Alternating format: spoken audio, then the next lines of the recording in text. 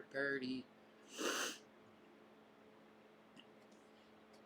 You just want to start the video while we're waiting for people. That's cool. Yeah, let's just see Cardi B just be the queen she is. Yeah. Like I went to the supermarket, I'm seeing that everything tripled up. That like lettuce was like $2 a couple of months ago, and now it's like $7. Of course, I'm gonna say something. Because if I think that is crazy, I can only imagine what middle class people or people in the hood is thinking. So yes, I'm going to say something. And I have a big platform, so I do want anybody that's responsible of these prices to put that down.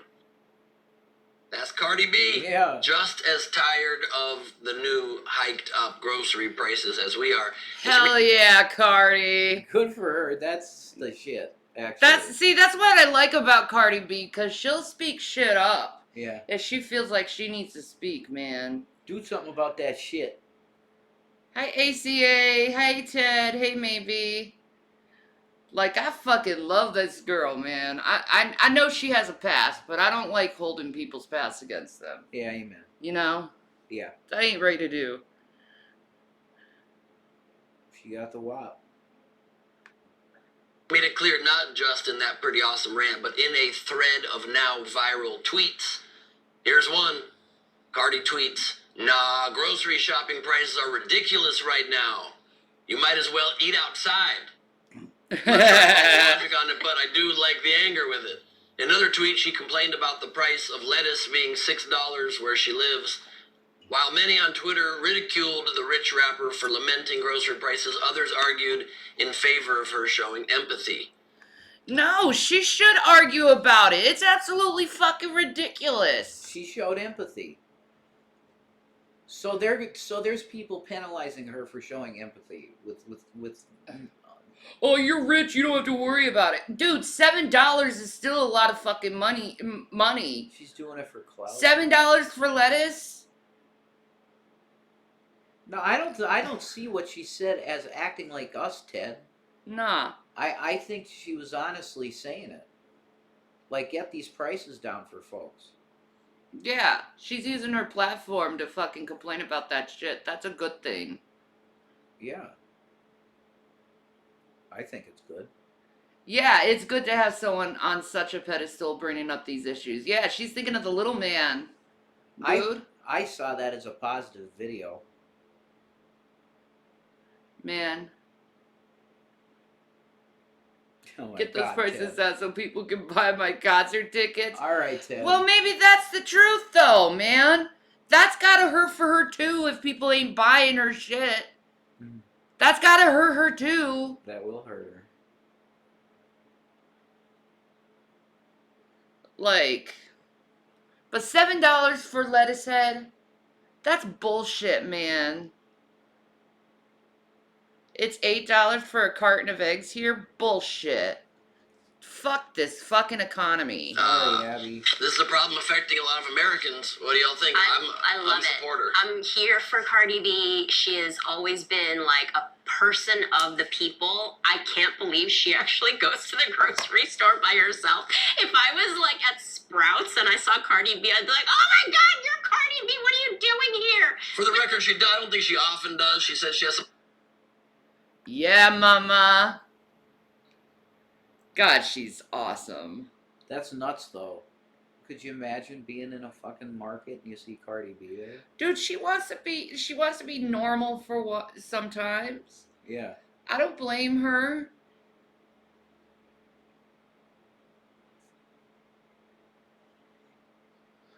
Like, she's hiring all these people and shit. That's gotta affect them. That her people ain't fucking eating the way they need to. Yeah. You know, that's gonna affect her show if they're not eating healthy like they should because they can't afford $7 for a lettuce head.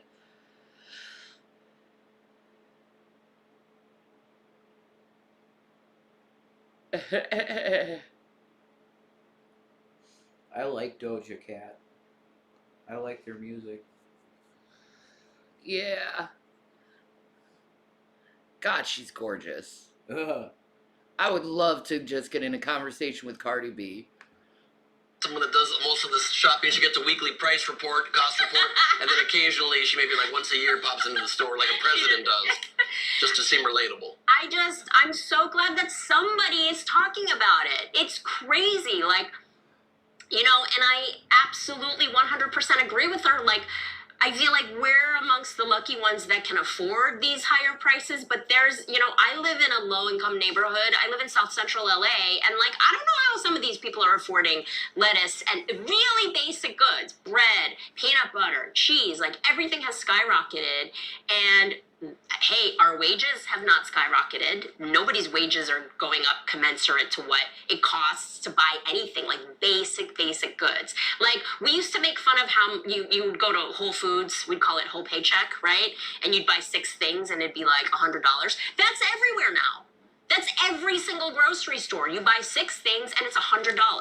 Like, how are people What? surviving? I don't understand. You need to open it. That's But not but bad but here. see, it's see. Here's the thing: cigarettes seem to be cheaper to help squash Hunger. The hunger. It's cheaper to smoke than eat. Yeah. What the fuck? You've noticed that too. Yeah, it's true. It is an appetite suppressant. It's the truth. Is it a luxury? I don't know, I don't know either. but another exciting day in the neighborhood. Cardi B, I want to see Cardi B just go like off on people. Be hilarious. Hi Tay, Hello. how are you? Tax on weed is 40%. Bullshit. What? Yeah, I remember. Historical There's part huge foods. taxes. Yeah. You just get a little sliver of the food. One slice of That's cheese. what we're going to be down to Yeah. soon. So, all right, look, I'm going to back up what you're saying with numbers in terms of inflation. And by the way, they blame it on you guys because your wages are too high. Nonsense. Total utter nonsense. I'm going to show it to you in the numbers in a minute. But first, I agree with you guys. I don't like. They're like, oh, it's so hypocritical of Cardi B to be rich, but then to care about poor people. Why is that hypocritical? That's not hypocritical at all. No, it's not. This is like a weirdo thing that people say either out of envy or because they're right wingers and they're like, don't help anybody. Don't care about the poor. Don't care about the middle. I think she should use her platform to help people. You know? Yeah, if she, well, I mean, she's Christian, right? She Mm. says she's Christian. She'd want to. She'd want to help. Middle class. No, it's wonderful if she got rich and famous and she still cares about the poor and the middle class. That's not a bad thing. It's a great thing. Yeah. And I don't think you understand the word hypocrisy. That's true, It's Celeste. Yeah, I 1,000 know times that. Worse. Yeah, you don't have to be a Christian to be kind. I know that. Fuck's sake.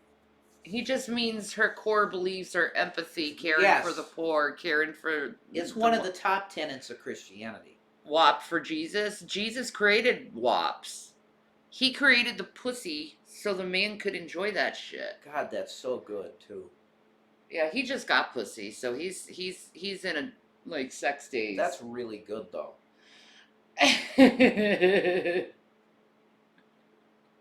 Angles, you know, it's really good. You're like fucking an anime girl, though. You really are. You're like the closest thing there is to coming to fucking an anime girl. Why is that? Your shape. The super accentuated curves. It's like you don't find that. You really don't. Post nut syndrome? That's interesting. My legs were weak. Holy shit. The angle. It's a crazy angle. Yeah. I just pleased my man this morning, that's all. Yeah, you're good. This girl don't just starfish, man. No. This girl's active in bed. You are. It's exercise. Yeah, dude. when someone gets rich, Dave Chappelle. And then it's Good like, morning, oh, screw the poor. Andrea. Who cares about the Iceland. poor? I make fun of them. I'm so courageous. Okay. Yeah, that's my God views on bless you. Chappelle, but also every Republican on the planet. And so, and it's not like she's pulling a Dr. Oz and she's like, I know. oh, dude, glad the price of crudité is through the roof. Yeah, and they're right? like, bro, there's cheaper lettuce and carrots right here. Yeah. So no, she's still complaining about the price of the veggie tray, not the crudité. So I can't even see what she did wrong. I don't know why everybody. I think that there's this. Seriously, this idea that if you're wealthy, in order to do good, you have to give up all of your money at once. No, you could keep some of your money and live nice and still help people. Yep. So thank God for Cardi B. Mm-hmm. Agreed. And here are some of the numbers that Jenk said we were going to bring to you right now. While overall inflation has risen just 7.1%, which is not a just, that's a huge number already, groceries hit a staggering 12% increase as of November 2022. Eggs, which have suffered shortages due to avian flu, have seen a nearly 50% increase in price. Yep. Those who receive Supplemental Nutrition Assistance Program or SNAP allotments have been hit particularly hard, even with increases in SNAP recipients. Shit. Oh no. Who you been trying to deal with, man? Trying to raise 2 boys on that shit. Yeah, You exactly. can't do it. No. You can't. That's why I'm glad they're where they are. Yes. They're growing so fast, and they And eat. and eat Eat, and eat, eat and and eat, eat and and eat eat. and eat and they can't help that. They have to eat. They're gonna be over 6 foot. Yeah. 6'5" and 6'3", 6'7" and 6'5". I don't know, something like that. Yeah, they're gonna be huge. Yeah. It's insane. This is horrible. You know, their mama's 5'10". How much? I mean, you got to think. I had boys. Their biological dad, the sperm donor, was 6'4".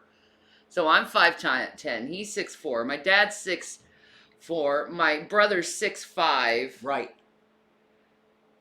It's guaranteed. Yeah. There's no way that whatever's coming out of that is going to be short. It's impossible. You probably would have had a 6'2" girl. You know, Maybe. You probably would have. Maybe. My cousin Christy's 6'2". Yeah, I was walking one time the one time here I was walking to the smoke shop and the one girl was like 6'3", man, a younger girl. I'm like, holy fucking shit, that's insane, man. It's like she was jogging. Giants. Very large. Trouble affording groceries, as rising assistance does not match the rates at which grocery prices are going up. In short, the struggle is real. So why is this happening? We have to ask. Well, surprise, surprise. The underlying economic problem is profit price inflation. It's caused by corporations raising their prices above their increasing costs. Corporations are using those increasing costs of materials, components, and labor as excuses to increase their prices even higher, resulting in bigger profits. This is why corporate profits are close to level. So it's a fake inflation just so they can get fucking richer. It's a fake fucking inflation. Okay, if people know this, they should rise up. Fuck corporations. This is bullshit. I'd rather have socialism. Now I see why they put the cyberpunk with giants. Would you rather have socialism than this bullshit? Than corporatocracy? Yeah. Yeah. Corporations only care about the dollar. Yeah, you gotta do what you gotta do to take care of your kids. That's right. It's insane. And what do you do when both parents are incapable of work right now? Oh my god. It's a fucking nightmare, okay? Yeah. It's not anywhere anybody wants to be. No. And then Republicans say people are glamping. It's like, dude, my kids are in foster care because of the economy right now. Yeah, no to socialism. Absolutely. I no. If you're going to have communism, it could work, but it's got to be global. Okay. No, I think maybe Yeah. we should put some laws on how corporations should work and funding Oh my God, or something. we need white collar crime laws, Yeah, new ones. yeah. Because this is bullshit. They shouldn't be doing this. No, yeah, I agree. This is a crime against. This is telling people they just need to die. You know, this is murder. Yeah. Because it's fake. It's just so they can get richer. Yeah, exactly. No. Socialism just destroys societies. Okay. Not We seen don't in need that. over half a century, as Robert Reich. Well, this ain't spoke doing about very in The good Guardian. either. No, capitalism has But failed because Ben, tell me because more about people are too groceries. greedy. Sure, no problem. Why are the groceries prices through the roof? Because just 4 companies control 85% of meat and poultry processing. Just one corporation sets the price for most of the nation's seed corn. Yeah, me too, And 2 Melanie. giant Yeah. firms dominate consumer staples. All are raising prices and increasing profits just because they can. Yes, What's Logan, even yeah. more shameful I agree. is CEOs are openly admitting this. Openly admitting it. I don't even know if it's more You shameful, slept at least it's a on- little bit of honesty, but so transparently seeing their greed in action, admitting they are raising prices to increase profits. We need a Robin Hood. Man. We need a Robin Hood. The system's really messed. Yeah. It's the same bullshit that England pulled back in the day. There's no, like, nobody is ever going to be able to get enough leverage in this current system against somebody like Bezos. It's just not going to happen. They're too rich. You can't have a system that does that. These corporations better be careful. The people are going to rise up. I'm just saying. Yeah, corporate. Hungry people are dangerous people. We don't want no corporatocracy. Holy shit. No. But I'm just saying, hungry people are dangerous people, and Yeah, that's the truth. they're being very foolish what they're doing right now. Yeah. The government totally sucks, you motherfucker. The government totally sucks. Hello, bootleg. How are you? Wait until the people who want to be left alone get involved. Yeah, exactly. They're stupid. Amid inflation. This is gonna backfire on them. We're feeling bad. good about how our Yeah. consumers are staying loyal to our brands in spite of some of our pricing decisions, says Ramon Laguarta, the CEO of PepsiCo, or the CFO of Procter & Gamble, saying, while it's too soon to declare success, good, Megan. given the strength of our portfolio, Fuck. broad-based share gains, and early in-market results, we feel relatively well-positioned about our position to execute pricing. Fuck you up your fucking ass. That is so evil. Wow.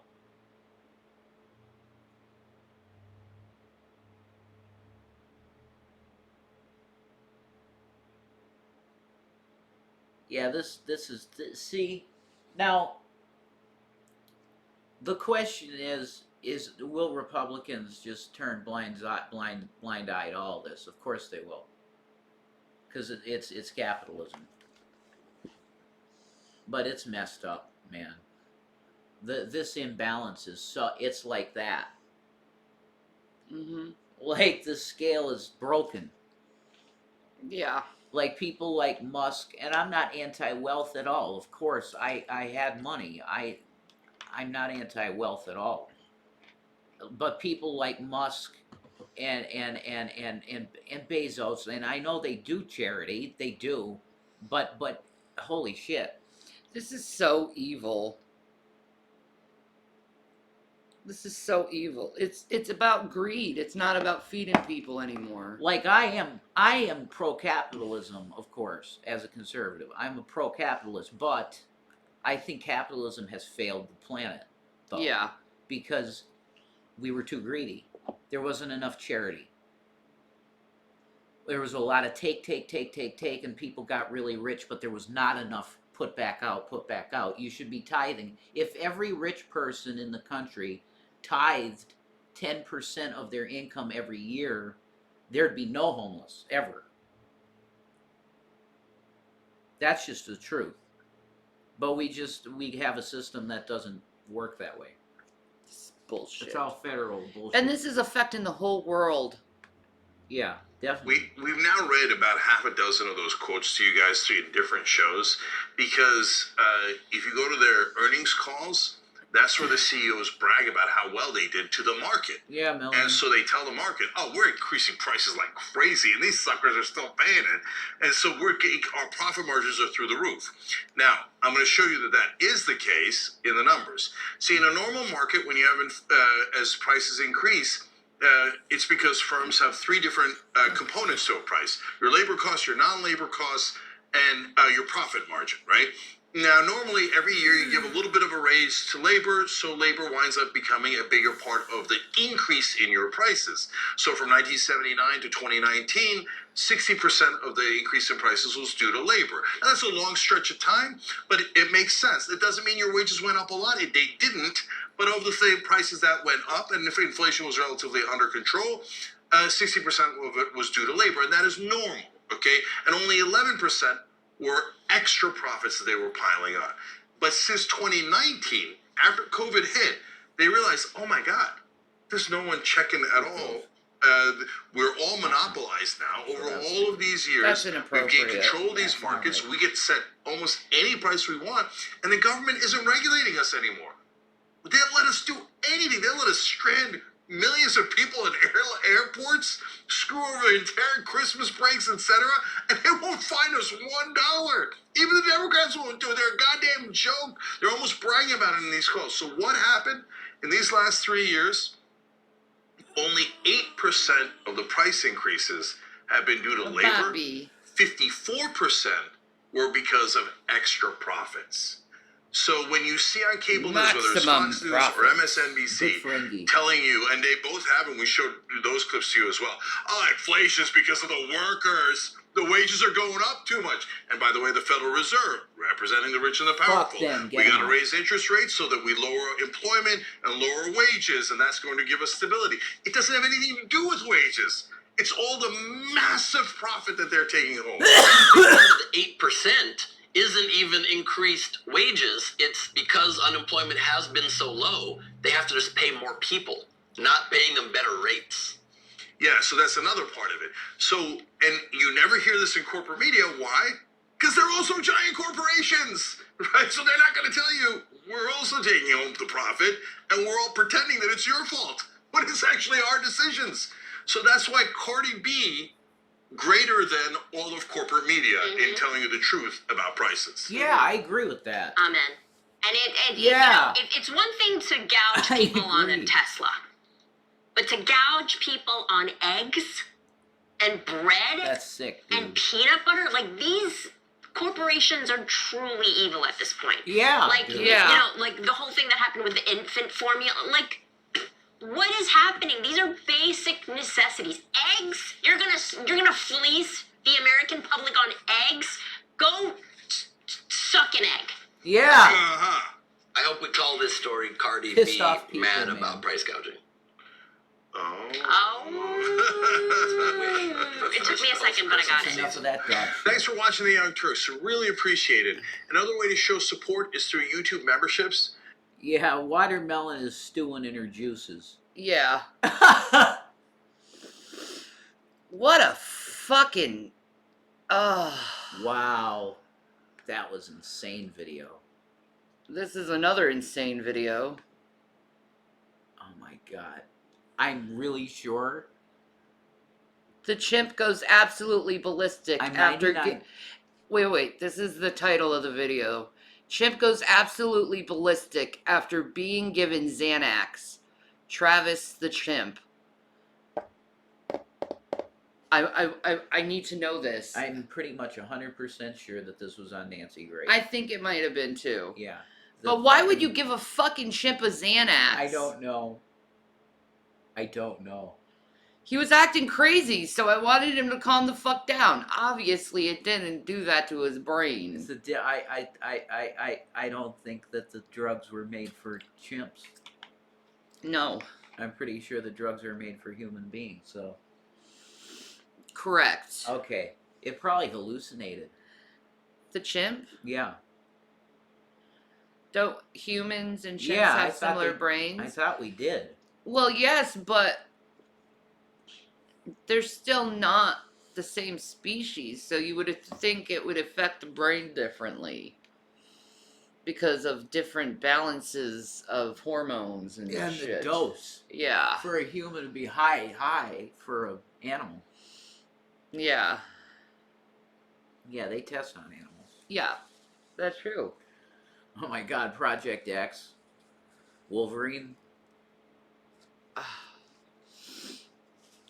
People are crazy. Anyway, X-Men. let's see how arcade crazy game. this is. I think I may have seen this too, but I'm interested. For Yeah, I 911, where's your emergency? This is Sandy. Yep, it is. 241 Rock. Rock River Road. What's the Send the problem? police. Send the police. What's the problem there? The chimp killed my friend. He's killing my friend. Who's killing your friend? My chimpanzee. Oh, your chimpanzee is killing your friend. He ripped her apart. Hurry up. With a gun. Is the monkey still by your friend, or can you get close to your friend? He's eating her. Please. God, oh, please. Okay, I need you to calm down for me. I know it's hard, okay? I know it's hard.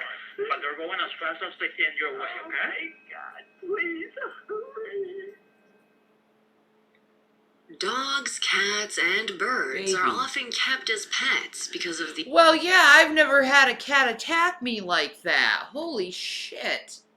That was insane.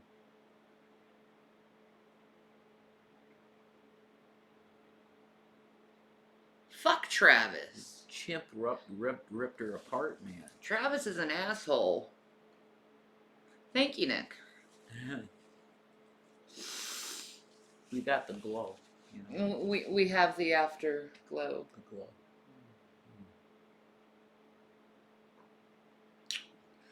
Mm. That's really good. He's a happy boys. I am. You made me very happy. You did. Thank you.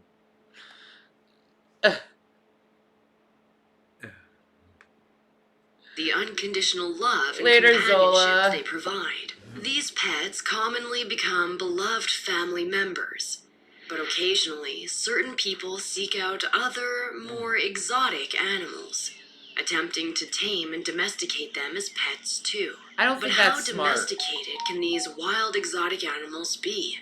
Few owners would ever consider that their beloved pets could be harboring a dark, savage side, capable of inflicting horrific damage on people and property alike.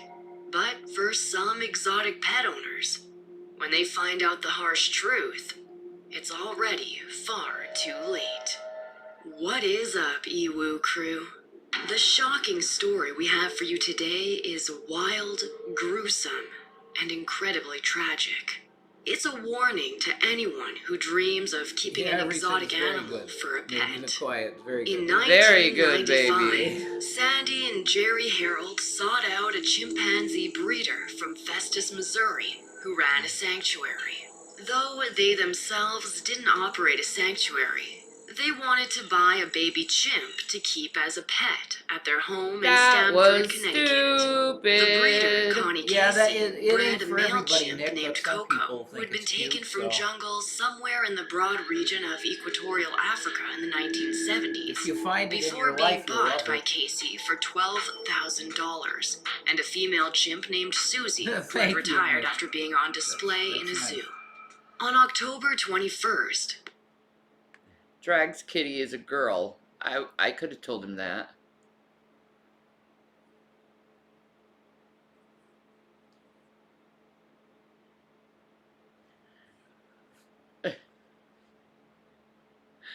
That's where Brett Kane is from.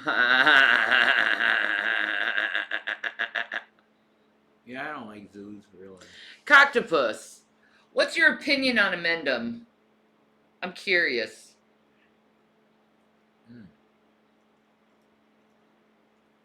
Festus, Missouri. That's Brett's area. That's Brett? Yep. Doesn't that sound like a place that he'd be in? Festus. Yep. Yeah, it does, actually. For some reason, it fits.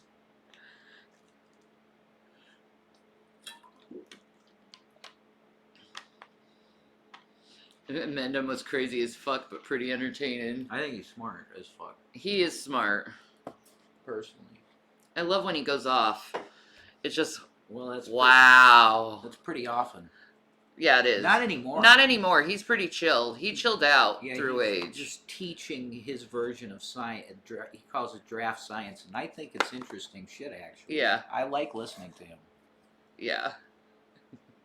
He has a great way of speaking. Yeah, I mean, he's done radio shows or shit, I think. I don't know for sure. Or maybe he's just YouTube. I don't know. It doesn't matter. He would have made a great, radio host, I think. He's entertaining enough. And he's pretty smart, man. He's not a dumb guy. The chimpanzee ate cigarettes and drank beer. Fuck's sake, man. Oh my god. Nick, quit your shit. Well, no, we don't even. No, I'm calling you out on your bullshit, Nick.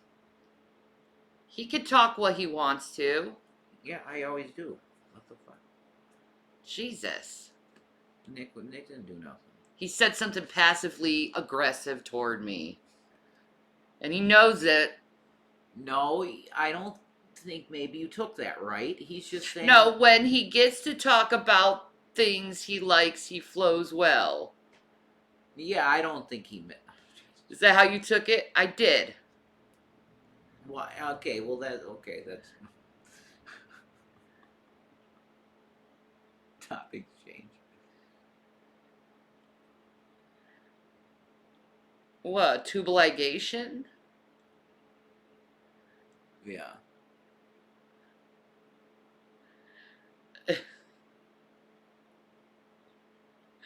All good.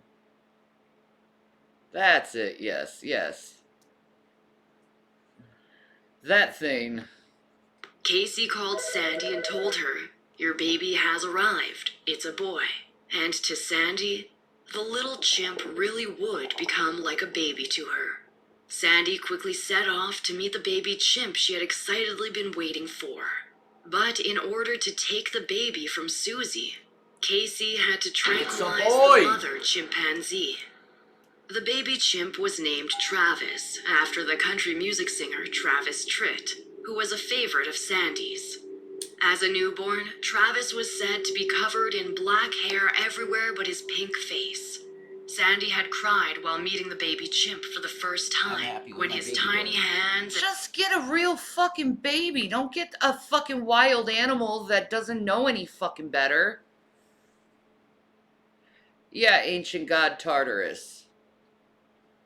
Cool name, by the way. That's a cool name. Elder gods. And feet grasped her own hands as she held him. Without hesitation, Sandy paid $50,000 in cash to Casey, and soon took the 3-day-old tiny chimp on a flight and then home with her. Really? Much like a human baby, Sandy cared for Travis by feeding him his formula through a bottle, burping him, and even putting him down for naps in a crib. That's so creepy. All the while, she and Jerry played with Travis and started to teach him to respond in English. They taught him to brush his teeth, much like a human, and even purchased an entire wardrobe for him, which they would dress him in every morning.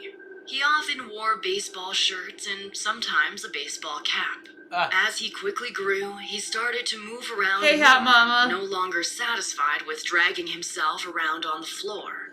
The Herald's house was large, but not equipped to satisfy a growing chimpanzee. They soon had to adapt their house to fit his needs. Much of their house became... This is ridiculous. This woman kind of brought all this shit to herself. if you think about it. By raising the monkey. Yeah, Or the chimp. yeah. It's They, dangerous. well, they tranquilize the mother and pull the baby away from his mom. Yeah.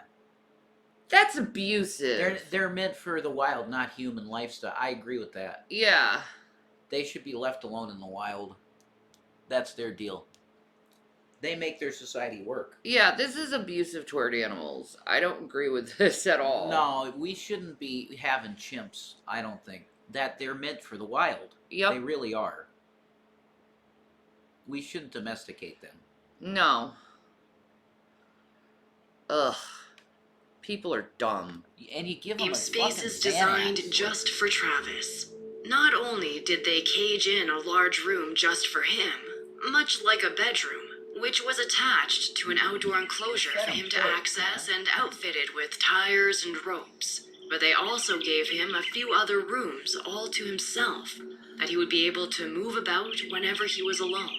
The couple had to put a lock on their bedroom door, but when they were home, Travis had run of the entire house. Really? Eventually, though, Travis was sleeping in the Herald's room.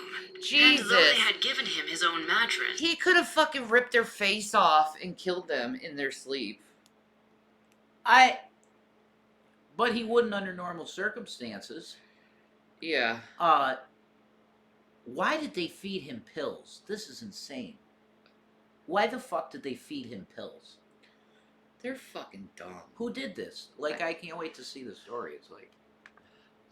he often ended up sleeping in bed with the both of them. Travis would even reportedly join both Sandy and Jerry in the bathtub. Sandy would later remark, "Until you've eaten with a chimp and bathed with a chimp, you don't know a chimp."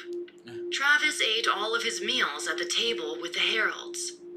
And as he grew older, he even began drinking wine with dinner from a wine glass. Oh my god! Oh my god. It's a person. They fed the freaking chimp booze. He is their life partner. Yeah, this would be considered like abuse of the animal, right? Because it's like... This is so abusive. It would be considered that, right? I think it is. Yeah. It's certainly not treating a chimp how he should be in nature.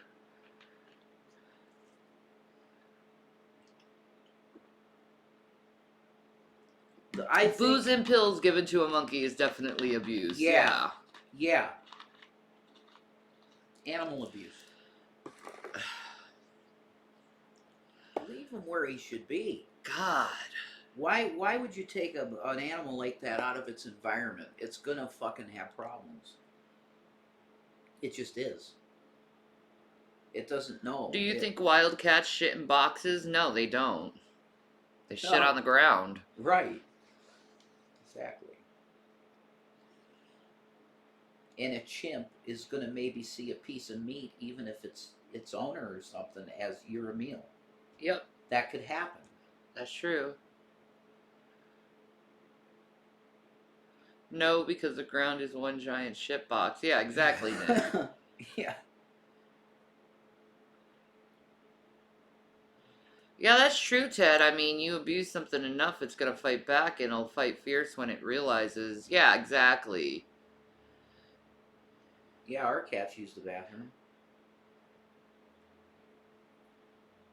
Oh, the movie. Okay. Yeah. I don't think I've seen that. I don't like Matthew Broderick. Not a fan.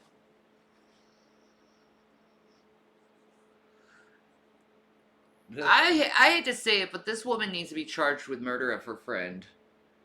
Or at least Yeah. manslaughter or something. Probably.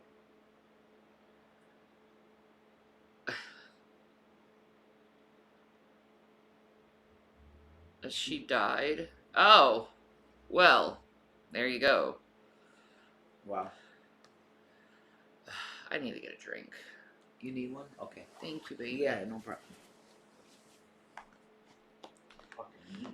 Herald's entire lives became consumed with Travis, and they even began bringing him to their work with them.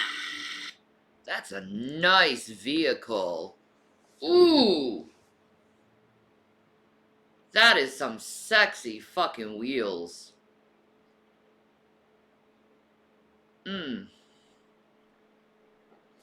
I couldn't see anyone saying no to that car. Nice car. Yeah, you should see this Corvette. It's nice. Bro, oh my god, that's like a 60-something. Yeah, isn't that beautiful? Like a 69 Corvette or something? Yeah. That's awesome looking. Baller. What would I do if I had that car? Enjoy the wind, baby. Oh, that's sick. Enjoy the wind. I probably cross country in that baby. You know, that's enjoyable if you're alone, but I like sedans. I like sedan cars. I don't think I'd enjoy as much driving a coupe. Really? I never drove one though. I might like it better. I don't know if it was just me and you. Yeah, if it was just me and you, yeah. That would be cool. Yeah, Channy would do that. Mm-hmm.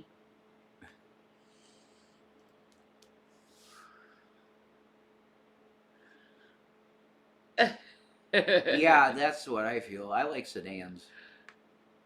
The Heralds owned a towing company, and there was a large room above their tow shop. They soon filled the room with tire swings, ropes, and trampolines for him to play with as they worked. Sandy had a daughter named Sue, who had a young son, Tyler. As he grew up, Tyler Oh my god! She could have killed her children! Wow. Oh my god! This woman's insane! She had kids and allowed a fucking chimp around her children. That's insane. I have ridden in a Corvette before. It is kind of like a slalom. Like, yeah, this is nuts. You have a chimp with your child? Like, that's insane. You gotta be nuts. This is crazy.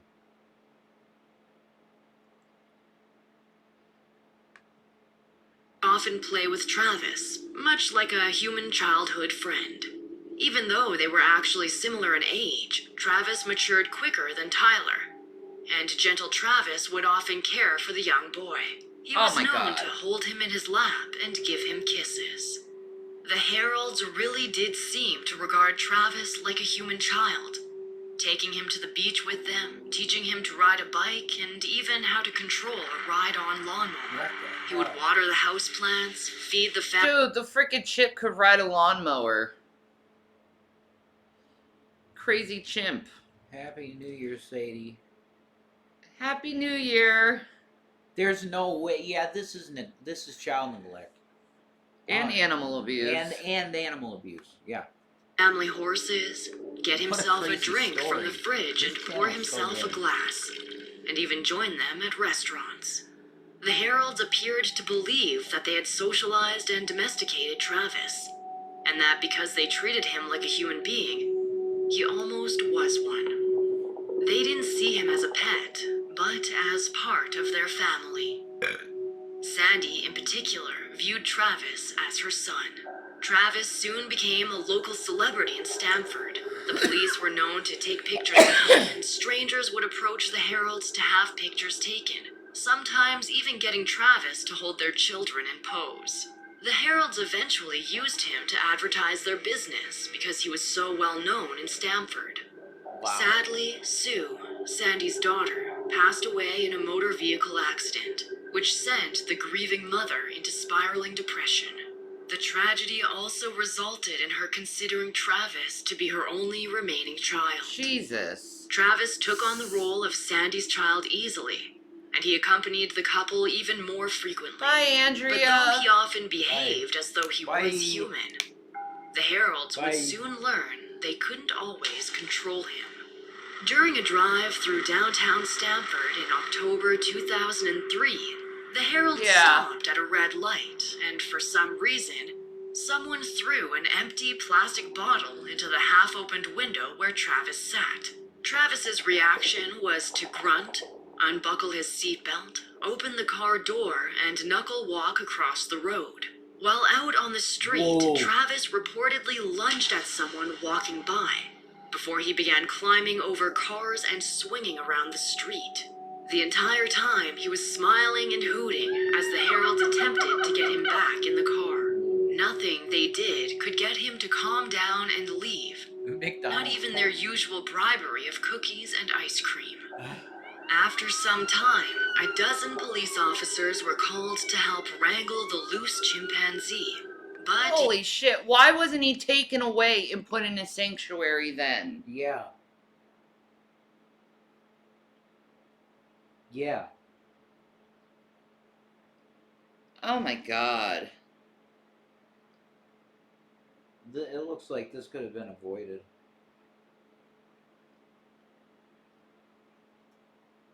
They should have put him in a sanctuary and stopped treating him like he's some baby. He was a grown adult chimpanzee.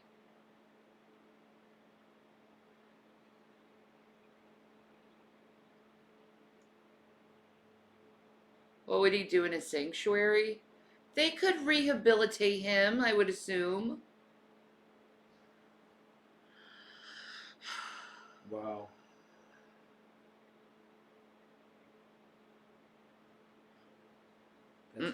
That's crazy.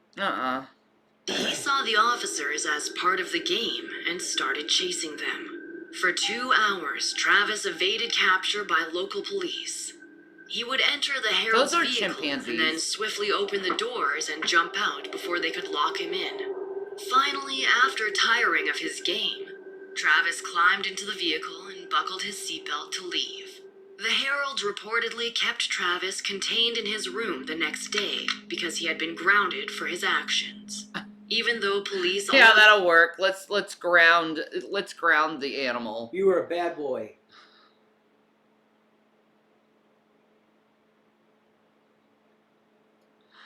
What the fuck, man?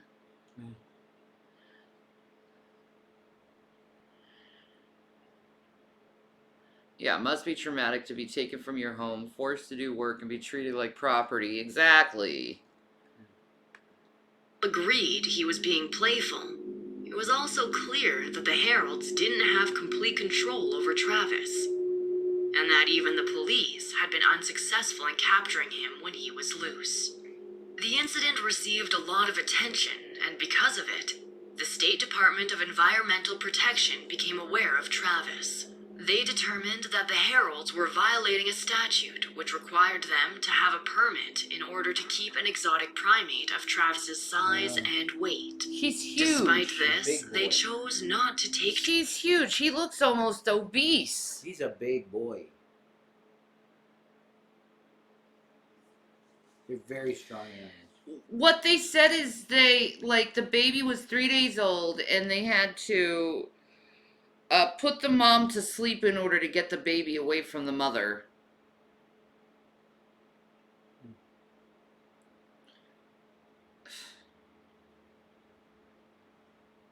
That was just evil just to begin with. Dick's out for Harambe. Yeah.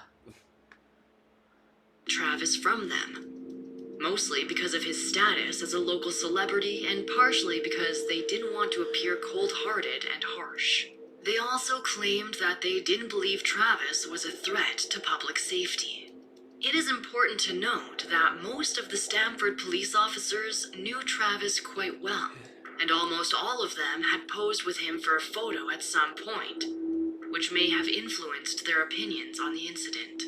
However, an animal control officer named Lynn Della Bianca was very concerned. Officer Della Bianca came to speak with Sandy about keeping Travis and told her that adult male chimpanzees were as strong as 5 grown men and known to be unpredictably violent. Della Bianca also told her that because Travis was now an adult at this point, he had reached his sexual maturity. And in the wild, chimps would be engaging in some sort of sexual activity daily, sometimes even up to 50 times a day. Sure. God damn! Of course. Damn! That makes sense. Fucking 50 times a day? That makes sense. Holy shit. It's a lot of fucking. I couldn't do it. With a lot of fucking. I couldn't do it. Well, it's not with one partner. It's, oh, fuck you, I fuck you, I fuck you, I fuck you. Holy crap. Nuts.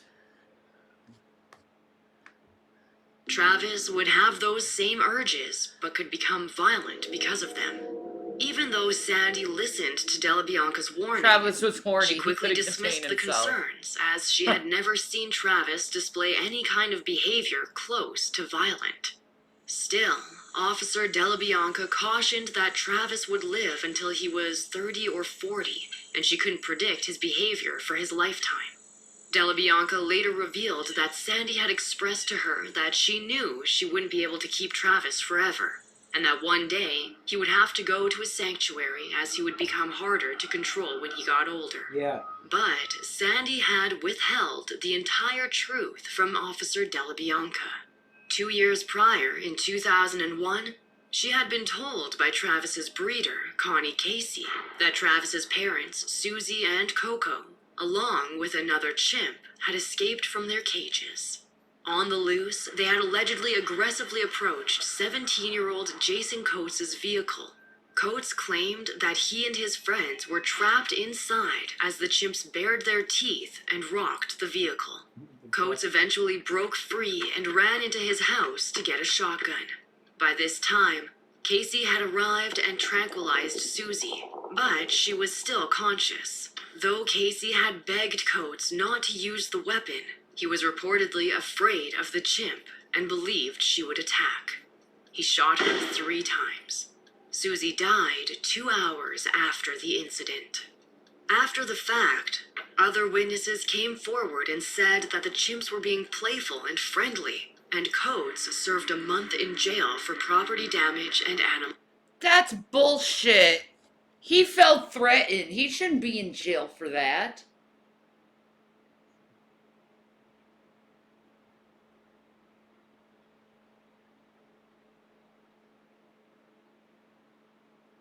Nah, he shouldn't be in jail for that. They bared their teeth and shook the car. Yeah.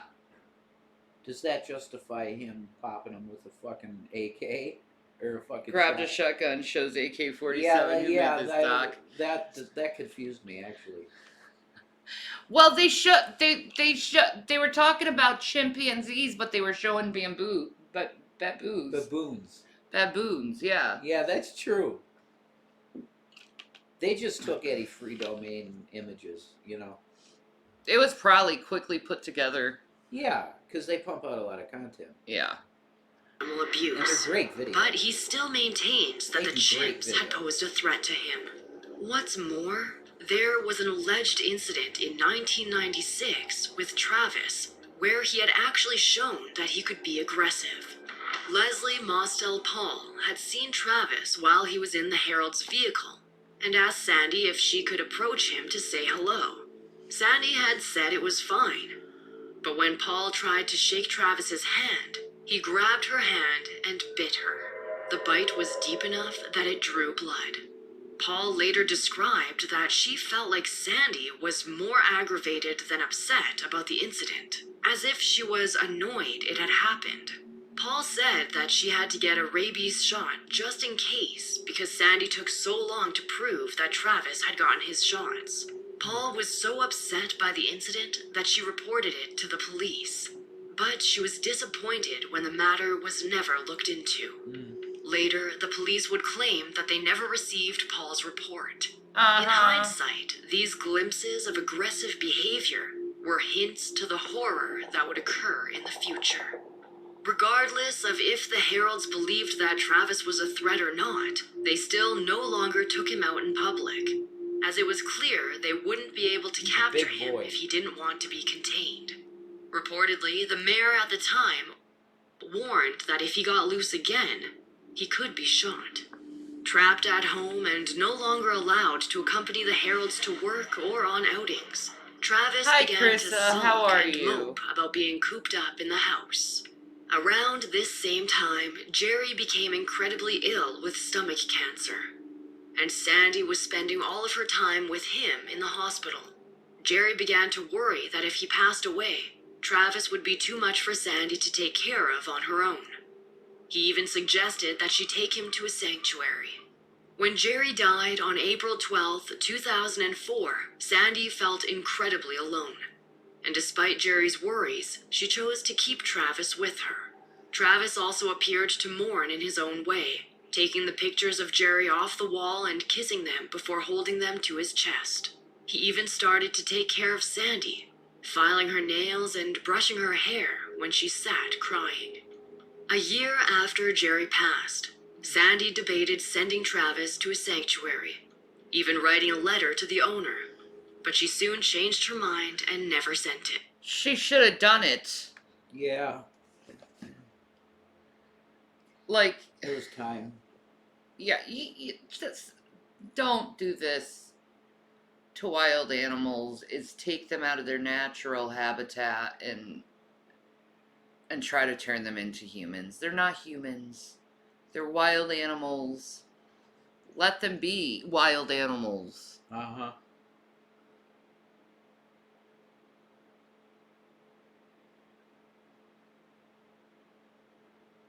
That's awesome, Krissa. Enjoy your new kitchen cabinets. New cabinets, man, that's awesome. I know, right? It's always fun. I know.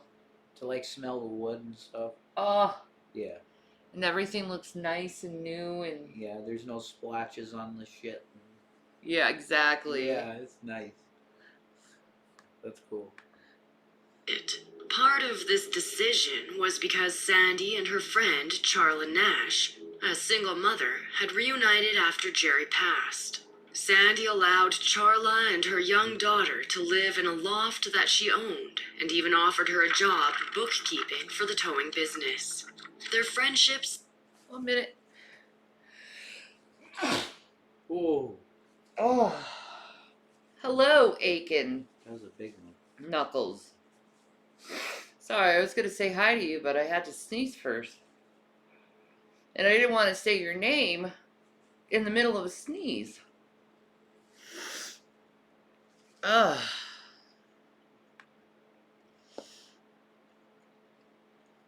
We bought it all with a loan of the house, not knowing we would need them for the mold anyway. Yeah, that's awesome. Sucks that they had mold. Yeah, it does suck, but it's awesome that she gets new cabinetry. Yeah, that's true.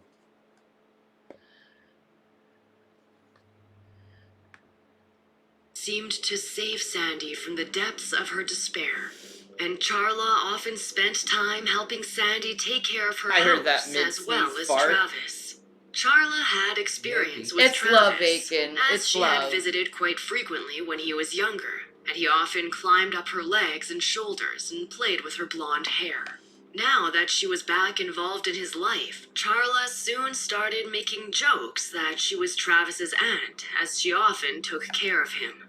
For 4 years, Travis never left the Herald property, and in that time, the chimp had transformed. He was 14 years old, and due to Sandy's inability to care for him as well as she once had, he had gained enormous amounts of weight, coming in at around 240 pounds as a Big result boy. of eating only junk food, such as ice cream, popsicles. So I was right. So I was right. He was overweight. Yeah. That's animal abuse too. Feeding him just ice cream. Just and feeding him cookies. junk food. That's nuts that they can survive on that. Right? On junk food. Wow.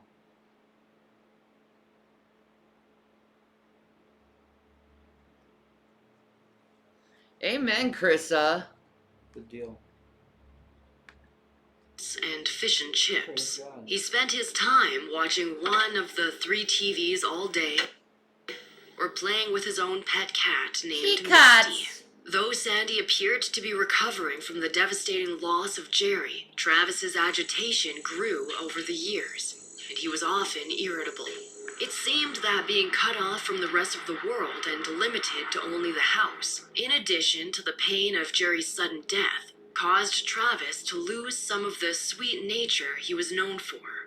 He was particularly surly on February 16th, 2009. Was the baby in mourning and that's why he reacted that way? Hi, Shania Rev. I am a new subscriber follower. Can I get a shout out? Woohoo. What's up, third time charming? Third time charming. All right. What's up? Welcome.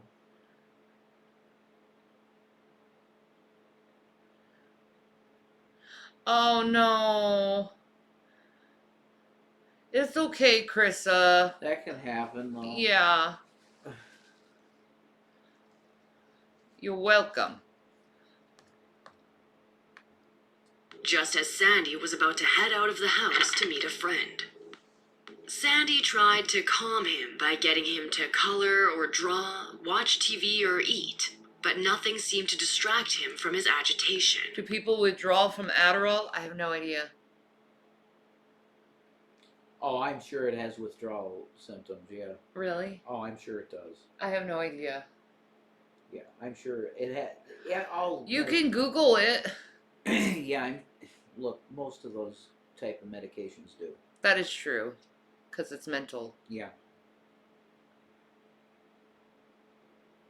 Yeah, it's an amphetamine. Yeah, he's gonna withdraw. Yes. Bad. Not well. No. Won't be fun. I'd call the pharmacy and tell them. Yeah, they'll probably refill you okay. Yeah. They'll probably refill you. That's important. You have his meds. Yeah.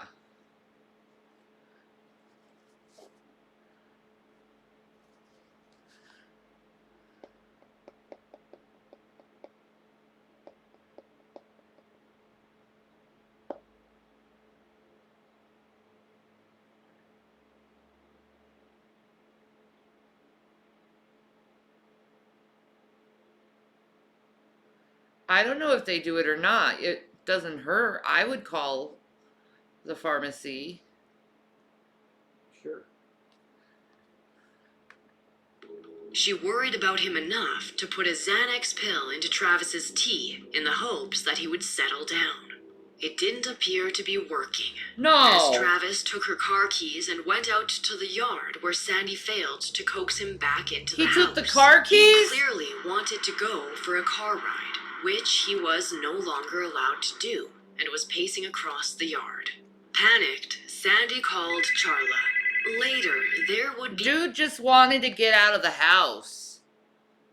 He wanted to be a free doby. I thought that was her phone for a second. Yeah, That's I know. Fucking nuts. He wanted to be a free chimp. Free Dobie. Yeah, man. He wanted to ride. And he wasn't allowed to. That's why he freaked out, man. He felt like he was a prisoner. He should have been having sex 50 times a day. Yeah. Like a real chimp. Yeah, he felt cooped up, man. Yeah.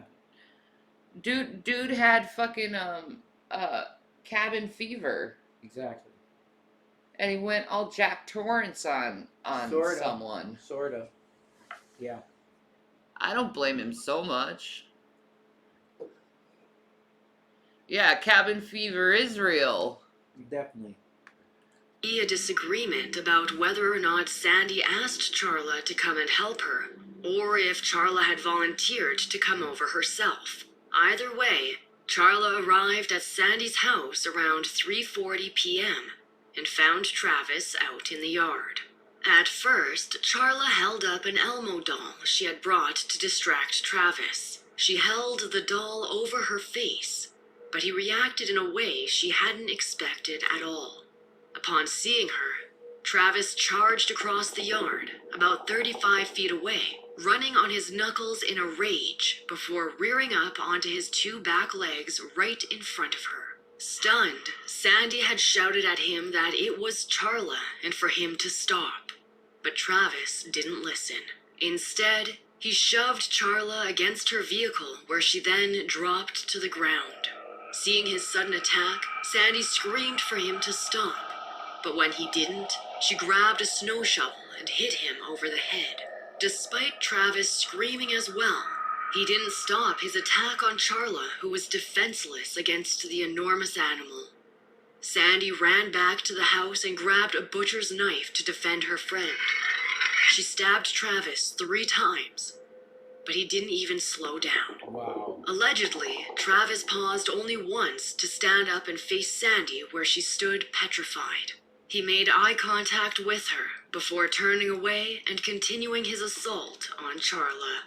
Not knowing what else to do and fearing. Wow, he was done. That's nuts. He was done.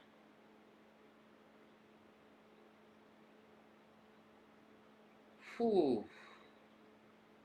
That's nuts, dude.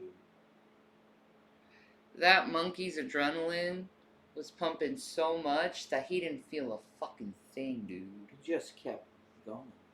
Yeah. He didn't feel He shit. just ripped her face off. Like, what did he do? He would attack her as well.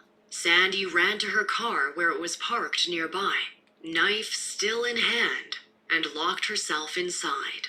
She made a frantic call to 911.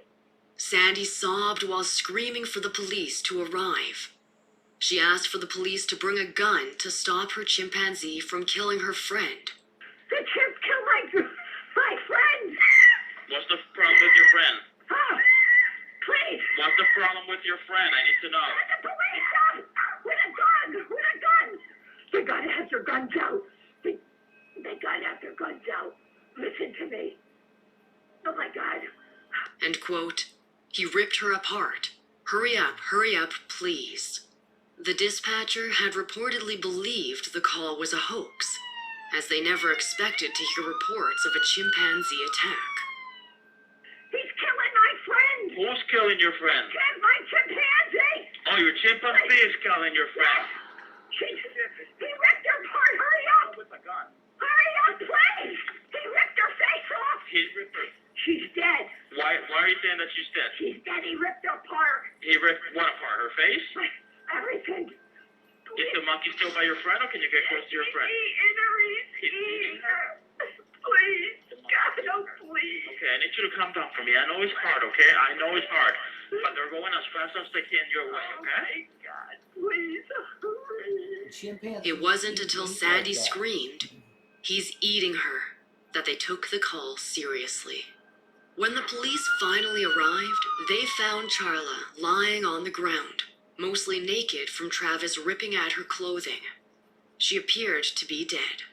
Travis was angrily roaming the yard, but rapidly approached the police vehicle. He yanked at one of the police doors, but found it was locked, and then swung around to the other side. Here, he easily knocked off one of the side view mirrors before he yanked on the other door. This one was unlocked, and it opened. The officer on that side was Frank Chiafar. This is insane. He opened the police officer's car? Oh my God, did he kill the fucking officer? What the fuck? This is nuts. We need a serial killer chimp movie. Bro. That needs to happen again if it had. If it's just probably been done. Whoa. He described that Travis was in a frenzy, and that he recognized the chimp from his visits to the police station to take photos with the officers. Officer Chiafari was startled by Travis's blood-stained face, and he pulled out his gun. Officer Chiafari described the incident, saying, "He gave me a split second to react. He shows his teeth, a snarl, and I see blood. I see his fangs. I just start to shoot." Travis was shot 4 times, and at first he didn't react. Then he shrieked, defecated, and ran away. A group of officers set after Travis, but he managed to four sneak times. back into the house. And he's still not down. He got That's- shot 4 times and that fucking dude's still not fucking down. That's insane. That's an insane animal. He's like freaking Jason. Terminator. Yeah, dude. That's insane. Holy You shit don't fuck balls. with, you don't fuck with the chimp. Nah, man, he's 50 Cent. Yeah, literally. right? Like, literally. That's insane. Bulletproof. Oh my god. Crazy. That's insane. House during the chaos and went into his room. It was there that he collapsed from all his wounds and died. The police couldn't have prepared themselves for the carnage that they discovered at the scene. Shockingly, Charla was still alive. She And was? she moved, trying to get the officer's attention. Wow. The vicious attack resulted in the loss of her nose, both of her eyes, her lips, and scalp. Most of the bones of her face were broken, and she had lost one of her hands and most of the other. The injuries were horrific and extensive, and she wasn't expected to make it. But Charla was swiftly sent to Cleveland Clinic in critical condition, and there she underwent 7 hours of life-saving surgeries. God bless her, She man. managed to hang on, and despite all odds, she survived. Holy Though fuck. doctors were able to reattach her jaw, the chimp God bless that woman, man. She's alive to tell the story. Wow. I didn't expect that. That's awesome. Wow. Dude. They didn't do bad for constructive surgery, to tell you the They truth. did their best. Yeah, they did their best. God bless that woman, man. That's awesome she survived that attack. Yeah. had given her an infection, which caused Charla to become permanently blind. The story shocked the entire world. Immediately, Sandy became the target of reporters horrified by the shocking case. They attempted to lure her out of her house for an interview, but Sandy refused to speak to anyone for weeks after the incident. She was often demonized in the eyes of the press and seen to be at fault for Travis's G-Man. Oh my god, yeah, okay. Everyone knows that's G-Man. Yeah, that's true. Him trying to look cool like he's badass or something. Some B-roll. Yeah, God bless the woman for surviving. That's awesome. Yeah. attack. The media even went so far as to make unseemly accusations against her relationship with Travis. There were also claims that Travis had appeared on Maury Povich show and in a TV show with Sheryl Crow and Michael Moore. Later, Sandy would mourn the way she was portrayed in the media, as though she had cared more about Travis than Charla. Sandy defended herself, saying that she stabbed her own son, trying to save Charla. She also later described that it felt as though she had stabbed herself. It had upset her so much. Sandy even elaborated that she believed that the moment when Travis turned to face her after she had stabbed him, he was asking her, quote, "Mom, what did you do?" Sandy was further horrified when she went to the crematorium to deliver Travis's favorite tie-dyed t-shirt and found out that the chimp she thought of as her own child had been decapitated in order to have a rabies test conducted. The test result revealed that he didn't have rabies, which would have explained his violent attack. There were other explanations later offered for the savage attack. Though Sandy may have viewed and treated Travis like a human son, he was a wild animal, no matter what she believed. Without knowing it, the strangely close relationship Sandy and Jerry had with Travis may have played a role in causing his attack. In the wild, chimps are very territorial, and often get into violent altercations when they feel their space or mate is being threatened. When Charla arrived at the house, she had a new haircut and was driving a different vehicle, one that Travis wasn't familiar with.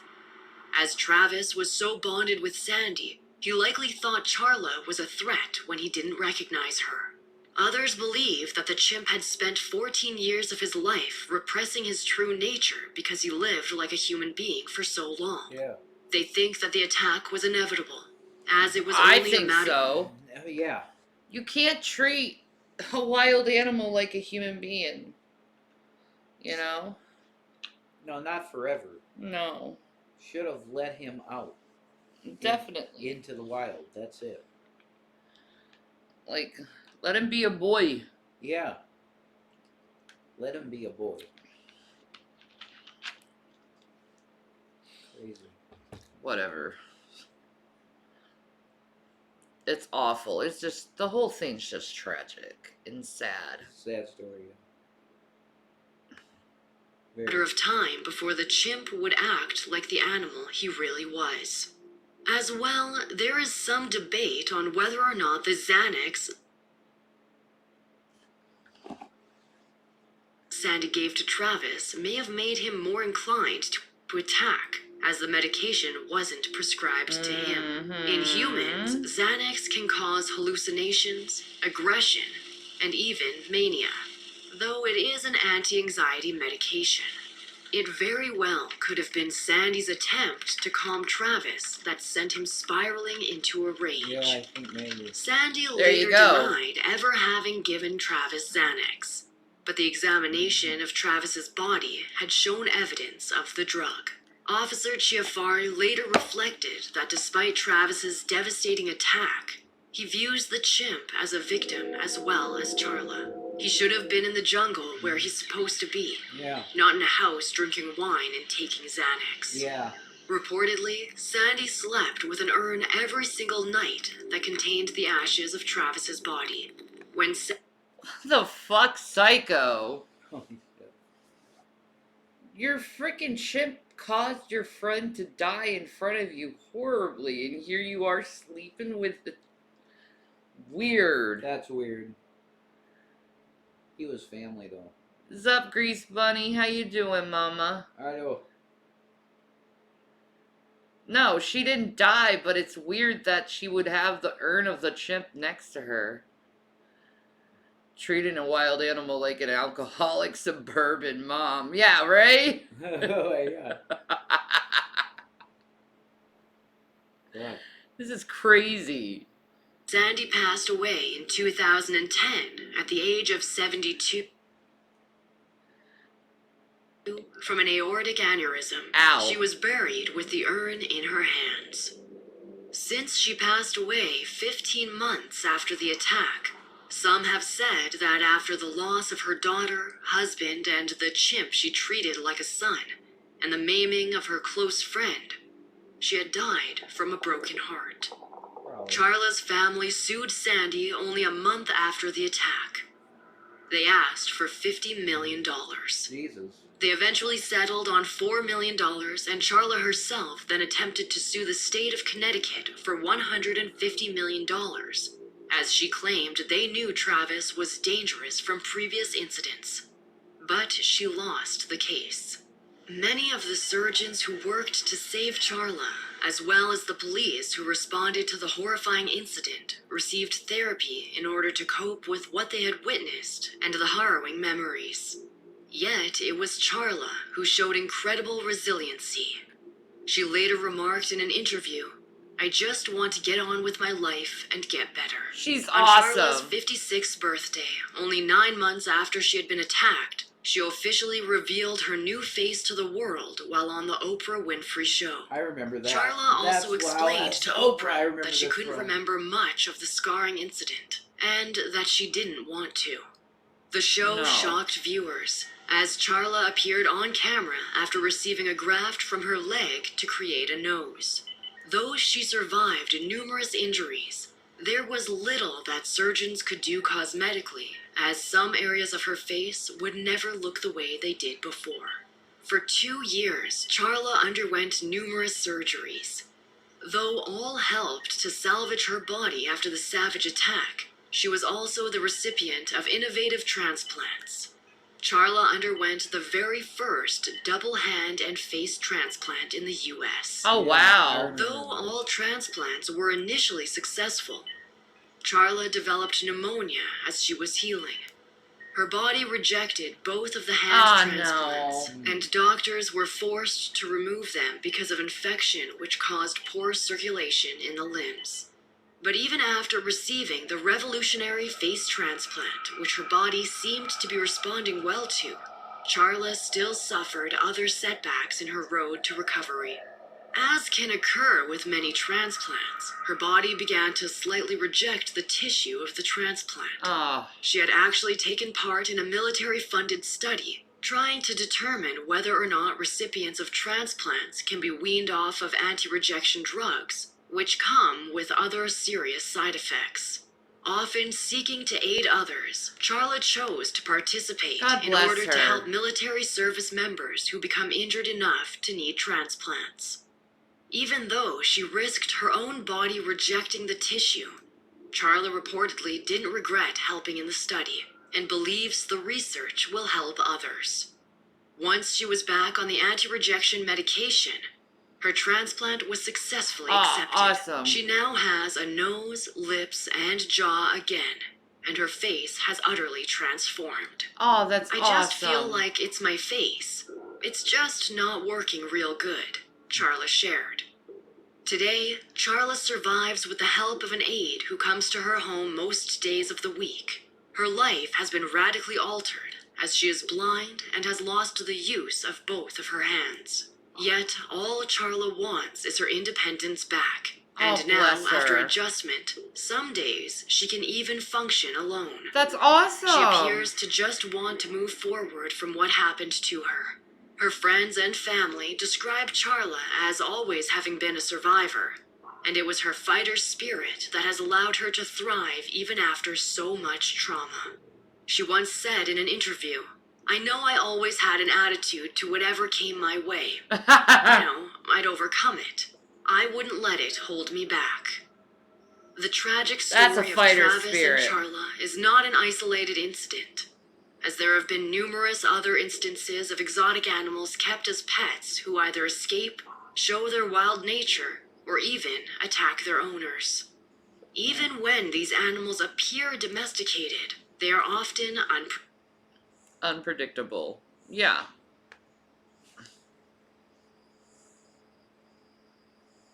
Yeah, you can't. That's why they're meant to be in the wild, man. Yeah, exactly. It's as simple as that. Just keep them in the wild. What the hell is that? It's the heat. Oh, Radiators. Jesus. I'm getting like all fucking paranoid. I'm like, what the fuck is that noise? Radiators. Clinking. I wish I was like... What? I'm glad no one died. Yeah. Everybody lived. No death. Pete's is done being diplomatic and tells everyone to F off. Oh, dude. Well, you know what? I don't care.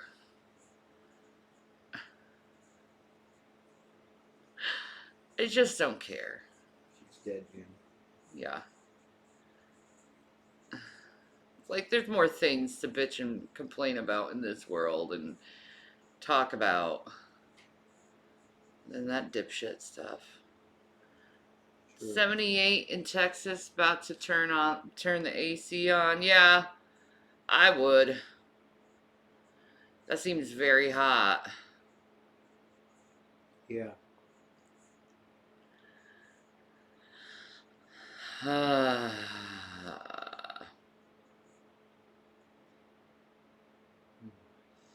So, actually, I want to see that Chernobyl thing, the horror of Chernobyl. Yeah, that'd be great. You want to see that? I'm down with that. All right. What is up, Ewu crew? Woo woo. Ewu. Ewu. Ew. Today, we're taking a look at the events of April 26, 1986, a date that was forever seared into history. We will be discussing one of the best-known disasters of the 20th century, an event remembered today as the worst man-made tragedy and the biggest nuclear catastrophe in all of history. If you enjoy true crime, mysteries, and true stories, be sure to hit the like button and subscribe. Now, let's get into it. In 1986, Chernobyl, Ukraine was part of the Soviet Union. The first nuclear reactor in the air. You were 12? I was like probably 2.5. Yeah, I was 2.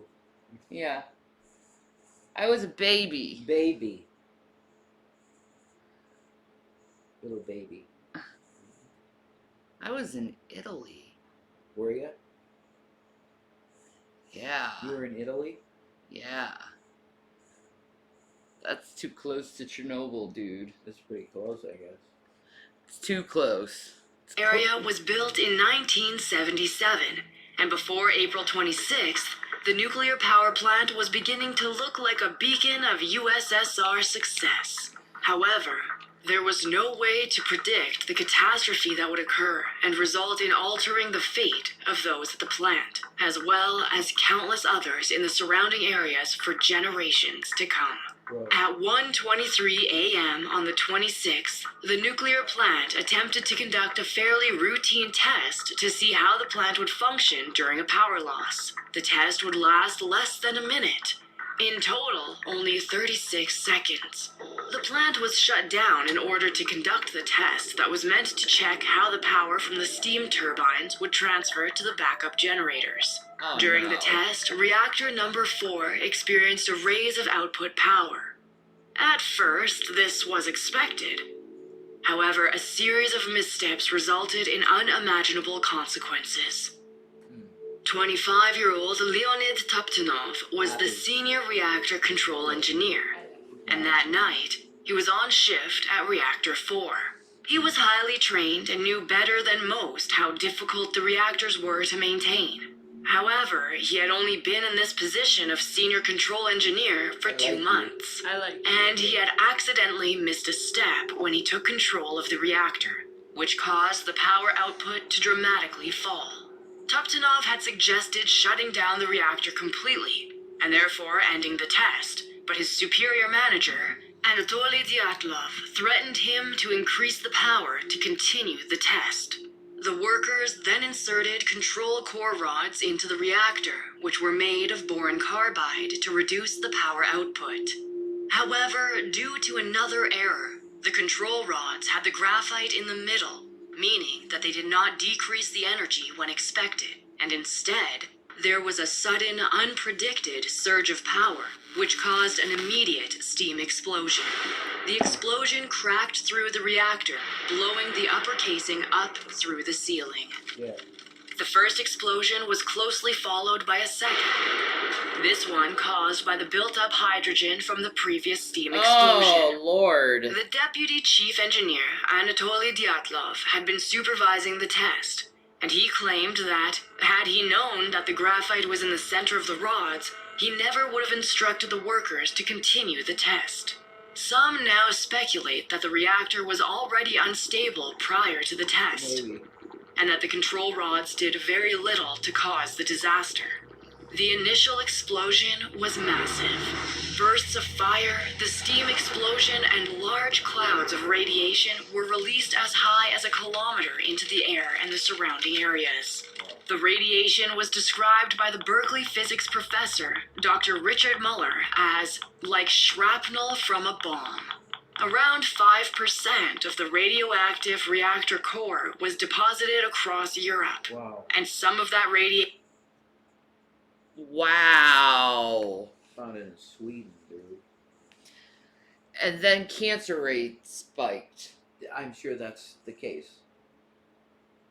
Tumors. Leukemia. Yeah, I don't think people had a problem with, like, cancer back in the day. Not what it is now. Yeah. No way. No way. Nah, we ruined the Earth, man. We really did ruin the Earth. Like, even the aliens tell us no to nuclear energy. You shouldn't be wanting to slice atoms in half. Oh, No. why? Yeah. We should eliminate all nuclear reactors and all nuclear weapons and dismantle it all. Yeah. I agree with that. Totally. Radiation was found all the way in Sweden. Shockingly, the Chernobyl power plant was not equipped to deal with any sort of disaster. Normal regulations required there to be a Hi, Huda. How are you? Hello. Hello, hello, hello. How are you? Containment building. containment building, which would be a gas-tight structure surrounding the nuclear reactor. It was normally a dome reinforced with steel and concrete that would prevent anything radioactive from being released.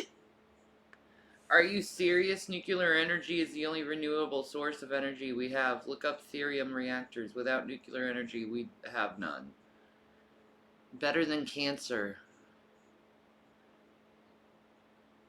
Watermelon to Rev. I lick your nose, I lick your nose again. I drag my claws down your eyelids. Oh, you're up. Feed me. Food. She's a good girl. I should go get Gavin. You need your I Gavin? think I need Gavin.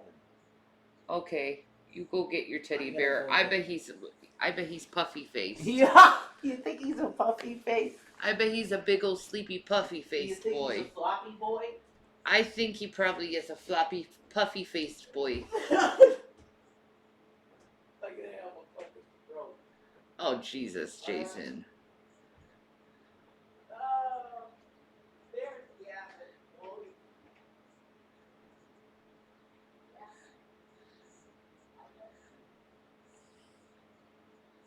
I will agree to disagree with you. Gift sub? Well, you can buy a sub, but someone could give you a gift sub if they want to. My cat named Keeper paws my face for food. No claws, just paw puffs. Aww. It is a Gavin. And he is puffy faced. He's puffy boy. Hi, puffy boy. How's my baby?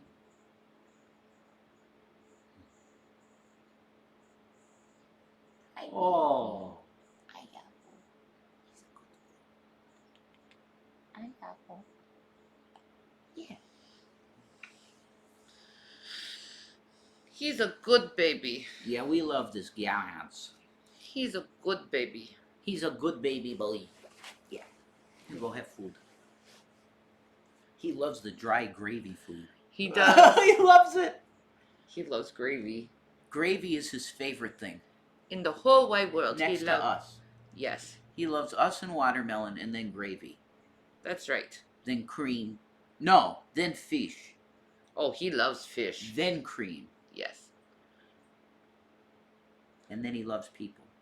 yes. He's a good boy. That's a Gavin. Oh, there's a watermelon baby goes. I take him and she Into always the comes surrounding down. area from the reactor. The Chernobyl plant had no containment My Amazon building. wish list is empty. If there right had now. been one, They the disaster would sabotage it, likely looks not like. have caused any deaths. Initially, the Soviet Union responded to the disaster by trying to hide the exact magnitude of the destruction from the rest of the world, and even those in the USSR. Bastards. In fact, it actually took them about a week to finally make an announcement to the world that the explosion had occurred, Really? and that tons of radiation had leaked into the wide area surrounding Chernobyl. The USSR government forbade people from leaving certain areas and actually cut phone lines to repress the spread of information. However, it now appears that this drastic measure may have actually backfired on the oppressive regime. As today, much of the truth of what happened that fateful night in Chernobyl Shut the fuck up. We're gonna really piss off the Americans. Shut the fuck up. You don't want to piss off the Americans. Shut the fuck up. It was an accident. Shani, I saw this really good cat quote today. It said, "My cats and I talking shit about you." Yeah, that's accurate. That's accurate. No, they didn't want to lose face. I know. No, this is good industry, good Russian jobs brought by this industry of nuclear, you know? So we keep going. In Russia, the radiation gets you, you know? It's the way it is. We're tough. We can take it. Duh. Duh. Duh. Still isn't entirely known. Because the Soviets employed such harsh measures to maintain secrecy, we may never know some of the true details of what occurred. Fuck you, Andrei Russia. Glukov worked at the Chernobyl plant and had heard the loud bangs of the explosion in the early morning hours of April 26th. Following the booms of the plant's ceiling being blown off, there was a brief cut in the power. It wasn't until 2 days later when Andrei himself went into the plant and saw the glowing reactor core that he realized what had happened. Even as an employee, he hadn't been told of the explosion until later. Dude, he's probably dead now because of radiation, dude. Most likely. He saw the core glow. Dude, that's nuts.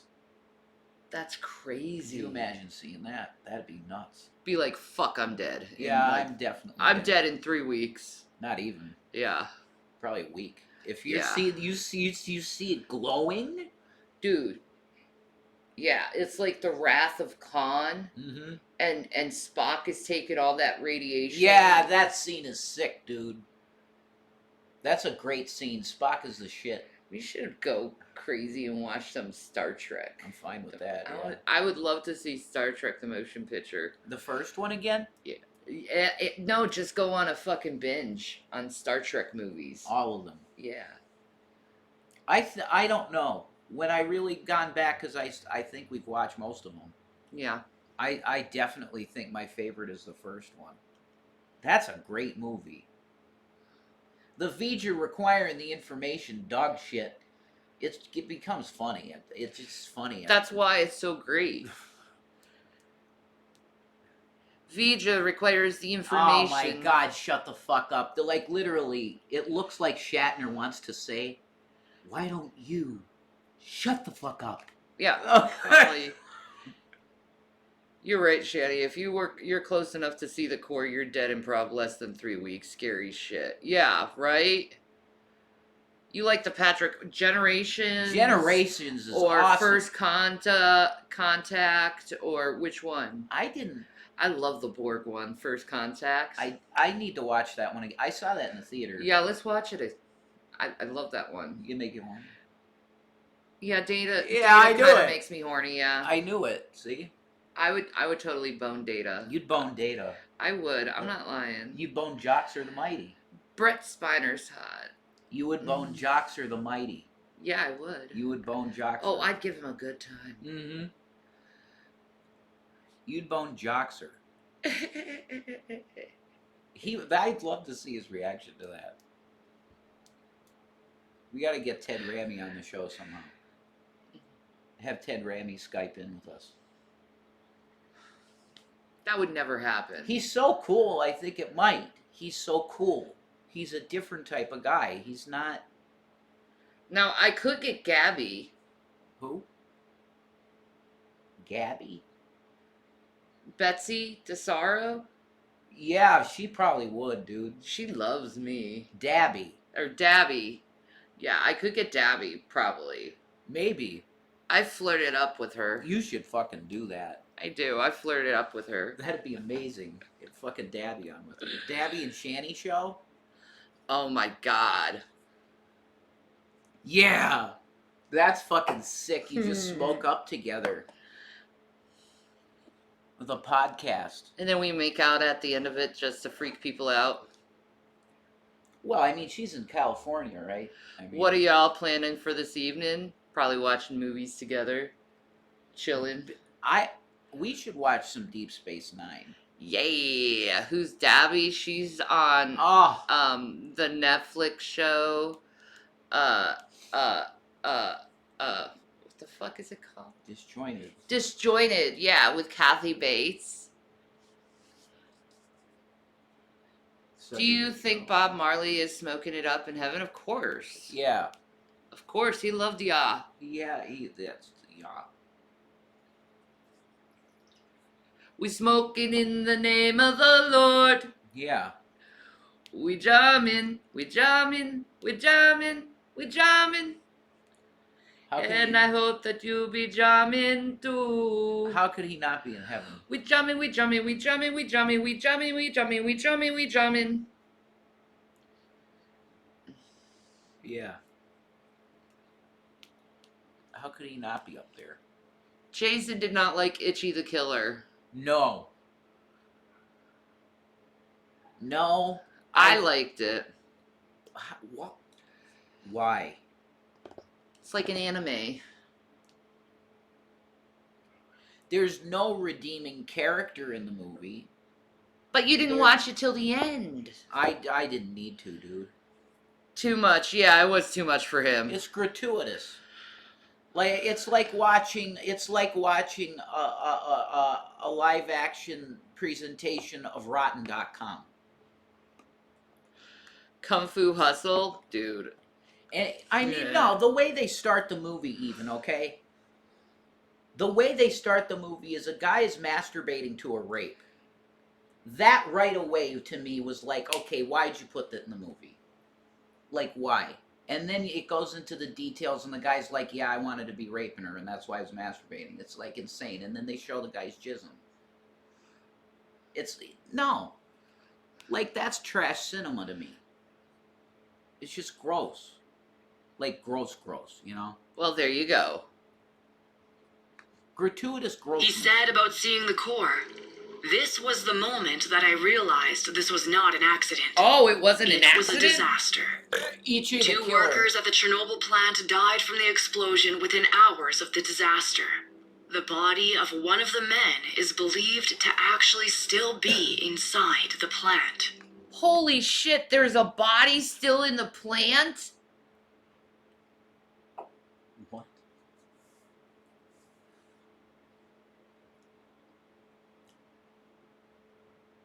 They can't take the body out. It's probably too dangerous to go in there. Yeah.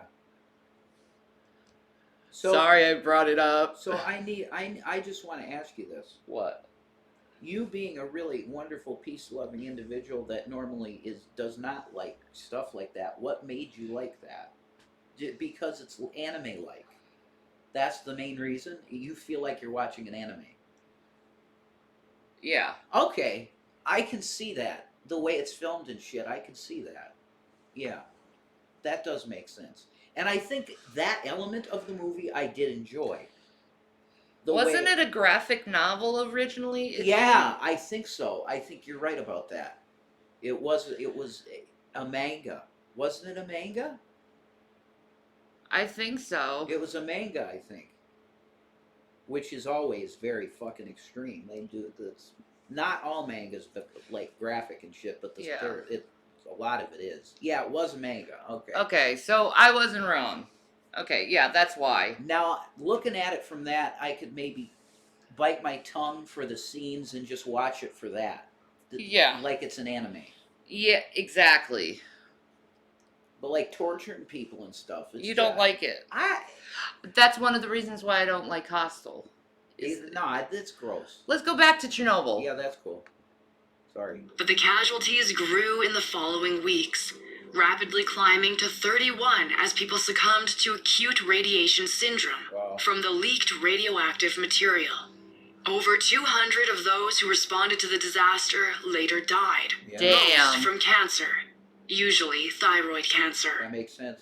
It is important to note that the exact death toll of those affected by the Chernobyl disaster is still widely contested today. Though the UN acknowledges at least 4,000 people were killed as a consequence of the explosion and radiation, other estimates bring that number as high as hundreds of thousands who were affected and died from exposure to the radiation. Probably.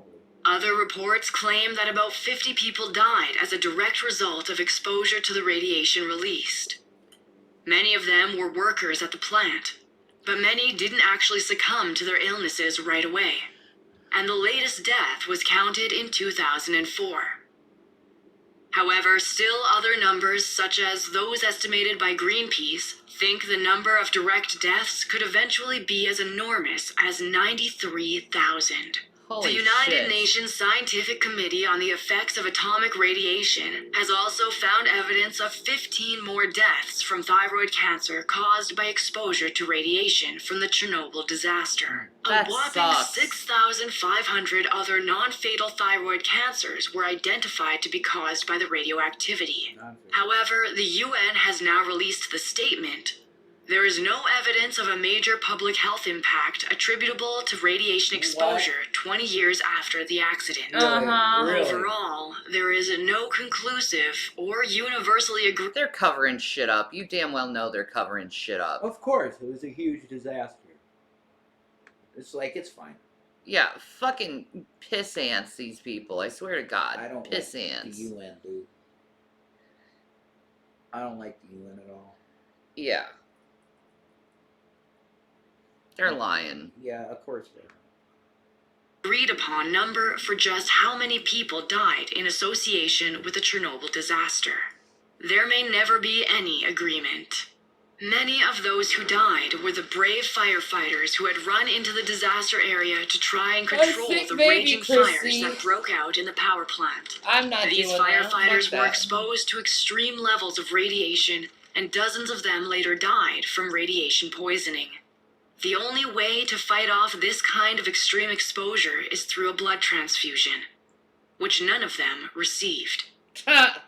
In total, 27 firefighters died from radiation sickness. One of those firefighters was Vasily Ignatenko, who was one of the first to arrive after the reactor exploded. He was only 25 when he responded to what he believed was a routine fire. Vasily and the other firefighters showed up without any of the necessary equipment that may have kept them safe from the radiation. He had been living in the city of Pripyat, which is near the Ukraine-Belarus border, when he received the summons to help stop the rapidly spreading fire. Pripyat was built specifically as a place for the Chernobyl workers and their families to live. About 60,000 people lived there at the time. Ignatenko's wife, Lyudmila, later lamented that Lyudmila. Vasily and the other firefighters were going straight into the hands of death. They all drove out in their usual uniforms, not wearing chemical protection, not having anything but a layer of clothes against what was an unimaginable dose of radiation. Nuts. They didn't even put on the canvas gear that would have slightly What's up, boo? How you doing? Hi, boo. Boo. Boo. helped to protect them. The firefighters arrived at 1:28 a.m., just 5 minutes after the test began and the explosion occurred. Along with the other firefighters, You're doing Vasily good, I immediately guess. hurried up to the Chernobyl plant. What's the I guess? Did something happen? Are you okay? It's just one of those blah things. Yeah. It's like, yeah, It's I'm one of those alright, blah. I It's guess. one of those blah days. That's like when Watermelon comes in and you go, "Hey, Watermelon, how you doing?" And she goes, Later, Dimby. Watermelon goes, Wow. Woo. I don't know. it's one of those days when Watermelon comes in and you go, "Hey, Watermelon, how you doing?" And she goes, Wow. Hey, Watermelon. How you doing? that's pretty enthusiastic. Wow. Yeah? Are you a good girl? She is a good girl. Oh, she's a good girl. Hi, baby. Trying to get moved into her new house and no motivation. Yeah, that's a good one. You're just tired. Tired. Yeah, just take a break, and then, get back to it. Chronic fatigue syndrome. Yeah, it's real. It's a thing. It is. Plant's roof in an attempt to extinguish the graphite fires that were spewing flames into the open air. They apparently tried to beat down the flames and put out the burning graphite by kicking at it with their feet. As highly trained firefighters, it only took them a few hours to put out those fires completely. However, the flames inside Reactor 4... That's hilarious, Boo. We had the house for 6 months and still aren't moved in. That happens. Totally happens. Melly's moving into an apartment today. There you Ooh, go. is it nice? I hope so. I hope so. Yeah, me too. These things are scary. Like, fuck these things, Nuclear man. stuff. remained burning for almost We 2 should go weeks. back to being foragers. The brave team of firefighters couldn't have known that each moment ticking by as they toiled away at the fire for hours was spelling their demise. Vasily died 2 weeks later from severe radiation poisoning. His passing wasn't easy, and in fact, he seemed to improve for a short time before he began Yes, to bigger, rapidly nicer. deteriorate. Yeah! Lyudmila said that when she visited him daily in the hospital, he had times where he seemed to be recovering, even feeling well enough to stand up from the bed and give her 3 carnations he had kept under his pillow for her. That's sweet. She later said these were the last flowers he gave her. Horribly, Vasily was essentially burning up from within from the radiation, and his doctor said that his nervous system and his skull were both extremely damaged. Lyudmila described it as, his skin started cracking on his arms and legs. He became covered with boils. When he turned his head, there'd be a clump of hair left on the pillow. Wow. The burns started to come to the surface. In his mouth, on his tongue, his cheeks. At first there were little lesions. And then they grew. It came off in layers, as white film. The color of his face, his body. Blue, red, gray, brown. Zombified. What the fuck? You get cooked from the inside out. That's insane, isn't it? What the fuck? What is radiation? Energy. Right. What would cause you to cook from the inside, though? Like, Holy shit. that's really insane. That's awful. Sounds painful as shit. Morphine. Give that man morphine. No, you're wrong. You get cooked from your DNA to the outside. Jesus, that's insane. Holy shit. Cooks your DNA. Whoa. Yeah, microwaved. Hi, Scorpion. Hello. How are you? We're How are you? good. How are you? Look up Hisachi Ouchie. He got burned to the point he had no more DNA. What? His body started to decay while he was alive. Oh That's my god. insane. We gotta look that up. Oh, my back hurts so bad. Babies. Yeah, We gotta look that up. Hisachi Ouchie. we do. I'm Ouchie. probably gonna not have this like one of my longer streams though, because I'm... Tired girls. No, my back is... Hurts? Yeah, it's bad today.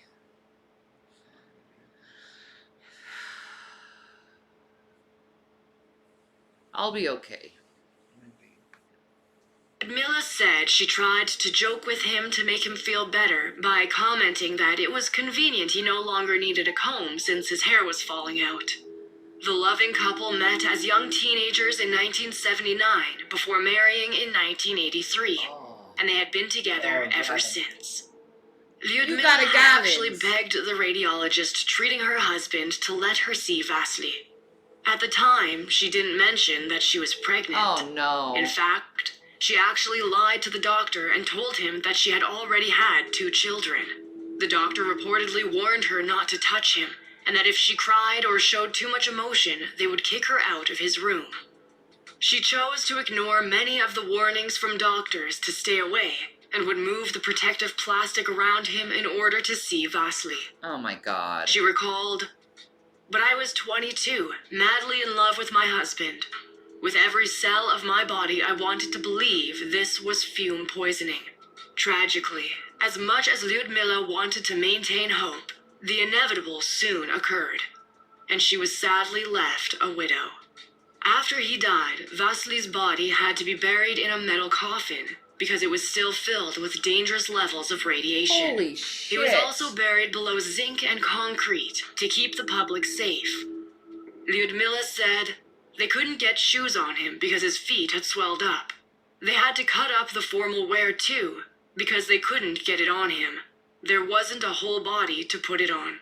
2 months later, she gave birth to a baby girl who died only 4 hours later. Her daughter suffered from congenital heart malformation and cirrhosis of the liver, which... It was from the radiation. Yeah. Ah, no. That's horrible. That poor woman lost a husband and a baby. That's fucking heartbreaking shit. Oh, Just horrible. she said she was madly in love with him. Yeah. Sad. Very sad shit. which are both consequences of radiation exposure. The HBO show Chernobyl, based on the real disaster, has become a binging sensation. In fact, it is the highest rated show on IMDb. Really? Most TV shows are thought to dramatize certain aspects of such disasters to make the story more extreme. But in this case, it seems that no mere media reenactment can truly do complete justice to how horrific that fateful day was. The series' interpretation of the disaster has been described by the former Chernobyl plant deputy director, Alexander Kovalenko, as the series more or less reflected the drama of the situation, but in real life it was much worse. Lyudmila and Vasily appear as some of the most tragic characters in the HBO series. When the show Chernobyl premiered, Lyudmila fell under intense scrutiny for her choice to visit her husband while he was dangerously radioactive in the hospital. She later told BBC that journalists, quote, were asking me why I had been at my husband's bedside, knowing that I was pregnant at the time. But tell me, how could you leave him? I thought my baby was safe inside me. We didn't know anything about radiation then. She went on to say that after watching the show, people insinuated, quote, that I killed my baby. Oh. She now says that she never actually gave permission to anyone to tell her story, despite Aw. HBO's claim otherwise. She wrote her own story in a book published in 1997 Bullshit. titled Voices for Chernobyl. Though 30 years has passed since the horrible disaster stole her husband and later her daughter, Lyudmila has said, there is no day that I don't think about my husband and daughter, not a day that I don't feel pain. Oh. But Vasily's heart-wrenching story is only one of many. On April 27th, the day following the explosion, the evacuation began. 30,000 people were in immediate area of the Chernobyl reactor explosion, and a total Oh my god, that's so horrible and horrifying. 135,000 people. Jesus. That's insane.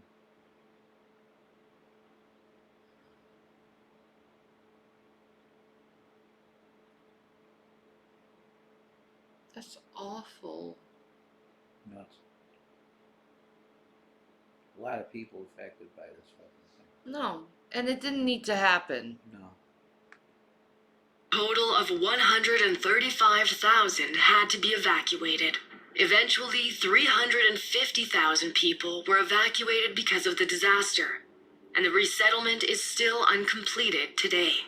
Those in the area were exposed to a similar amount of radioactivity as the survivors of the Hiroshima atomic bomb in 1945. 45 REM, a measurement. Yeah, she's grieved every day. Like, Sad. I hope her heart heals. I pray to Jesus her heart heals. You know,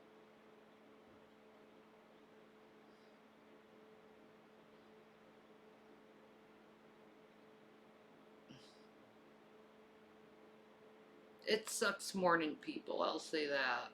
Yeah. Heard. Who was on my porch? What do you mean? There's nobody on our phone. It's probably just somebody going by, Yeah. walking by. Of radiation was released, which is not enough to cause radiation sickness in those outside the immediate area of Chernobyl, but it does increase the risk of cancer by 1.8%. However, a 2006 study done by the International Atomic Energy Agency calculated that due to the sheer culmination of radiation, the exposure was more like 10 million REM, which likely caused at least 4,500 deaths from cancer. You want to see if there's a delivery outside? I didn't hear anything, No. but Nothing. We got our stack of mail though. Looks like, oh, there's a cup. Looks like something. there is something? Yeah. Oh my!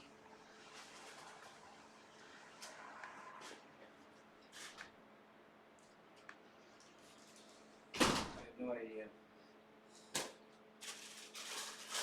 Let me see. It says fragile. Stainless steel insulated tumbler for women. A tumbler? Like a glass? Huh? A Tumbler? tumbler. I don't know what this is. So open it. Unboxing. Oh my goodness. I'm trying to figure out. It's fragile on it. Fragile. Must be French. Or Italian, sorry. Probably. It must be Italian.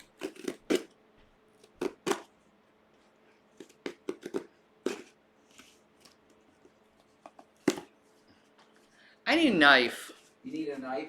I need a knife, boo.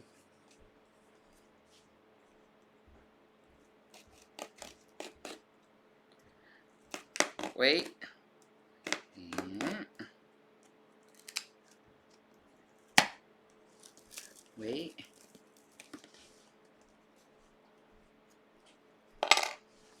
Stainless steel tumbler. Yeah, a tumbler is a glass. Yeah. Definitely. I have no idea what this is.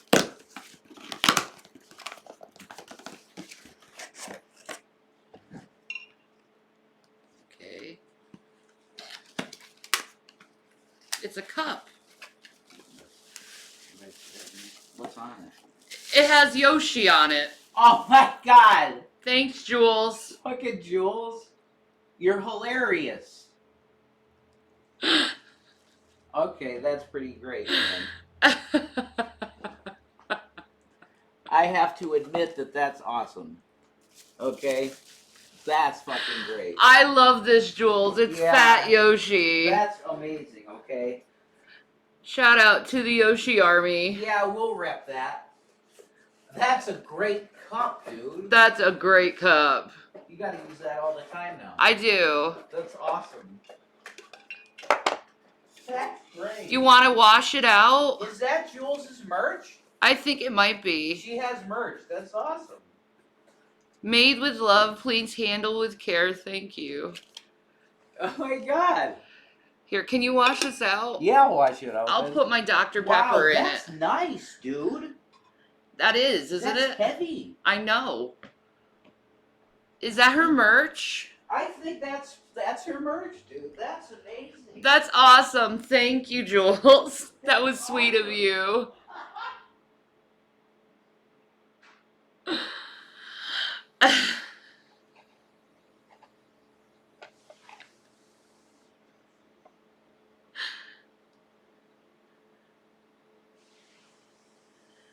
Good morning, my skinny queen. Tell Rev to start sharing the food. You're gonna wither away.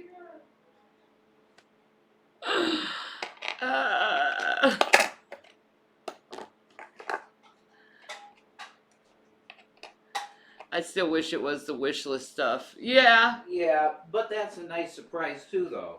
I actually like that a And lot. and that covers it. Yeah. You just push that. Exactly. Wow. I really like this actually. That's a nice This cup. is a nice tumbler actually. Keeps your shit hot and cold. Yeah, let me put it on a bigger vid for you to see. Watermelon. Frickin' Jules.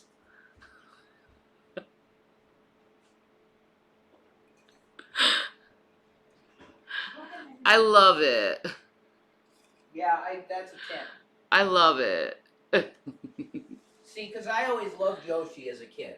Me Okay, too. I loved Yoshi as a kid. So that's nostalgic. I'm putting my Dr. P in here. Go for it. That's a I'm nice gonna see how cup, cold dude. it can get. That's really nice. Yeah, baby. Watermelon.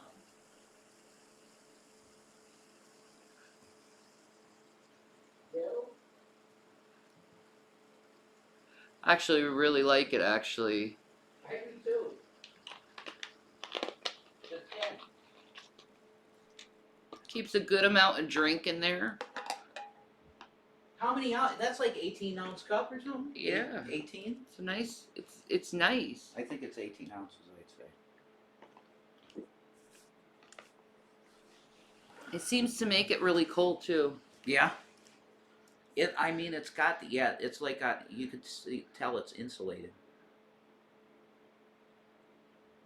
Yeah, it's like colder than it should be. Yeah. I like this. Thank you, Jules. Yeah, that's a 10, Jules. That's Thank awesome. you. Thank you very much. Now all my drinks are going to taste like Jules. Mmm. Drag sent it, not Jules. Oh, okay. Thank you, Drag. All right. Thank you, Drag. Yeah.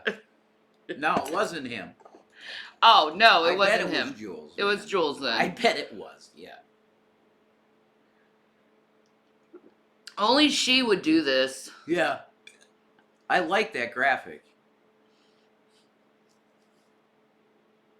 I like that graphic a lot. Yeah, actually. The Pudgy Yoshi. I'll wear her t-shirts. It's cool. Yoshi Army supporter.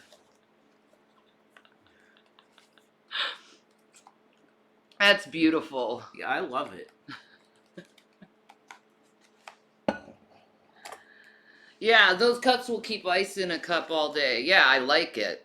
It's nice. Good. It's a good quality cup, dude. It really is. And the print of it, like the print is high quality print on there too. Yeah, she did a good job with that. Whatever company did it. Yeah. Or I don't think she makes her own tumblers. I mean, that Maybe would, she does. I don't know. I mean, that would be cool. But I think it's like a Teespring type of deal, probably. I'm honored to have a Yoshi cup. That's awesome. Yes, I'm honored. I love the graphic. I just love it. I do too. It's awesome. Yeah.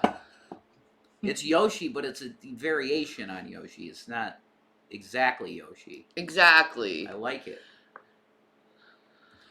Me too. Back to Chernobyl. Okay. Chernobyl. At least 4,500 deaths from cancer. That's fucking horrible, dude. That's That's fuck. horrible shit.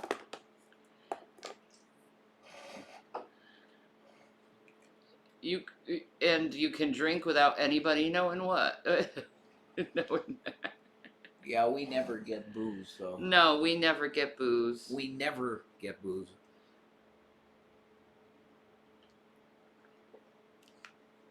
Why have booze when you can have cannabis Mhm. and hemp products? Hemp for us. Yeah, Hemp. for now. Yeah, that's what we gotta have. Which is actually probably more expensive than weed Probably. in the long run. But it is Milkshake over booze. Correct. a blunt over booze drag. A blunt. Granddaddy Perp blunt. You would be in heaven, drag. You ever partake in the plant drag knot? I was getting these Granddaddy Purple joints out in Colorado at an exclusive cannabis place. And they were, oh my God. I like had a flashback, I think. Oh, okay. So good. Sir, the most harmful radiation from the blast happened in the first weeks after the explosion. Oh, Gorilla Glue. Even 15 minutes following the explosion, it was measured that The radioactivity had Gorilla Glue is the shit. Gorilla Glue number 9 or whatever. Number 8. Number 3. Number 3. 3. That's 8. That was a great strain. Gorilla Glue is good shit. That's a great strain. Yeah, that's a good strain. You like your dabs. had dropped to 1/4 of its initial value. After 1 day, to 1/15. After 3 months, to less than 1%. As part of the Soviet Union's radiation containment plan, 5,000 tons of lead, boron carbide, sand, and clay were dropped over top to entomb Reactor 4. In addition, an entire square mile of forest surrounding the site was cut down and burned to try to reduce the radioactivity near Chernobyl, and just as importantly, to stop it from spreading.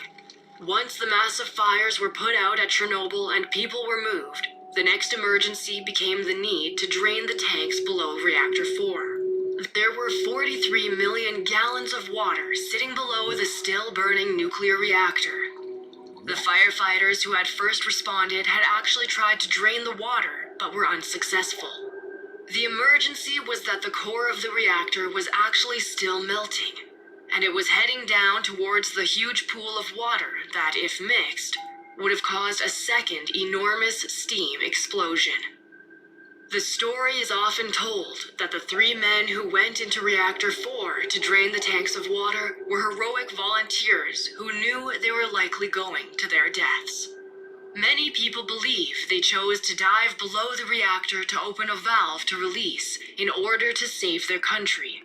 But fucking heroes. Like the guys at 9/11, really. Yeah, man. It's 9/11 level shit. That's a great gift, I gotta say. It is. I love these things. Yeah, that's a 10 gift. Yeah, this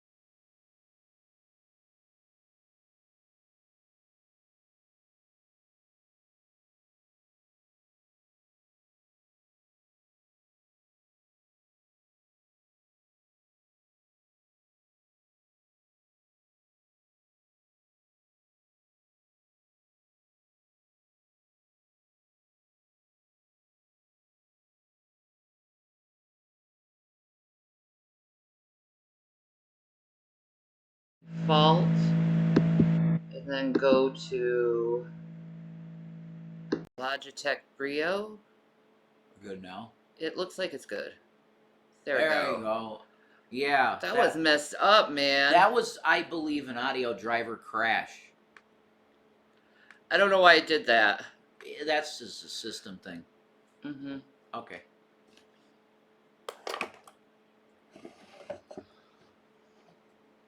Andrew Leatherborough. See, sounds like an Englishman. See, I'm awesome because I can freaking do that shit real fast. Yeah, I know you are. You are awesome. I'm a problem solver. You definitely are. Andrew Leatherborough. 40. The incredible true story of the Chernobyl nuclear disaster explains that the divers were met with radioactive water up to their knees as they waded through the dusty basement, walking through a corridor. It's a tumbler. Yoshi cup. Yeah, it's a Yoshi cup.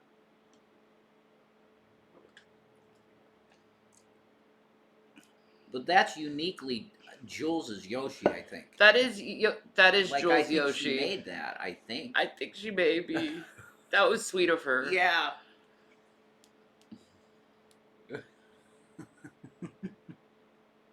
It's cute. It's sweet of her, and she probably did it to piss off Carrie. Probably. That's fine. You can use us any way you want to get to Carrie. It's fine. Because I knew she was no good from the start. Man. Dane. I knew it. Stuffed with myriad pipes and valves. He said of the group's objective to locate the correct valve, it was like finding a needle in a haystack. I think it might And be a yet merch, the yeah. determined divers did it anyway.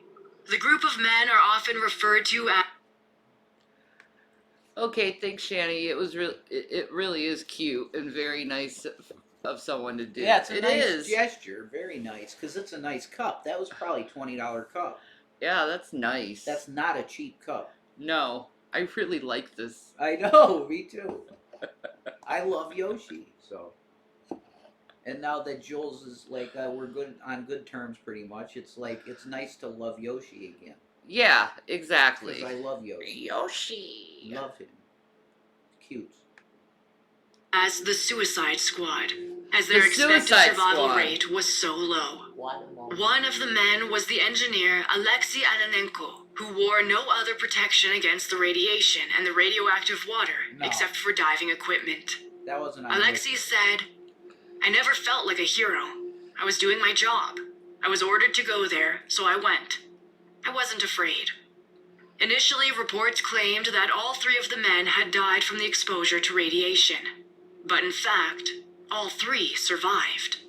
Wow. No. It wasn't on my Amazon wish list. No.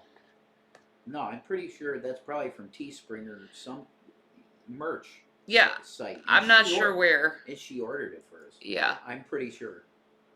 Which was sweet. They described their immense joy and relief upon fixing the problem, saying, "When the searchlight beam fell on a pipe, we were joyous.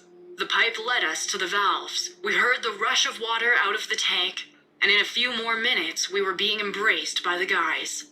One of the divers passed away in 2005, but the two others still have survived to this. The person who bought it from you said it was $13. Well, it's nice $13. I'll say Yeah, that. it's very nice. I love different cups and stuff. That's a $20 cup, Yeah. in my opinion, by just the feel of it. Yeah, it's That's nice. You know what I mean? That's gonna last you. Yeah, exactly. You're gonna drink from that for a long time. So that's cool. Like it's sort of like an endorsement for Jules' channel. I don't care. It's fine. I like it. I think it's cool. It's sweet. I take it as sweet. Yep. I do too. Yeah. What would you do if you had to go shut off a valve in Chernobyl? Holy shit, Drag. I would probably shit my pants. But I would love to believe that I would be brave enough that if I was needed to do it, because there was no, like, I was a needed individual, that I had the strength to fucking do it, I would do it. Yeah. To save my countrymen. Damn it. That's right. That's an act of Jesus just smiles at that. Exactly. Self-sacrifice for others. So my answer, Drag, is that I pray that I would have the courage to do what these people did. Would you at least make love to me first? Type of bravery you could have been military police. Yeah, MPs are awesome people from what I know. What, Shani? Would you make love to me first? Of more than once, yes. Thank you. And we'll have like a steak dinner together. Go to Ruth Chris Steakhouse type food place. There you go. Okay. And you go to the spa. Yeah. And we go to a movie and stuff. There we go. And then I help save the planet. You know? There you go. Okay. That works. That's it. Then I'll see you in heaven. Stay. Because of their brave actions, they prevented another, possibly even more deadly explosion. Aforementioned expert Leatherbarrow emphasized the dire necessity of these unlikely heroes' actions, saying that, regardless of how anyone might try to downplay the importance of what they did that day, quote, They still went into a pitch-black, badly damaged basement beneath a molten reactor core that was slowly burning its way down to them. Badasses. Some experts on the Chernobyl disaster later explained that had this trio not stepped up to prevent this potential additional explosion, half of Europe's population could very well have been wiped out from You the... want the link, Petty Patty? I would not send Shanny. Christ. What kind of a man sends his wife into a job like that? Are you kidding me? I'm going to watch her die, bleed out of her ears and eyes and mouth? No way. Are you fucking kidding me? He gonna protect me. Yeah, you ain't going into the bathing radiation bullshit. No. No way. Impending catastrophe.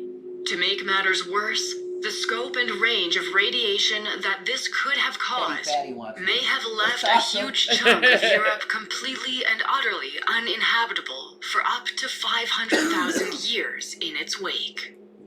The first person who fully understood the gravity of the situation of Chernobyl was Valery Legasov.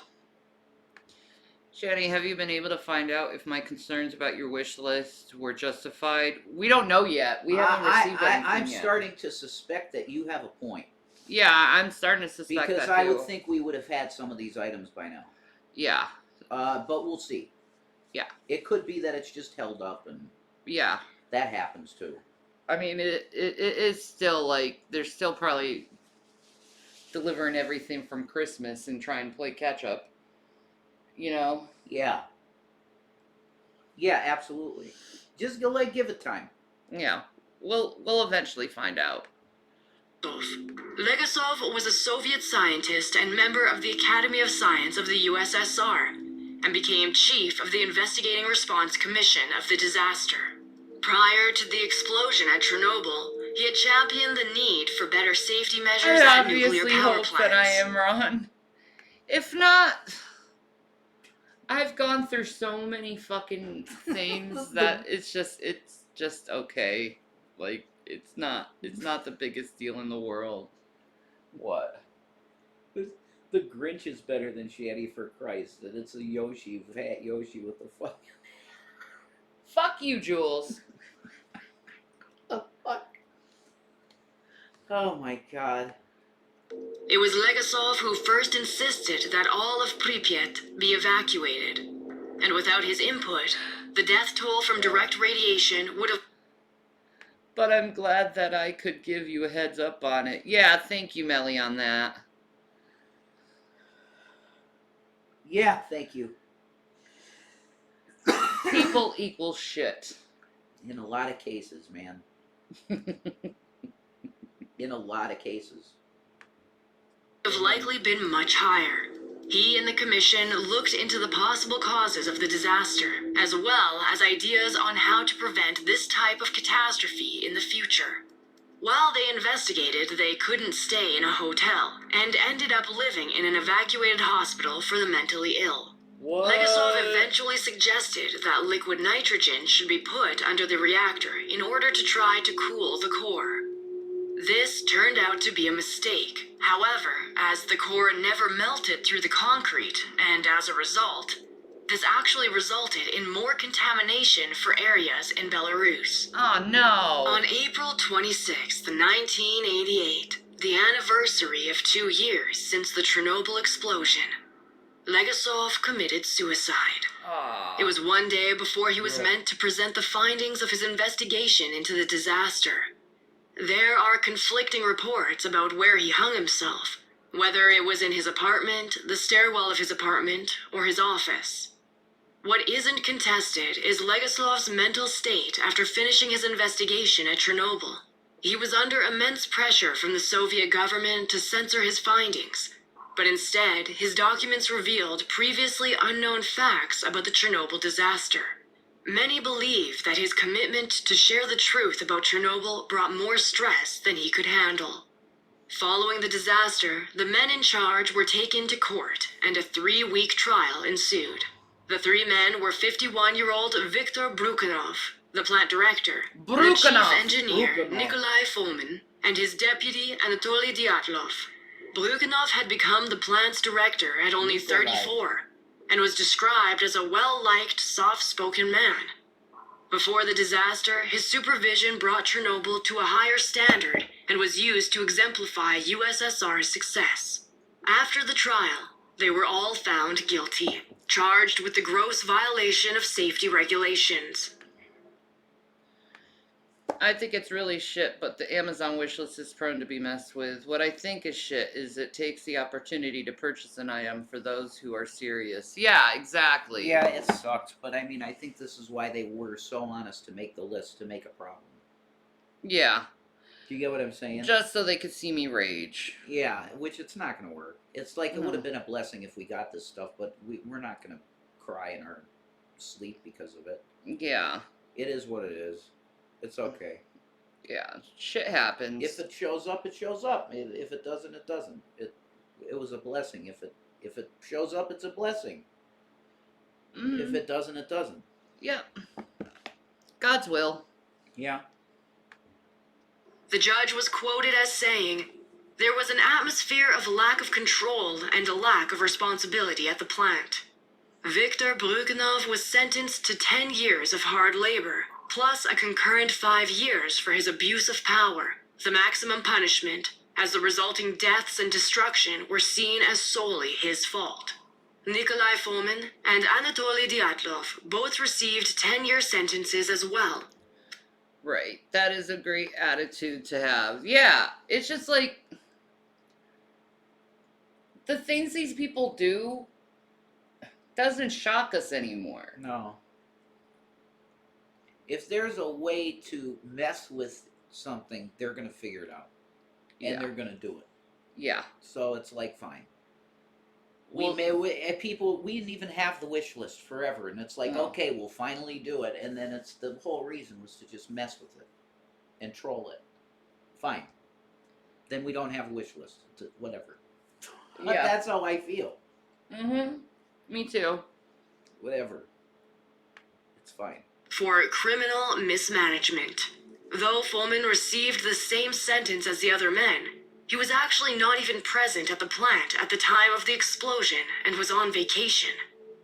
None of the defendants showed any emotion beyond bowed heads when their sentence was passed, even though the courtroom was filled with the weeping relatives of those who had died at Chernobyl. That's The awful. trial concluded that the disaster was caused by both the flaws in the reactor and human error.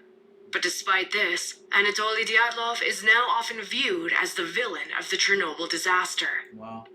He was likely the most experienced engineer working at the plant, but he was also reportedly a dictator to everyone who worked below him. In fact, many of his colleagues outright detested him. It was reported that the night of the explosion he knew there had been a large power drop, but still continued to conduct the dangerous tests. Because Dyatlov demanded that the workers follow him without question, no one protested out of fear of disobeying him, and thus, they went on to complete the tests that led to the explosion. Even though Brukhanov was the director, many believe that Dyatlov was to blame, as he wanted to rush certain protocols in an attempt to become the boss. Because of this, he was remembered as an arrogant narcissist by those affected at Chernobyl. After more investigation into what actually caused the nuclear meltdown, it was discovered that the reactor had design flaws that were out of both Brukhanov's and Dyatlov's control. The Chernobyl Reactor 4's Hi, design... Nicola. How are you? How are you? It's doing good today. It's kind of overcast and shitty. Yeah. It's one of them. Hi, watermelon baby ghost. Hey, baby girl. Oh. Hey, little baby. Hi. She's purring. She's such a good baby ghost. Yeah, we really bonded, me and her, I think. I know. We bonded. Did we bond? Huh? That's sweet.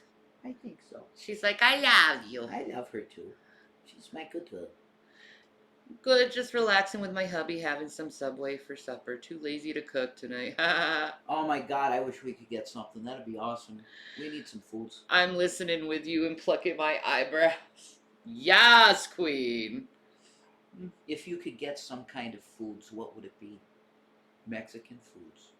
You want Mexican? Taco Bell? Well, I mean like Mexican, Latinoteca.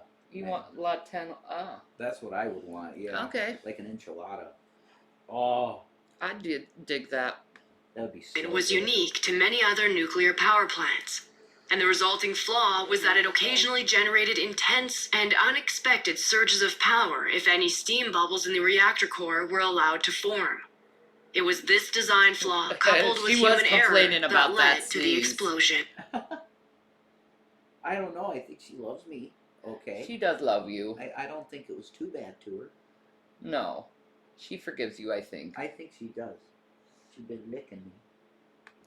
She's a good girl. Yeah, she's a good girl. Adding some historical context to the devastating oversight, the design flaw and later disaster were a direct result of Cold War isolation. Because the USSR was operating without much contact with other countries, it did not have the same types of safety features that other areas were utilizing. The specific design issue in the Chernobyl reactor has never been an issue in other nuclear power plants.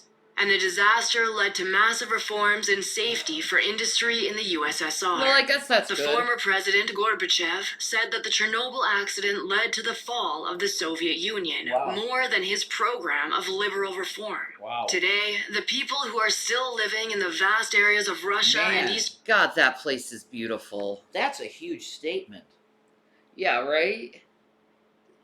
Gorbachev himself said that the fall of the USSR was due to Chernobyl. That's a big fucking statement. Wow. I That's- never heard that That before. is so beautiful. Russia's amazing, especially St. Petersburg, man. It's Yeah. just insane looking. Like, you gotta admire that architecture. Oh, It's amazing. shit. I love architecture. I love all different art forms, though. Yeah, you love just art. I do. The All art. ingenuity of men. Yeah. It's cool shit. Absolutely the best. Cool as shit. Beautiful. I love the colors. Yeah. Eastern Europe are affected by the explosion from 30 years prior. Wow. Though not directly nearby, these areas were still affected by the massive clouds of radiation all those years ago.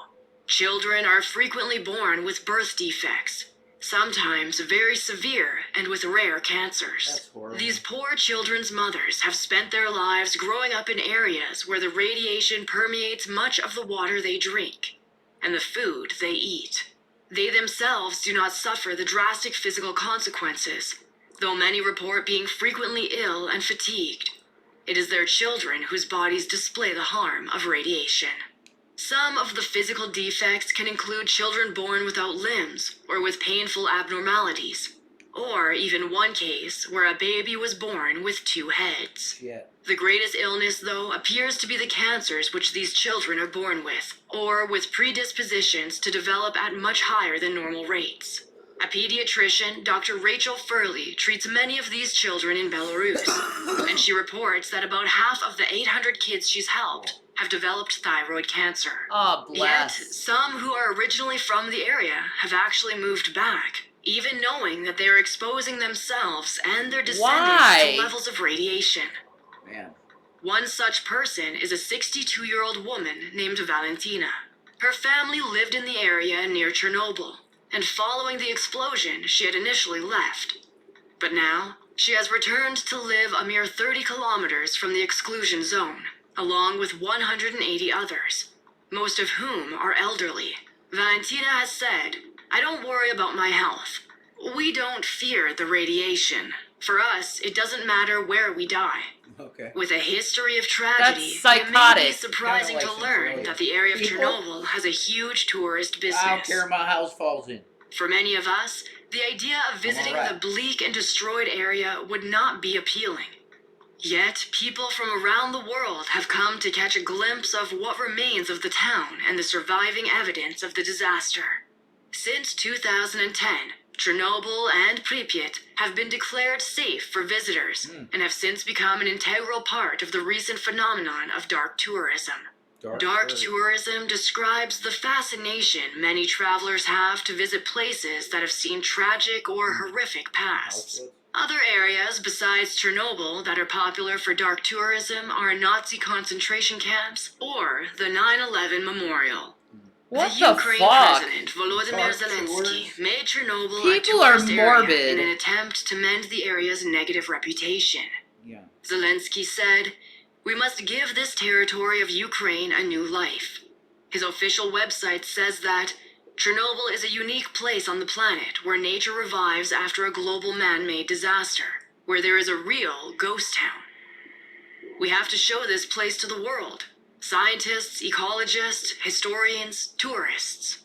When tourists visit the area, they have to go through a screening process before Zelensky and says, after to check make for radioactive Chernobyl great again. particles. Experts say that there are risks. Come and have some radioactive soup at Chernobyl today. Make Chernobyl great again. That's his slogan. And we gave him billions of fucking dollars to defeat Russia. Zelensky, yeah. That's fucking Who dumb. knows how much money we He's got? fucking dumb as shit. I don't know, man. They look pretty weird with the shirts and the deal. They didn't look like politicians, but I'm not saying that's bad or anything, but he's got like combat boots on and a t-shirt, the president. Yeah. Okay. Like, alright. I'm gonna fight these motherfuckers. Alright. I don't think we should be involved, period. At all. Well, that's my take on it too. See, like, I'm glad you agree with me on that on foreign policy. Like, people would, like, Democrats would call me isolationist. I don't give a shit. Like, I don't think we should be getting involved with foreign countries' affairs, in general. No. Unless it's a Hitler type scenario. Yeah. We should not get involved, ever. It's their own fucking country. Like, if they can be look, if Putin can just go at the front door of the country and go, look, we own you now, and they can't defend themselves, and they have been, apparently, they should not need our fucking money to do it. No. If they can't defend their own country with their own money, look, sorry, but you lost the game. Like, that's risk. You know? Mm-hmm. People would say, well, you're letting Putin become a global dictator. Maybe. If that happens, then we go after Putin, obviously. If he starts acting like a tyrant dictator freak, you know? But that's insane that we got to be the policeman of the globe. I think that's bullshit. And that's, I'll always feel that way as a libertarian, really. Me too. Yeah, you too. And I can't say libertarian anymore because it's disgusting what they were trying to do at the age of consent. So I can't even support them anymore. No, I don't I don't support know. any, like, political party anymore. Yeah. That's how I feel, Andrea. Yeah, of course. Still associated Steve with Buscemi visiting on the 9/11. area. But radiation Yeah. exposure is minimal if people remain in the areas that are deemed safe, as some spots have shit. not been fully decontaminated. Some tourists have been exposed as being disrespectful to Yeah, I like that. That's dystopian type of photography right there. It's pretty great looking, ain't it? Yeah, I like that, actually. Post-apocalyptic shit. Yeah, that's an Instagram photo. Fallout. Yeah, bro. That could be Fallout. Mm-hmm. Fallout 5, because it's going to look so insane. I'm sure. Mm-hmm. That could be Fallout 5. There we go, Fallout 5. Yeah, it's a screenshot. the area by War. What's it good for, baby? taking Instagram photo shoots there. Obviously forgetting that Chernobyl was the site of a Oh, disaster she is doing an that ended Instagram in a shoot massive there. loss Yeah, I of guess. life. Tourists are able to visit the Chernobyl exclusion area, but only with a guide. And they can even enter the control room of Reactor 4. They are advised not to touch anything while visiting, and to never sit down on any objects within the cordon. Today, the area is overrun with wildlife, including moose, deer, wild boar, and wolves. They have multiple heads. In fact, the population of wolves is 7 times higher than that of other wolf populations in nearby reserves. Huh. But the overall levels of wildlife are still fairly low, which is a good indication that the radiation in the area does still affect the animals and plants. All Aw, these no. decades later, the disaster has hardly dissipated. Over 30 years after Reactor 4 exploded, radioactivity still plagues Chernobyl. Though the levels have dramatically decreased, there is still some left today. 97% of Reactor 4's radioactive contents are actually still inside. That's The fine. other 3% is the radiation that was released during the explosion and leaked into the surrounding area. Today, a concrete sarcophagus sits atop Reactor 4 in an attempt to contain some of the radiation. It's just cancer. It was quickly built in only 2 weeks and is actually currently crumbling. Andrei Glukov, the worker who was at Chernobyl following the disaster, is now part of the massive project to design and build a structure that will eventually be moved to be a shield around Reactor 4. When the structure is installed, it will be assembled by robotic machinery to prevent human interaction That's with the actually highly cool. radioactive reactor. Though the project is ongoing, it could take up to 30 more years to finally complete. Really? Wow. Jesus, The God, last that's a huge active reactor in Chernobyl project. was officially closed in 2000, meaning that, following the disaster, the plant actually still produced electricity for 14 years. What? A spokesperson from the World Nuclear Association has said that the Chernobyl accident was serious and has resulted in long-term psychological and socioeconomic impacts for the people affected. However, serious nuclear accidents are very rare, and even accounting for these, nuclear energy has caused fewer deaths than any other form of electricity generation. In fact, many supporters of nuclear energy, as well as professionals in the Energy. field, urge the public to research more into the positive aspects of the power source. According to The Guardian, the IPCC, or the Intergovernmental Panel on Climate Change, is also a notable organization that has openly advocated for nuclear power, explaining that some estimates show evidence that our nuclear capacity must actually double if we wish to have any hope. Yeah, dude. Shani, I just realized some hot chocolate would go great in that cup. Nicely hot for 3 hours. Right, Ted? That's true. That would be, ooh, yum. I just love that graphic. I love hot cocoa. I don't know why. Jules always had a soft spot in your heart. What? It's true. It's just a graphic, though. Hope of preventing further climate change ramifications. The same article posits that the scary potential consequences of nuclear energy mishaps, as exemplified by the Chernobyl incident, have frightened many people into opposing the practice altogether, fearing a similar outcome. However, it states that, while nuclear energy has risks, it is also primarily, quote, clean, safe, and hugely efficient.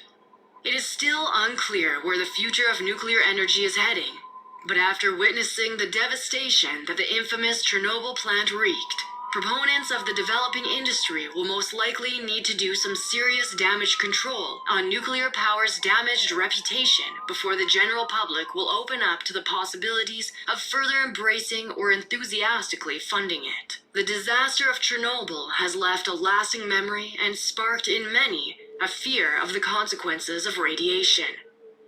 It still fascinates us to look back at the best-known disaster of the 20th century as we try to understand how it could have occurred.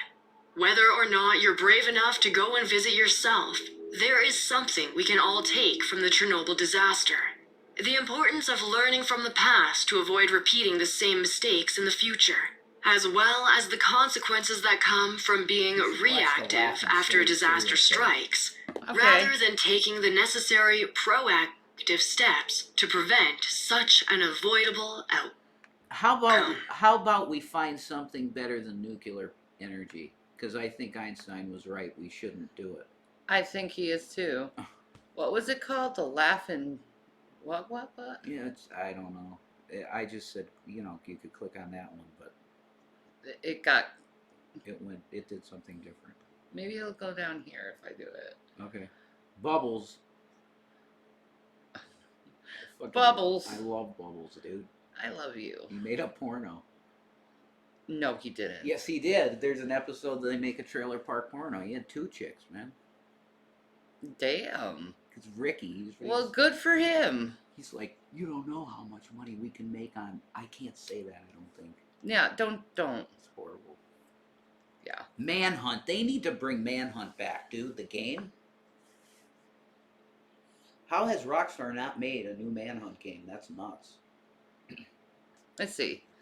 Laughing. Serial killer. True crime. Let's see. Maybe they'll have that.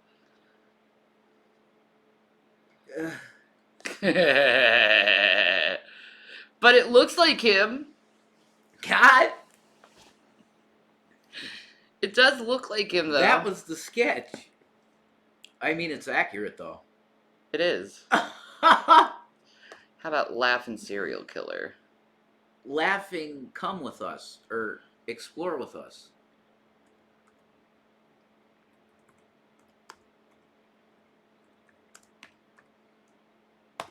Okay. Fuck that guy. Ugh. That was a horrible case to listen to. Chief police trying to get out. It's a chief police killer? Chief of police killer? Oh man, that'd be disturbing as fuck. Yeah. That would be really messed up. Well, I can't find it. I apologize, my love.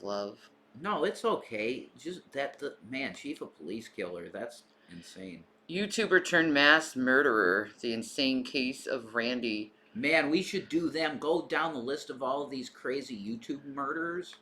There's like multiple of them. Yeah, Danny. I know. It's crazy. YouTube killers. I'm going to release my bipolar. That dude. That there it is. Did we see that? I think we did. Actually. Did we? Okay. Man, we really dug in this shit. Quite a bit. We killed that bitch? What the fuck? Okay, let's go to the top. What was it?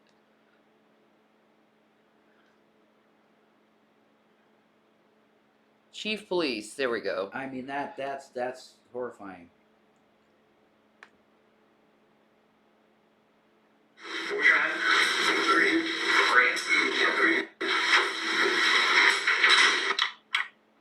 This is Grant Harden, Watch. 48, known as a loving family. Whoa. What was that? Paradise Lost. Paradise Lost. Oh my God, I can't do I can't do Casey Anthony. I seen everything start to finish with it, and it makes me ill because I think she did it. She at very least let it happen. She let her kid die, I think. Like, that's gross. I can't do it.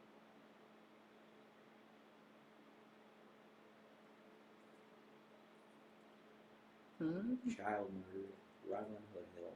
I don't know if I can watch any of this stuff. They look like all like... Pay for a documentary? Yeah.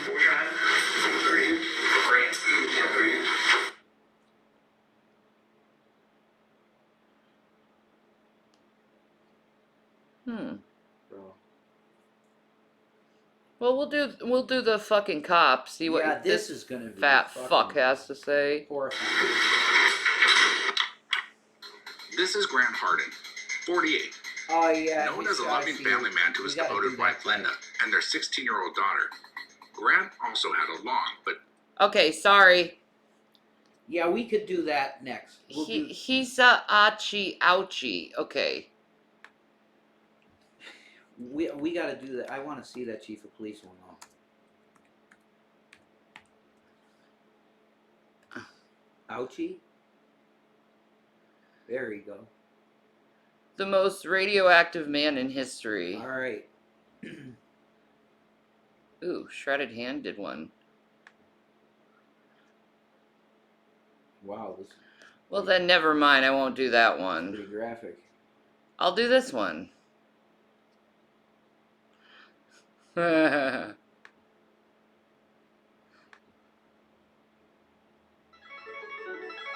Oh my God, Capcom. Yes. Street Fighter. Sorry. when When I was a kid, my dad would tell me not to worry about making mistakes, because mistakes are an opportunity to improve. You take the experience, I'm enjoying analyze the it, cup as well. and then move on and apply what you've learned. I like Some your- mistakes are so devastating and destructive that there's no coming back, no learning, and no correcting. We can only look on in horror as everything slowly disintegrates. In 1999, Japanese nuclear worker Hisashi Ouchi and his colleagues made a mistake while working at the nuclear fuel conversion company in Tokai. That mistake would lead to Ouchi being bedridden and unable to move for 83 days, where he would endure a sickening series of increasingly more painful My God, injuries he's and just illnesses, disappearing. which would cause his body to slowly decompose while he was still alive. That's What the insane. In a constant state of searing pain and suffering. This is his story. Wow.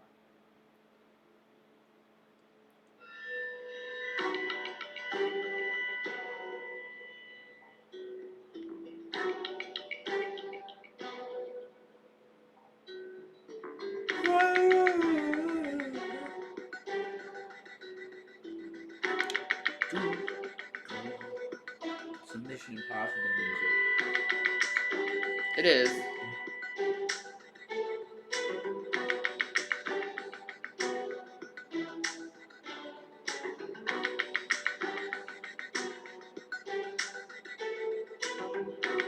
Video.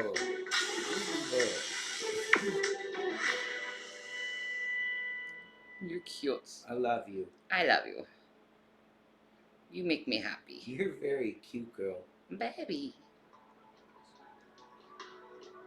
That was fun. That was. We should do that again. On the morning of the 30th of September, 3 Japanese nuclear technicians named Hisashi Ouchi, Yutaka Yokokawa, and Masato Shinohara arrived at the JCO nuclear fuel conversion facility in Tokaimura for their day's work. The JCO plant wasn't a power generating facility, but rather one which created the fuel rods for other power plants. They did this by a process of converting uranium hexafluoride into uranium dioxide. This would be the Tokaimura plant's first batch of fuel in 3 years. As such, there were no dedicated trained staff for this role, and whichever technicians happened to be available at the time fulfilled this role. The approved procedure to make this fuel is that the uranium powder is dissolved in nitric acid in the dissolution tank. This pure mixture is then pumped into a much taller storage tank called a buffer tank. It would then be slowly transferred into a wide tank called a precipitation tank. That's where it could awesome, be Andrea. mechanically Be stirred. happy with your fiance. That's The great. design Yay. of the buffer tank prevented Yay. the fuel from going critical because of its tall That's so cylindrical cute. shape and the fact that the mixture wasn't properly mixed yet. The purpose of this design was to control the flow of mixture into the larger precipitation tank to prevent the mixture from going critical as it was stirred mechanically. Okay. The approved concentration of the uranium powder for this process was 5%. 3 years prior to this date, the JCO company had modified the official procedure so that the uranyl nitrate solution could be made in stainless steel buckets by hand, rather than placing the ingredients into the dissolution tank. By hand? This was illegal and against government regulations, Damn. but had never led to any accidents due to the low concentration Yet. of uranium which was used. Insane. By hand. Yeah. That seems like a real bad idea. Yeah. Really, really dangerous bad idea. This is the most radioactive man in history. Yep. And he just starts decaying. That's insane. It is. When the 3 workers arrived that day, the plant was already 2 days behind schedule for delivery of the nuclear fuel rods. The company put pressure on staff to complete the procedure as quick as possible, and so the technicians modified the procedure even further. They were now mixing the uranyl nitrate solution in steel buckets and pouring it directly into the large precipitation tank. That's so... They were also using a No! uranium concentration much higher than anyone previously That's had so safe. in order to create the fuel as fast as possible. At around 10:35 a.m., after the precipitation tank reached 40 litres of highly That's concentrated urinal insane. nitrate solution, the radiation alarm sounded, Oh and the shit. 3 workers reported seeing a blue flash. As What? Cherenkov radiation signaled that the mixture was generating enough heat to start a self-sustaining nuclear chain reaction and sent out blasts of gamma and neutron radiation. Ouchi absorbed the You'll highest create a dose of black hole. radiation as he had his body pressed against the tank to assist in pouring, Blue flame. while Shinohara was standing on a platform pouring the liquid into the tank. Yokokawa was sitting at a desk a few feet away and received the smallest dose of radiation. The internationally acknowledged radiation safety limit per person per year is 20 millisieverts. The dose considered to be fatal is 5,000 millisieverts. Ouchi received 17,000 millisieverts of radiation, 3 times the amount considered lethal. Oh my god. Shinohara received No, I never 10,000 and seen this. Yokohara 3,000. We got a cup, Jules. Thanks, Jules. Did you do that? I love this. Yeah, I This love it is too. amazing, Jules. I love it too.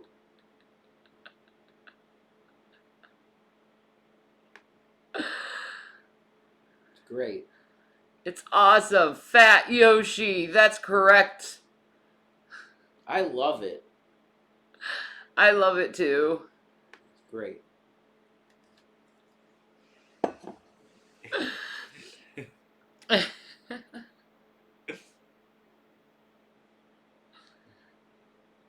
Can you drink a Baja Blast out of it? Yeah. Oh my God, I we'll would have- assume. Could we get some Taco Bell? Oh, Jesus. No. Stop begging. It's not big. There's a watermelon.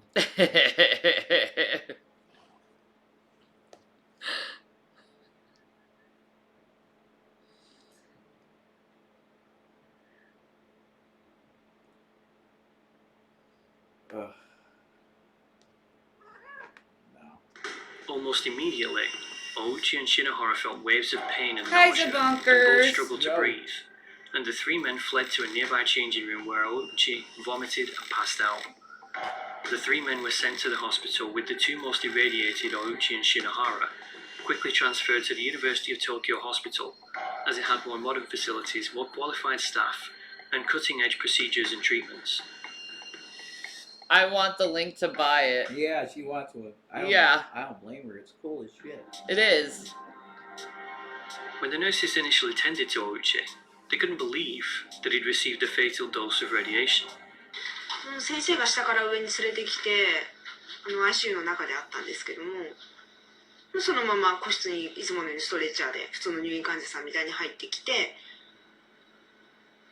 1日で一気に日焼けをしちゃったぐらいの赤さを帯びてて、手がすごい腫れてて、でそっちが痛いっていうふうに言ってて。 He was also alert, talkative, and friendly. One of the nurses Wow. commented that she thought that he might be able to go home that day.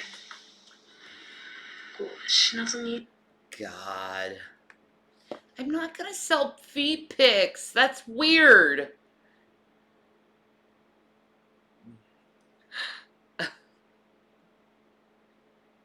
No, it's more than that, Drag. I was donating plasma, and then my car got fucked. So I gotta figure out a fucking mechanic. Mm-hmm. That's my リ thing. スクというか退院できる状態になるんじゃないかなってその時思いました。 It Wait a wasn't minute, until the stop. test results came back that the real problem was revealed. The human body is maintained by a function of many different cell types being shed or excreted, and then replaced by a new cell. Our chromosomes contain the instructions for the replication of all cell types. These instructions are incredibly important. The cell replication Yeah, is thank you, impossible Greg. without them. Thank you. When the doctors examined Ouchi's test results, they understood the size and magnitude of the problem. Normal chromosomes can be arranged and identified quite easily, but Ouchi's chromosomes had been decimated by radiation, leaving them Really? unorganized, malformed, mutated, and in some cases fused. The radiation had literally ripped apart his DNA. What? It ripped apart his DNA and scrambled it. How did he live through that? Oh my god, dude. Well, he doesn't. I mean, it's like his body starts to decay in front of people. This is insane. Right? It's like Splinter Cell shit. Like siphon filter shit. You Never know, heard of such a thing. this is nuts. This was a good suggestion. Yeah, it is. DNA and scrambled it to the point where the cell instructions were no longer usable inside his body. What? While his body could no longer create new cells, it did still have a supply of cells which had been created before the radiation had destroyed his chromosomes. This explained why his outward appearance looked healthy. When that supply of cells ran out, Ouchi's real nightmare would begin. He would just decay. Ouchi's white blood cell count plummeted to 10% of what is considered normal and healthy, making him very vulnerable to viral and bacterial infections. To prevent this, he was moved into a sterile room. Dr. Mayakawa was the doctor in charge of the team who would attempt to save Ouchi's life. Their first priority was Ouchi's inability to generate new cells. Without this, saving Ouchi's life would be impossible. After some discussion, Dr. Mayakawa suggested that the best course of action would be to try an experimental new procedure called peripheral blood stem cell transplantation. This is a procedure in which the healthy stem cells are harvested from a donor and then administered intravenously into the patient. The cells then migrate to the bone marrow and override the damaged ones, enabling the bone marrow to begin creating healthy cells again. The only issue was the donor would need to be a good match for Ouchi, and so they began testing potential donors. This Luckily is for nuts. Ouchi, his sister was a perfect match, Okay. and so healthy cells were harvested from her and administered to him through an IV. It would be 10 days before the team would know if the treatment was working. Knowing that the chances of success were slim, and the family were likely to cling to any faint hopes, Dr. Mayakawa allowed the family to see Ouchi on a daily basis in the hope that seeing his rapid decline would help them to accept the reality of what was happening. で、真実を受け入れていただくという努力はしました。決して綺麗事ではなくてですね、やっぱり、そのすごい放射線による障害ですので、見た目にもやっぱり大きな変化が起こりますから、それはそれなりに真実として受け入れていただくように、毎日毎日見ていただいてましたけどね。Ouchi seemed either in a state of denial or obliviousness about his condition, as he asked the nurse, "When you're exposed to radiation like this, is there a risk of contracting leukemia or something?" Demonstrating that he didn't understand, that it was unlikely he would live long enough for leukemia to kill him Oh my God, if he bless did that contract it. man. Over the next few days, Wow. Ouchi would deteriorate as his skin cell stores were quickly exhausted. As his skin insane. lost its elasticity and solidity, it began to fall off, and staff noticed that whenever they removed medical tape, it would also peel thick pieces of skin away from Ouchi's body. Oh my God. The doctor then stopped any further use of medical tape against his skin. At times, Ouchi would struggle to breathe, as fluid started Later, to build up on Huda. his lungs. The team considered putting him on a respirator, but after seeing him tell his wife how much he loved her, they decided to wait and allow them both time to speak for a little longer. 大内さん、多分その頃はすごいいろいろ体のだるさとかが出てきて、お話しするのも多分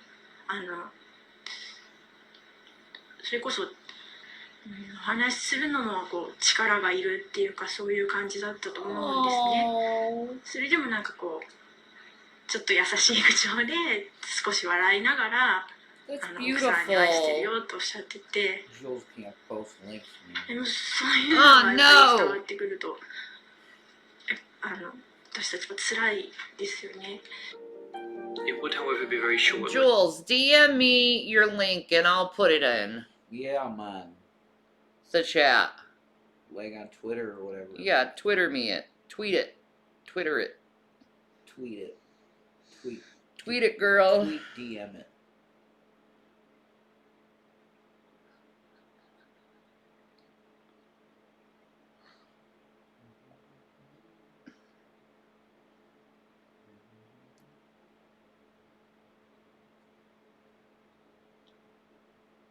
What would happen if you had to donate your bone marrow so Rev could live? I'd do it in an instant. I love you. Done. Okay. This is a song that never ends. It goes on and on, my friend. Some people started singing and not knowing what it was, and they continue singing it forever just because this is a song that doesn't end. Yes, it goes on and on, my friend. There's Jules' link Oh, cool. for anyone interested. Creatorspring.com. Okay. There you go. Cool. I love Lamb Chop too. I did too. Lamb chops, play along. Come on, everybody, and sing the song. Lamb chops, play along. Sherry Lewis was the shit. Yeah, I really liked her. I love that show, actually, for some weird reason. I don't know why I love that show. It was Right. so fucking stupid. But it was the theme song, probably is part of it. Exactly. Lived as the next day, Ouchi could no longer breathe, and he was intubated and given respiratory assistance. While nobody knew for sure what would happen to Ouchi, the staff understood that he was unlikely to survive, and he was very likely to deteriorate. The family visited every day, and each day they would fold a paper crane. They wanted to put a crane by his bedside, but the risk of infection was too great. I love you.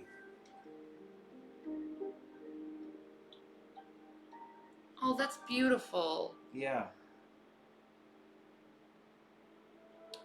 Success. Ah. 10 days after Ouchi was given his sister's stem cells, the test results came back, and Dr. Maekawa called a meeting to discuss the results. Did he live? Everyone was hoping to see his sister's chromosomes living inside his blood cells. As they peered into the microscope at his blood cells, they saw two red dots, which signified that the sister cells were alive and healthy. Oh my god, that... Ouchi was the first person in the entire world to receive this treatment, and it had worked. Jesus For the next bless, few days, his white cell count man. would continue to increase to normal levels, and the risk of infection dropped significantly.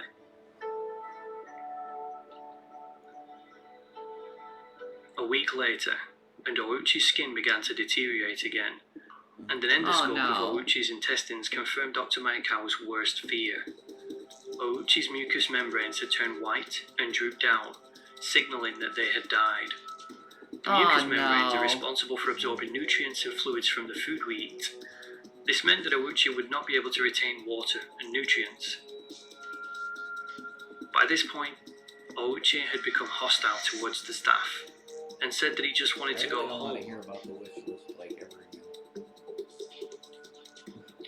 In an attempt to get answers, the team examined Ouchi's blood again. This time, instead of seeing the healthy cells they saw before, they saw mutated cells that had been corrupted by the radiation inside Ouchi's body. Ouchi's body had absorbed so much radiation when he was exposed that it had damaged the transplanted cells from his sister, even though there was no radiation source here anymore. The medical team and Ouchi's family. So it literally, he had no supply of radiation, but it still destroyed the cells. Like, oh my god. That's so weird. Were devastated. Shortly after, Ouchi began to experience gastrointestinal pain and discomfort as his body excreted 3 liters of diarrhea every day. Oh god. After 3 weeks, his intestines began to bleed from the wound where the mucous membrane had died and peeled away. It quickly became necessary to give Ouchi blood transfusions. On some days, he was given 10 transfusions in a single day. Holy shit. The team tried a variety of drugs to help improve some of the symptoms, but none would stay in his system long enough because of the diarrhea and bleeding. Ouchi was then transferred to a specialist bed for the critically ill. A bed which tilts to improve systemic circulation and to prevent bed sores from building up on his skin. Wow. Holy shit. Skin grafts.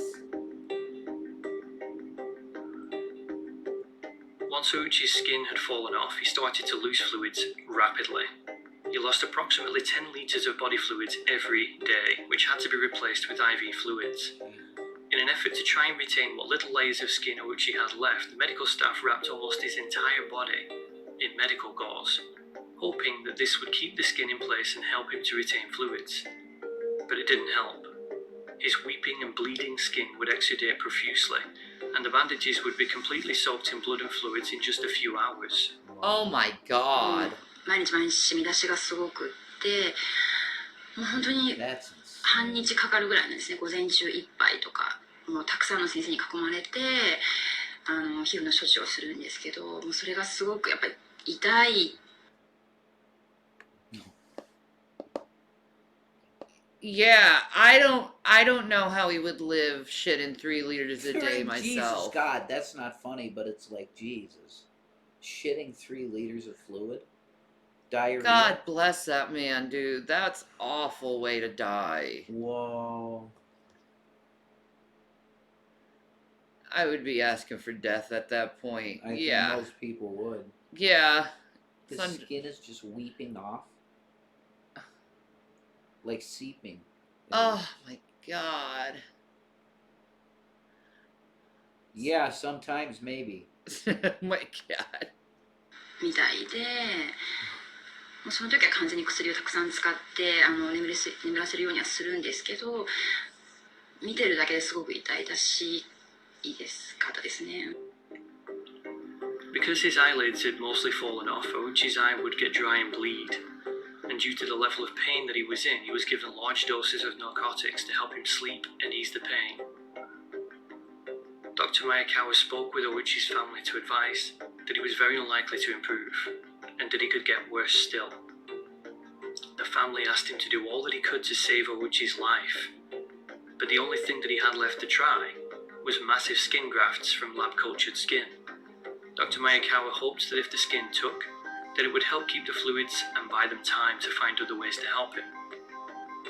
Unfortunately, due to the sheer volume of fluids lost through the exposed areas of his body, the skin grafts wouldn't adhere and they quickly fell off. Oh no. 助かる見込みが非常に低いということが、客観的に誰の目にも明らかだ。ただし、誰もあまりそれは公に口には出しませんでしたけど、でもやはりみんな誰しもがそう感じてたと思います。ただ、それを誰かが言い出すと、God bless them for trying to keep this guy going though. Everything they could. 組織といいますか。Cardiac arrest. It had now been 2 months since Ouchi had first been admitted. He had undergone repeated blood transfusions, skin grafts. He'd been given stem cell transplants. He was breathing through the use of a mechanical respirator. His skin had rotted away. His eyes couldn't close even when he slept because he had no eyelids. He was bleeding from his intestines and he was in searing pain at all times. But he was alive. Oh. The massive blood loss and repeated transfusions was having a secondary effect. Ouchi's heart was pumping at over 120 beats per minute, the same rate as if he was running a marathon. The stress on his cardiac muscle was immense. And then, it stopped. Boom. Yeah. Due to the lack of a do not resuscitate order, the medical team were legally bound to do their best to bring him back to life again, and so they quickly performed cardiac massage. His heart started beating again, but then promptly stopped. The team administered cardiotonic drugs to assist him, and after stopping and starting 3 times, it returned to a steady, yet very fast beat. The stopping and restarting of his heart had a negative effect on Ouchi's brain and kidneys. Function was beginning to decline. When Ouchi's family called to him, he no longer had any response, and he was entirely dependent on medical equipment for survival. While Ouchi's family had not yet given up, his body was telling a different story. Dude, just let him Ouchi's go. immune cells had become abnormal and were attacking what healthy white blood cells he had left. In a short space of time, he had no white blood cells at all. Even a common cold could kill him in a matter of hours.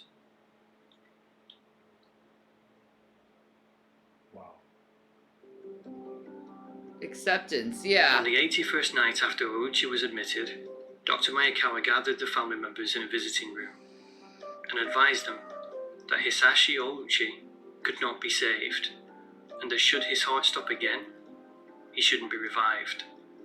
The family agreed and signed a do not resuscitate order Good. in the Good. hopes of sparing Ouchi any more pain. That's definitely the right thing to do. Should have done On that day from the 83, beginning. Yeah. Ouchi's wife and son visited him for the last time. The medical staff removed the gauze from his face so that they could look at him for one more time. And then, on the 83rd night of Hisashi Ouchi's brutal battle for life, his heart stopped and he passed away. Wow. It's very easy to think of Hisashi Ouchi as suffering for far longer than he had to for no reason. Some people on the internet suggested that the doctors kept him alive against his will so they could test experimental treatments on him, that he begged to die. Some people referenced this photo in their articles and videos. None of that is true, and that photograph is from a medical textbook about burns victims. The truth is, the medical staff used every tool in medicine to try and save Ouchi's life at the request of his family. Yeah. The truth is, one simple mistake was the difference between a normal day at work and the most agonizing death imaginable.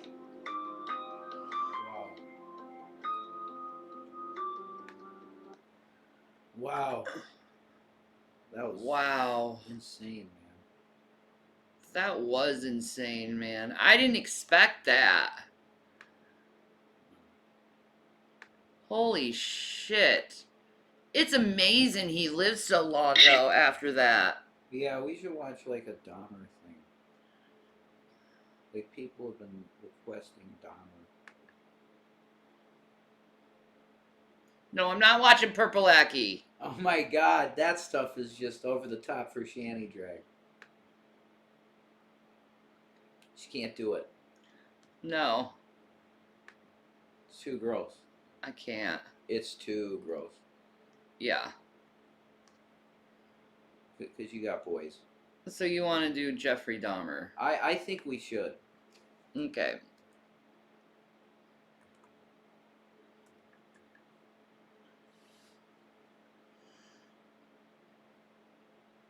What should I? Can we get his interrogation? That would be fucking really neat. I don't think so. No. Interrogation room. Do they have it?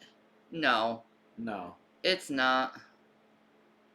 That probably never came out. Yeah. Nuts. Yeah, they don't have it. Sorry, boo boo. Oh well. I know you want to see it. Something is very wrong with Nicholas. I'm not crazy anymore. Good to know. He's not crazy anymore. Let's see him. Let's see what Nicholas wants to say. Come with that recently? Explain to me how you showed him mercy. I was like thinking about shooting him, but I didn't want to do it. So I was gonna walk down the hallway. And did you end up shooting him? Because they gave me a nasty look and they were about to run. This video shows the Parkland shooter, Nicholas Cruz, being questioned by a psychiatrist. On February 14th, 2018, 19-year-old Nicholas Cruz opened fire on students and staff at Marjorie Stoneman Douglas High School in Parkland, Florida, killing 17 people. Jesus. Cruz was a former student who meticulously planned the attack beforehand. I remember his face. Once he entered the building Do you? and began firing, he either pulled a fire alarm or it went off from the smoke from his gun. This caused confusion because there had already been a fire drill that day. Students were unable to seek shelter at hard corners, areas of a classroom that people could safely hide at if a gunman peered through the window or a door, because many of the classrooms in Building 12 lacked one, and furniture otherwise obstructed potential safe places. As the shooting unfolded, a code red was still not called due to confusion among school employees over who had the authority to do so. About 2:21 p.m., a staff member eventually activated a lockdown, after discovering the body of one of the students and hearing continued gunfire. Afterward, Cruz managed to blend in with the fleeing students and escaped on foot, eluding What the an police for an asswipe. hour before he was caught. Describe to me what, like, if someone knew nothing about guns, how would you explain to them what an AR-15 is? An AR-15 is a long rifle, and it's used as a sporting rifle. It shoots in semi-automatic fire, and then there's fully automatic fire. Fully automatic fire is only meant for the military. No legal person is allowed to get it unless they have a firearms license or something like that in the state of Florida. All right, and so, again, what's the difference between, for a complete novice, between a semi-automatic and a full automatic? Fully automatic is continuous fire, Okay. and semi-automatic is single fire. So every time you pull the trigger, you only pull once. Well, he knows his facts for being such a young dude. Yeah. That's true. He knows them a little too much. Maybe. He's a good girl. He's a baby. Oh. Yes, he's Oh. a good baby girl. Get the lawn rub. Oh. Oh.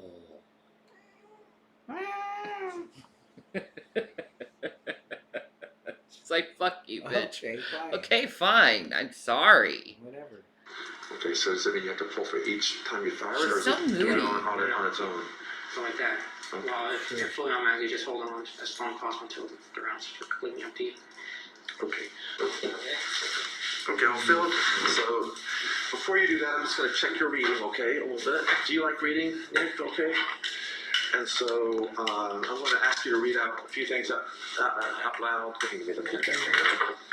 And I just want to make sure you can read all these questions okay, all right? So I'm just checking out your reading. So let's see. I don't know if you like African animals or anything like that, but this is a book. I like it. This is a book on. Let's see if I can find one that might be interesting to you. Anything really. Do you like reading, or do you like animals, or what's? I like animals. Okay, let's do this one. What the hell are you doing, What dude? is he doing? Is this like the do you Highlights? like animals approach Yeah. to like a fucking interrogation or some weird shit like that? Yeah, Do you like animals? Yeah, I like animals. I like animals. But let me show you this latest edition of highlights here. All right, now you can get a monthly subscription to this. You just ask your mom. This is beautiful stuff. It's $12.95 a It's month. $12.95 a month, and you see all these animals. It's wonderful, isn't it? He's like, "You're right, officer. I want highlights." What the fuck? I just want to have you read out a little bit for me. Here we go.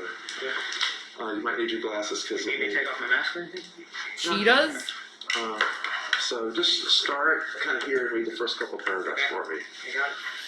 Indeed, when it comes to the question of which land animal is fastest, a cheetah wins paws down. It relies on its record-setting speed to chase down prey. Unlike other cats, a cheetah usually hunts during the day. Cat does its best to get within 150 feet of its potential of prey, which is less than half the length of an American football field, and then quickly revs up to a sprint. If the cheetah succeeds in bringing down its target, it clamps its jaws down on the animal's throat, cutting it off its air supply. Before digging in, the cat usually moves its meal to an area by a tree.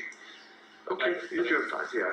I just wanted to make sure that if I gave you this questionnaire, you could read all the questions, but I'm confident you can. So, I think 10th. What the fuck was that about? I testing his cognitive ability. Like, can you read? That was weird. Watermelon. You haven't seen this guy before? No, I haven't either. No, we're just discovering it. Pizza. Pizza. Mexican. Oh, Taco Bell. Baja Blast. Partially 10th? you're right, okay. So you went there, and how many people were in your class? Cruz is animated as he answers questions about guns, clearly a subject he is passionate about. Dr. Charles He's Scott passionate about Cruz's that fucking reading gun, comprehension man. to make sure he will be able to understand and answer the questions he will be asked. Before we continue with the case, I wanted to let you know that right now is the best time to get anything from my merch shop in preparation for the holidays. Whether it's a gift for a loved one, a friend, or That's just a for cool yourself fucking because you shirt. deserve it, StrangerLabel.com has everything that you're looking for. We've got hoodies, t-shirts, beanies, socks, and even mugs. Plus, almost every item in the shop was designed by me. That was So, cool. head on to StrangerLabel.com Good, and use the code STRANGEHOLIDAYS to get 15% off your entire order. And don't forget, you can leave me a short message once you check out. I'll be reading your messages at the holiday dinner table. That's sweet. So, expectations are high. And with that said, let's get back into the case. That's pretty cool. 30 people at a time. 30 per class, and if you In JRTC in the morning, so we have different names for morning sessions in JRTC. The morning session I was in first year was really short. There was not that many kids, so we had a chance to speak, get to know one another, build up our confidence with each other. Okay, so was your JROTC, was that your first class of the day? Yeah. And that's when you went, and I just want to make sure I got the years right, because you left there roughly when you hadn't quite finished the... You could tell this was during COVID. Yeah. Clearly. Fucking hated having masks constantly on my face. You might have to go back to that. But it's they haven't been doing it, so whatever. Whatever, man. It was crazy. Fuck that. 11th grade, is that right? I think so, yeah. And then I was doing really well in that class. in the JRTC. So let's talk about that. Who was your teacher? You still have to wear a mask? Aw, I'm sorry. I've never been in Sergeant John Navarro. in a JRTC class. So tell me what happens in a JRTC class. JRTC is the short-term definition of JRTC is Junior Officer Training Corps. Okay. It's supposed to make you ready to go in the military, because that's what I wanted to know, and seek a military career in the K-9 unit, if not K-9 unit, then Army Ranger School. So I was trying to learn everything I can about the military. Army Ranger. So the first step was to go into JRTC, take a class, Army Marksmanship, because I wanted to experience that, just to get an idea of what it's like. And I learned a lot. Okay, tell me what you learned about marksmanship. I learned how to shoot a gun. I learned how to zero in a rifle. What does zero in a rifle mean? I don't know what that means. It means to shoot dead center or shoot on impact. Where you want to shoot your target, like, see that model? Yeah. If you want to shoot the top of that, you're supposed to zero it in, so you can keep shooting it until you're able to get the cap off or something. Okay. That's when you're ready. Okay. What type of training, gun or whatever, did they use? We didn't do anything that you see on TV. No? No. What we did was we sat on a platform, like a little green thing, and then we set up our rifles. We put on like little things around our arms, and we had some sort of air pellet gun, which I think functioned on CO2 gas. So we had cylinders in it. So we pull back the thing, and then you're supposed to put it in the thing, and we're supposed to let go. And then you go. He's a little too obsessed with guns, methinks. Yeah. Definitely. Like, he even does this stuff, like, down to the details. Like, he's in love with guns. Yeah, definitely. Like, his parents really should have taught him a little different than loving guns. It's okay to love guns, son. He wanted to go military. He did. He wanted to hurt people. Probably. He wanted to know how it is to the thrill of the kill. He had the experience. He didn't stop. He killed 17 people. Mm-hmm. Yeah. He enjoyed this shit. Probably. I guarantee it. Yeah.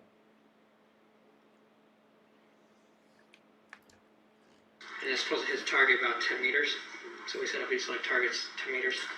And there's prone, kneeling, and then standing. Okay. Oh, that one's good, Different Freddie. positions you have to learn. I've seen that one. That particular. How did they determine if you were a good or not? You have to shoot a target at 10 meters the size of the diamond recorded. Okay. It actually decreased in size over the years. I don't know if I heard it's a penny now. Okay. So overall, how did you do as a mark in that class or in that JOTC? Were you Well, a good shot? I was in the top one. I was probably the third or fourth one on being top in the class. The females are a lot better at shooting than men. And that's because? They're just better shooters. Okay. Even the Marines did their own study on that. It's true. Because they're better shooters. Females are better shooters. I agree. And so, anything else you learned in that class? I learned leadership skills. I learned. Give me some examples, some leadership skills. Whenever someone's in need, you're supposed to go up to them and make sure they're all right. If someone were to challenge you in a fight, you're supposed to walk away from it. If you're marching and someone falls down, you're supposed to help them up. And if someone's having issues with some sort of class, you're supposed to help them out. Okay. You're supposed to stick up for one another. That's what they're speaking about. Okay. So tell me about that. You mentioned that earlier this morning. So in order to go into the military and get a good job in the military, you have to score high on the ASVAB first. Yeah. What? The ASVAB is a The ASVAB. crazy test. Tell me It about is some a of the quest. questions and what it was like. Best you remember. Here, I can write down some. Okay. I got into intelligence because of it. I've never taken it, so It's crazy tough. okay, give me some examples. I didn't even do it, so.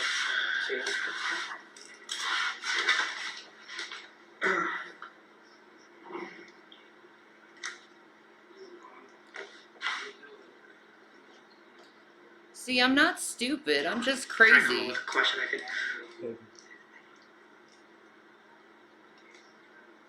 Let's see.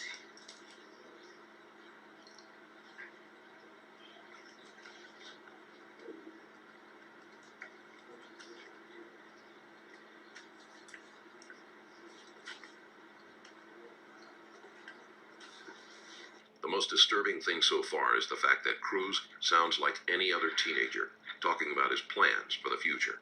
There is nothing in his body language or voice that would tell anyone he had committed such a horrific act.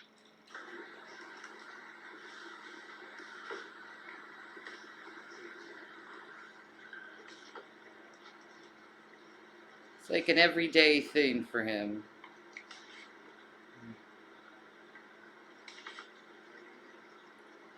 I just don't understand why he didn't wait until he was in the military to start killing.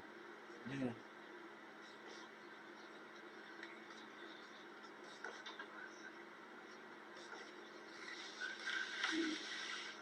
Like, he could have been a good green beret or Something like something. that. Really tough questions. Let me see what you wrote here. Those are just small examples. It gets really, really complicated and tough. So what is a H2O molecule? What's this right here? What is H2? What is a H2O molecule of water? Of water. And what would your answer be to something like that? Hydrogen and what was the other one? Helium, I believe. Okay, and then what does this say? He's Who was Josephina during the French incredibly intelligent. And what's the answer to that? It was Napoleon's ex-wife. And then this last one? What's the square root of 256? And what's an answer to that? Do you think I still could march to a cadence? Probably not how I walk.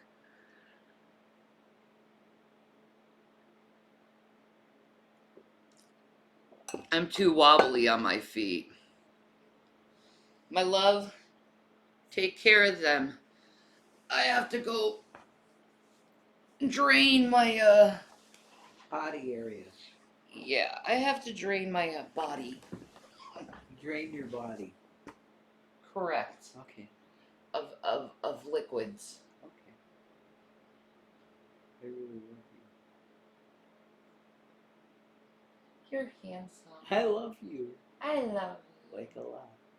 Baby, you've had dreamy eyes on me all day. It was really nice. That was really good. You're an amazing girl. Oh, Careful. okay. I got it, baby. Oh. You got it.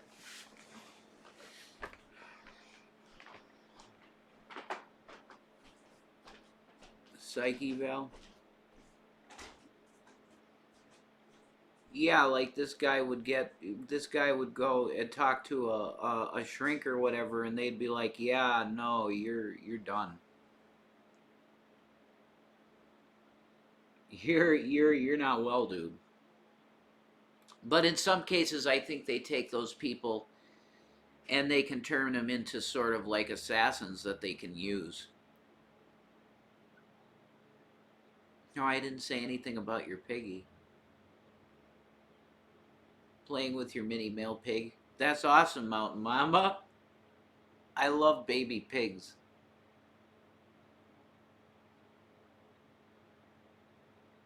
Pigs are adorable, man.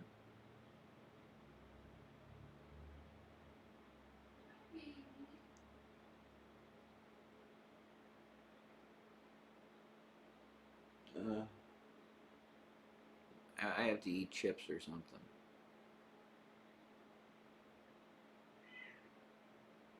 Oh, they have piglets. Oh my god. That's so amazingly cute.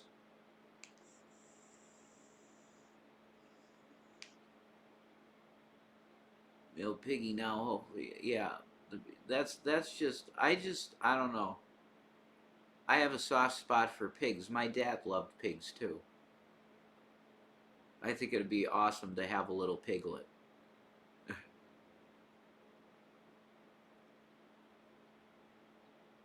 But we have, you know, we have our babies, Watermelon and Gavin, and we love them.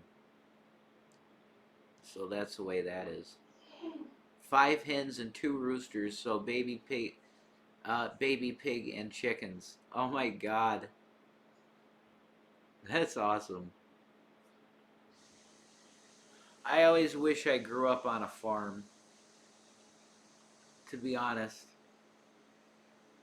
You know, because that's like a property you would never give up, you know, like a farm.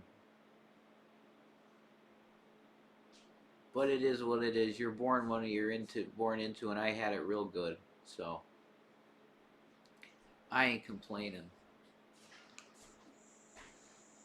Watermelon. You googles. Watermelon. Yeah. I have.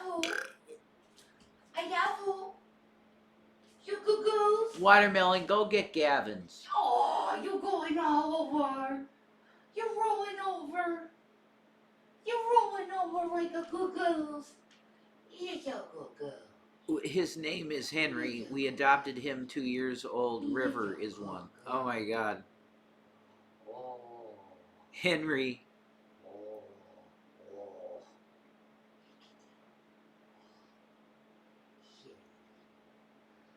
What a fluff. She's a floof ball. My baby girl. Hi, my love. You feel alright? No. No. No. I don't. I'm sorry. I'll live. For now. Loving on her piggy. Hi, Mountain Mama. Row. Boys.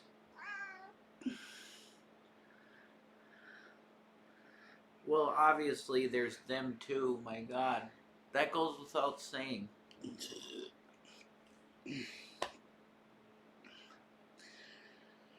Whew.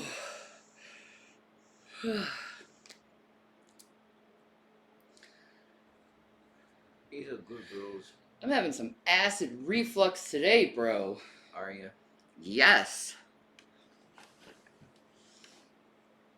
I don't know. Okay. But would these be questions? Are these exact questions from that test, or just similar to it? Those are simple questions. I can't put it like give you one. It gets really complicated. So, did you ever take any kind of psychology or psychology? Oh yeah, I did take psychology. I actually scored pretty well. Okay. And I passed the test too. Okay. And that was at the Dave Thomas campus? OCLC. OCLC. Yeah. And so The only OCLC. class I actually passed any. Okay. What kind of things did they teach in the psychology class? Well, they didn't teach anything. It was just basically. Oh, that sounds delicious, Mountain Mama. What kind of topics on the computer Oh. were there? People with mental health, pass Fresh tests, farm such as eggs the and one bacon. where they practice this test on prisoners and guards. So basically, what happened was there It's was okay. this test God back will in I think provide. the 80s Wow. or 60s, and they had like a bunch of inmates become security guards, and security guards become the inmates. And it didn't turn out well. Actually, security guards turned against inmates and treated them horribly, which came up with a theory that if you put someone in a You have to situation grow where your own under certain bacon circumstances seeds. they I could don't use that blame you. power. Wow. Yeah, it's a famous study, actually. Yeah. And Bacon seeds. any time where someone might have thought you were carving like a swastika on a table or something like that. My friends told me to do that, and they did it as well. And I did that for attention. And anything that I threw swastika or said nasty remarks about race or gender equality or anything like that, it was all for attention. Okay. And that magazine, I'm sure you know about it. Was like I had a magazine with a swastika on it for my AR. I didn't. We don't talk write that about at all. others' children on this Jameson channel. Todd asked me if he wanted We to don't roll like draw a that. swastika on it, No. and so I said sure. Okay, so he I didn't think any of it. People's children are off limits on this channel, We were just chilling man. out. He said, "It's cool if I draw a swastika on your mag." I said, "Sure." And was that magazine used on the day of the events? Yeah. Okay. No, it's fine. Was it Or, not there like at the that's carpet fine. seat? I always show you. Okay. And then someone told me I had a swastika on my boot. I did do that, but that was for attention. Okay. When did you put the swastika on the boot? Probably a month before, half a month before. Okay. And what kind of attention can you get from having a swastika on you? Oh boy. There you go, Mountain Mama. Yeah, you can brag about fur babies, but children just like respect their privacy. They wouldn't like you talking about them like that. I try to stay away from it because I've been really, I was bad in that situation. I shouldn't even speak. There you go. Negative or positive can be either way because the swastika was used Native American as a peace symbol. Uh-huh. And then when the Germans saw, I guess they took it up themselves and they made it into a symbolic symbol. What which the was really stupid. fuck? It was a Native American peace symbol. But when you would put on your shoe for attention, which of those two was it most likely to kind of connect to or represent? Mostly peace. Okay. Any other counselors that you can remember? You talked about Jared. Any Yeah, other? there was like a woman that wanted me to get into chess. And she also wanted me to try to punch pillows, see if that would relieve any stress. All right. There was also And did you end up playing chess? no. Yeah. Or can you play It chess? wasn't my interest. I didn't even play it right. I've only learned that I was playing wrong throughout my years. Okay. Cruz is desperate for attention and does not care whether it is positive or negative. He makes these statements almost dismissively, showing that he does not care about the possible impact of his actions. His tone of voice is the same as his subsequent answers about chess. And can you play chess now? Ooh, Not very good at it. fresh baked blueberry muffins, baby. Oh my god, she's killing me. I know. Like I need that food. Like Mountain Mama, can you be my mama? Perkins. Yeah, can you adopt me and Rev? That'd be nice. Yeah. We promise we don't eat much. Yeah, it's just little bits of food. Bacon and eggs and toast. Oh, God. Over easy egg so that it's like the gooey yolk. and Hell yeah. Put on the toast. Oh my god, I want that so bad. Oh.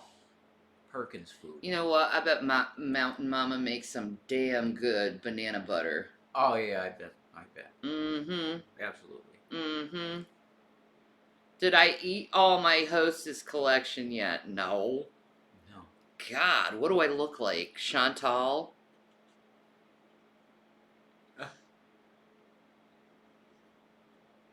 Ooh, next year we'll have Milk Goat. Oh, you're so lucky. Bro. Oh, beautiful life you have. Hard work, but worth it at the end of the day. Oh, food. Tell me what you remember about some of the different names of the chess pieces. What are some of the names? Well, we got the rook, we got the king, the queen, the knights. Oh, the other one.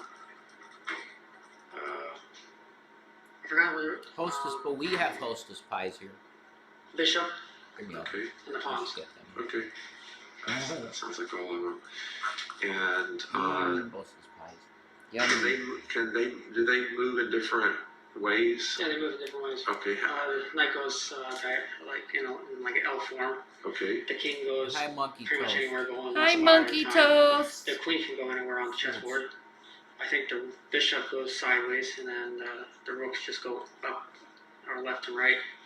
Okay. I think that's about it. Do they allow you to play chess in here at all? Yeah. And who do you get to play chess with? My sight doctor. Okay. And are you able to? How do you do? Terrible. Terrible. I think he's cheating somehow. How do you mean? Huh? He He always uses his queen. He always uses his Yeah, queen. he always uses his queen.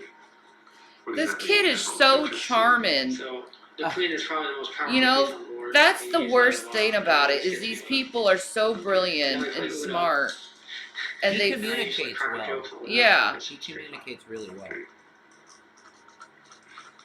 And which To doctor think is he this? killed What's his name? 17 fucking How do you kids. spell the last name? Uh, K, you said? Yeah, I call him Dr. K. I can't pronounce his full name. Okay. Is he a treatment doctor here? Yeah. Okay. And so you shared with me that you had this thought about shooting up a school. For a very long time. When did it first, and we talked about this earlier this morning, but when did the idea first pop in your mind or you first think about it? 14, 13. Age 13 or 14? Yeah. And what was it at age 13 or 14 again that this thought came up? Was it when you It were was just reading a the thought. books that we were Yeah, I talking? was reading books. Okay. Reading yeah. And did it ever go away, or did it kind of come and go? Come and go. Pop up in my mind one time and just disappeared for the next. What seemed to make it come and what seemed to make it go? When I saw violent videos on YouTube. Okay, what kind of violent Wow. War videos. The story about Sherry. War videos. Sherry Papini? Okay. No. Watch documentaries. Okay, what kind of documentaries? No, I haven't seen the story of Sherry We Papini. could look her up next, maybe. Yeah, we could.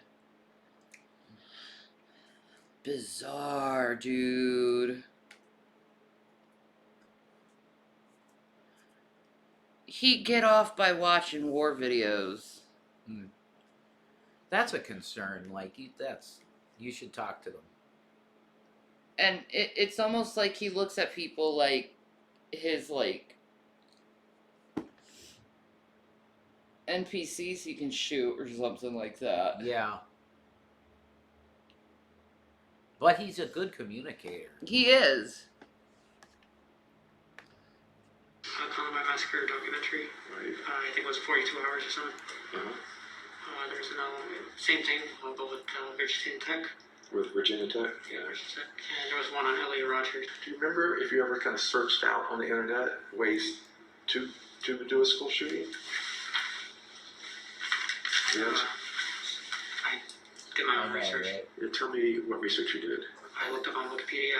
I studied mass murderers and how they did it, like their plans and what they got Man, and if what they we used. had some hard liquor, you could take a shot every single time they said Oh, that. What did you my learn from God. that kind of study? I learned that the Columbine shooters, they had 3 guns that they used. They used High Point 9995, regular. They used a double barrel shotgun cut down pistol grip. They used another shotgun. Yeah, Sherry And they used a Tech Papini. 9. I'll look her up. From there. I learned Virginia Tech shooter. He had a tactical vest and he had 2 pistols, Glock 9s, I think. I can't remember. I don't remember what brand, but he went to the gun range and he sighted them in. Okay. And I learned about Aurora Borealis. Guy used a Smith & Wesson MP15 Sport 2. And how I know he used it, it doesn't even say on Wikipedia, but it actually shows the brand on the police documents. Okay. And so you figured that out, Yeah, what he used? Yeah. And when you said Aurora Borealis? Movie theater shooting in Colorado. Yeah. Yeah. Aurora Cameron. Theater. Yeah. What a psycho. Right. He And used were there tips any from those lessons you guys. learned? I mean, those are sort of the facts of what they did. Did you learn anything from reading those facts? Yeah, they watched the corners. They kept the distance away from people. And they went in as fast as possible. Okay. Wow. And the police didn't do anything. Yeah, isn't it, Drag? This is really like next level shit. And what did all that mean to you as far as what you're Seeing thinking? the inside of the mind of a If I do go fucking mass shooter. school campus, the police are not going to do anything, and I have a small opportunity to shoot people for maybe 20 minutes. So I'm talking about With all A of the small documentaries and news opportunity. coverage available, Maybe 20 minutes. Absolutely no empathy for these people at all. None. It's like that they're just meat sacks that aren't real. It's like a game. That's insane. That's so weird that people can exist like that. Yeah, is he on SSRIs? I don't know. Wow. No soul. No. Soulless. Yeah, man. That's the deal. on mass shootings, Cruz had a wealth of information at his fingertips to help him in his planning. So many details were given that it actually enabled him to cause more devastation that would have been possible otherwise. the days leading up to the school shooting. You were telling Yeah, me. I already had the magazines. I had all the ammunition. So it was already there. It was already there. So nothing special. You had to go out and buy it a couple days beforehand. Okay, you already had it. Already had it. It's just the ammunition that I didn't have. So. Okay, and so one thing is you had this vest and you put the ammo in. What else did you do? I put the gun in one of the safety bags, gun bags. Yeah, tell me what a safety bag looks like. I haven't It seen kind of looks like that right there. Okay. See that red one? Yeah. Yeah, where'd you put the gun in the safety bag? The night prior, right after I practiced a little bit, sighted in. Yeah, and where'd you go to practice again? You told me. I just. In the backyard, In the backyard. like trying to imagine Great Cool. Yeah, that's right. That was at the Sneed's house. They had a place outside. Yeah, you could do he's that. cold too. And you said you were figuring out the recall. Yeah. Recall. Obsessed with fire. Recoil. Recall. Oh my god. And so the night before, the gun went into the bag. And did anything else go into that bag? It was like a gun bag. What else? That's it. That's it. Yeah, Just the gun. And whatever was on the gun. And what was on the gun? A grip. Watermelon. Grip. What's that? It's like I can draw it. Okay. Baby good. watermelon. Wait, and then give me the pen again. I'm Absolutely. going to show you all. Phone a sec. Yeah. Just tell me about what a technical grip is. So I had a rail system on it, so it looked kind of different. And you can put a tactical grip on it. It's just a grip. So you basically screw it into the gun What's the point of having? to keep it steady. Okay. And then same thing with the bipod. Bipod kind of looked like that a little bit. All right. But you didn't use a bipod, did you? That was already on the gun. I It did was already on it. Okay, and so everything. And yeah, that's about it. That was on the gun. Oh, and what was it? The sling. okay, so what's the? You can hand me that back. Was the tactical grip already on the gun, or did you put it on the night before, or? That was already on there for a Okay. while. For a while, and the sling was on there. Yeah, as well? I just recently put on the bipod. Okay, and so when you had this, the bipod was actually on the gun when you put it into the gun bag. Yeah. Okay, and so that's the night Baby, before. About I what love time her. of night are we I talking have about? Pretty good. Well, early morning, really. Yeah, it might have even. I didn't get any sleep. Okay, so this is on February the 14th, early in the morning, 8 or 9. 8 or 9 in the morning. Not 8 or 9. No, it was 5:30. No, 5:30. And I sighted in at around 12 o'clock in the night. The night before, like on the 13th, or at midnight. You Yeah, mean? midnight. Yeah. Tell me what sighted in means again. Sighting in Yeah, sighting in. What does that mean? to get the bullet on target where you want to shoot at. Okay. I have to look at the rear front sight and then put the laser on top. How long does it take to do that? Jesus. Can I try? He knows his shit. I'm trying to understand. Yeah. I'm trying to- Yeah, like he really researched this stuff. This is the front sight. This is what it looks like on the AR. How does he know this much about guns? So this is a rear sight, the circle thing, and this is a front sight. Okay. And you want to put He learned the laser everything in a just a little bit certain right above place. it. And he That's your point of aim. mentioned the name of it. I And can't. so this is what it kind of looks like when you're shooting. Yeah, target. we shouldn't be teaching kids this shit. I like that. Okay. How does that laser? Well, he was how does the pursuing sight- how going does that into the help you military. in your shooting? So when it's in the gun, it's stabilized. Okay. So wherever the red dot goes is your point of aim, because that's where the bullet's gonna come out Okay. of the gun, and that's how you sight it in. All right. Does it help in any way with the shooting? Yeah. So right after you take it out, you put a bullet in, and then you actually fire, see if it actually shoots on out where you just sight in the target where the red dot is, Uh-huh. and there you go. Okay. All right. Yeah, he So should have that just joined the was military, sighting. become a fucking How long grunt. did it take you to do the sighting the night before? Become a fucking Green You talked Beret. earlier Why didn't yesterday. he be the Army Ranger? Then why didn't he just 30 wait? minutes to an I don't hour? know. Okay. The night before, you're at the Sneeds. You're in the. Dude has you're a back trigger on for 30 finger. minutes to an hour with the AR-15. You come back. What are you even wearing the night before? Do you remember what you were wearing the night before? My JRTC polo shirt and khaki pants Yeah. Why are you wearing your JRTC polo shirt? to disguise myself if I do go in. Okay. Cruz answers the questions almost eagerly, and it confirms his earlier claims that he is motivated by attention. Wow. If I had all that gear on there, I would have called cops and held them that. And then Discipline. wearing khakis. Yeah, I hear Are that, you wearing Greg. the same thing the night before as you were wearing the day You off? get ready to get up Change early, clothes, or- man. Change clothes. Okay. I was wearing, before the other shooting, I was wearing a sweater, my camouflage shirt, my beanie. This is the night before? Yeah, like I told you, I used to cover myself. Yeah, you did. Yeah. So when did you put on the JRTC polo shirt? Probably around 12 o'clock at night after I sighted my rifle. Okay. And again, you put on that shirt because? To disguise myself so I don't draw attention. Okay. Is it, I mean, you hadn't been there in a year or so, but is that kind of the same shirt they have for the most part, you think? Almost every kid in JRC had that shirt. Okay. Where'd you sit in the car? The back seat? Yeah, back seat. Okay. And I told her that I had musical instruments. I was in the orchestra. okay. And Okay. how come you did that? So I can get away with getting my guns in the car and going to the school. Damn. He joined the Yeah, what did she orchestra say just to put his guns She said, in. okay. Once you Wow. get Plotted. to school, This is what's your next step? he knew what he was doing, man. Walk through the gates.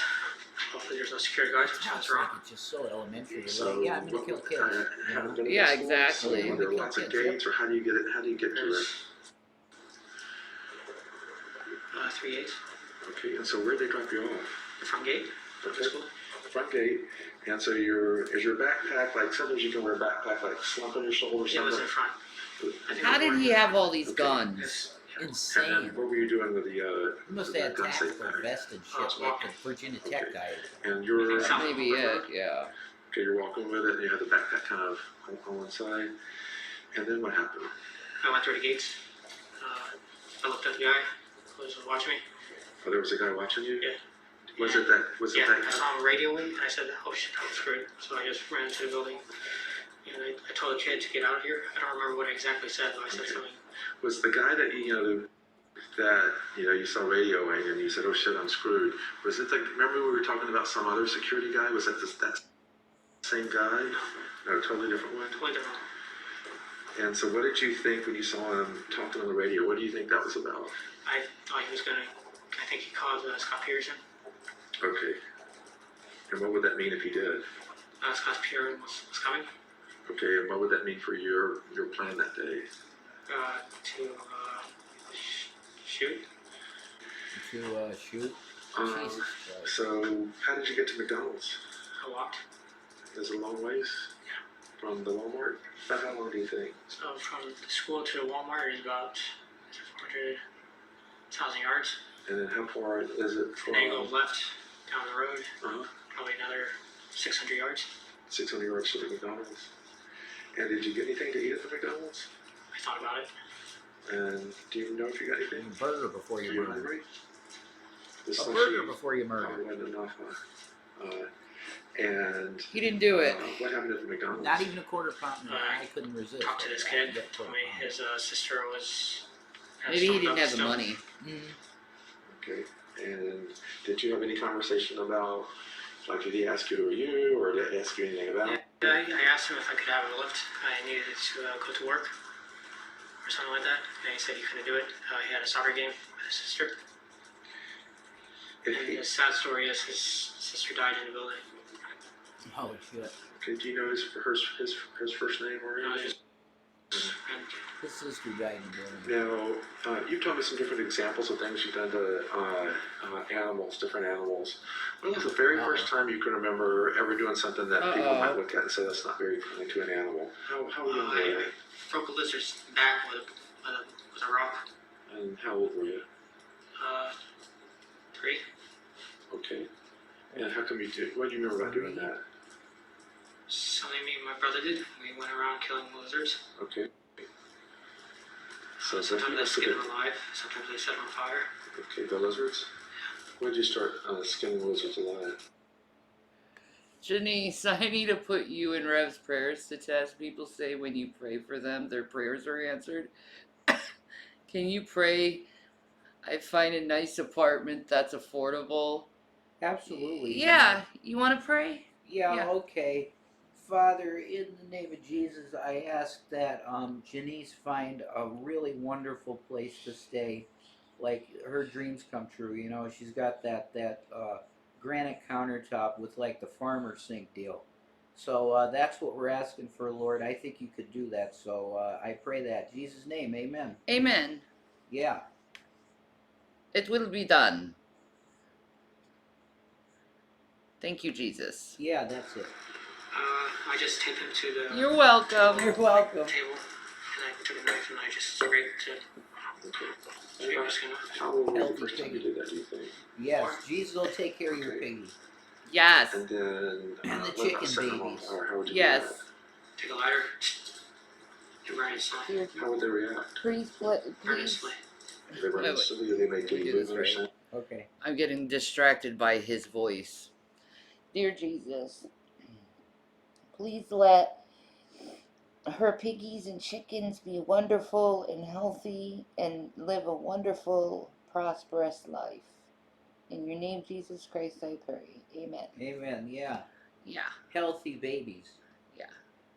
You have healthy babies. All right, Janice. And they're going to come up to you and give you love like they do in Stardew. They're like, give me love. Exactly. And then you touch them and give them love. And they go, thank you. Exactly. And they kick us. I love Stardew, They start curling up. Okay. Just fall over. Pretty adult, though. Right. So that's it, 3, 4. Okay, tell me what happened next. What? Dr. Scott asks Cruz if there were any incidents during his childhood where he harmed animals. This type of abuse is often found in those with antisocial disorders Yeah. and often escalates into violence against people. What's the next progression of that? It's a big red flag when you see that. It really is.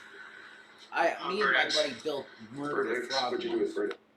Oh, no. Yeah, that's the truth. I'm sorry. It was a bullfrog, and we didn't really think it had anywhere really to go. There's no water near.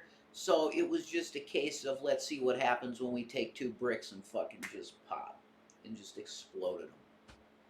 But it was only once. That's it. Oh my God, you exploded a frog? Yeah, and his heart flew out the side of his fucking mouth. And it splattered on a rock. We're like, holy shit, that's his fucking heart. And it beated for like a little bit and then died. Nuts. Just once, though. That's it. A fucking tortoise, froggy. Do you feel bad about it? I would not do it today. Yeah, it is sick. We were, I don't know, we were like 13, I think. 12 or 13. We should have known better. It only takes once, Rev. Frog killer. Yeah, that happened. I feel horrible. I would not do it again. And I would not tell people to do it. So, I've repented of the frog murder. That was a murder. It was. My God. That was a murder. It was. Yeah, it was in the back of Bill's yard. That poor frog, Jason. I feel horrible. We exploded him. Case solved on Kermit's death. Yeah. Yeah. That's accurate. Rep frog. At least you didn't go to a bigger animal than a frog after you learned. No, that was it. Nothing ever happened. We never mutilated anything ever after that. Oh my God. That was it. And then what became the next fun thing we did is that he had a clubhouse in the back that was like all plank wood, and we started throwing fucking pears in the window. And oh no. How fucking could you get it perfect, right? Splatter it in the back of the fucking wall.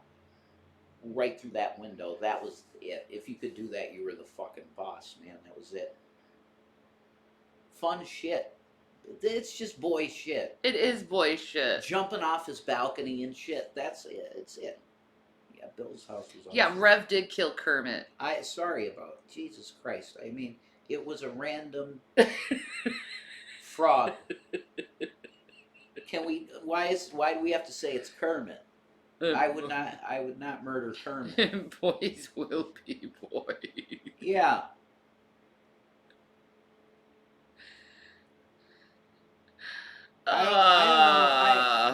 I'm so sorry, Mountain Mama.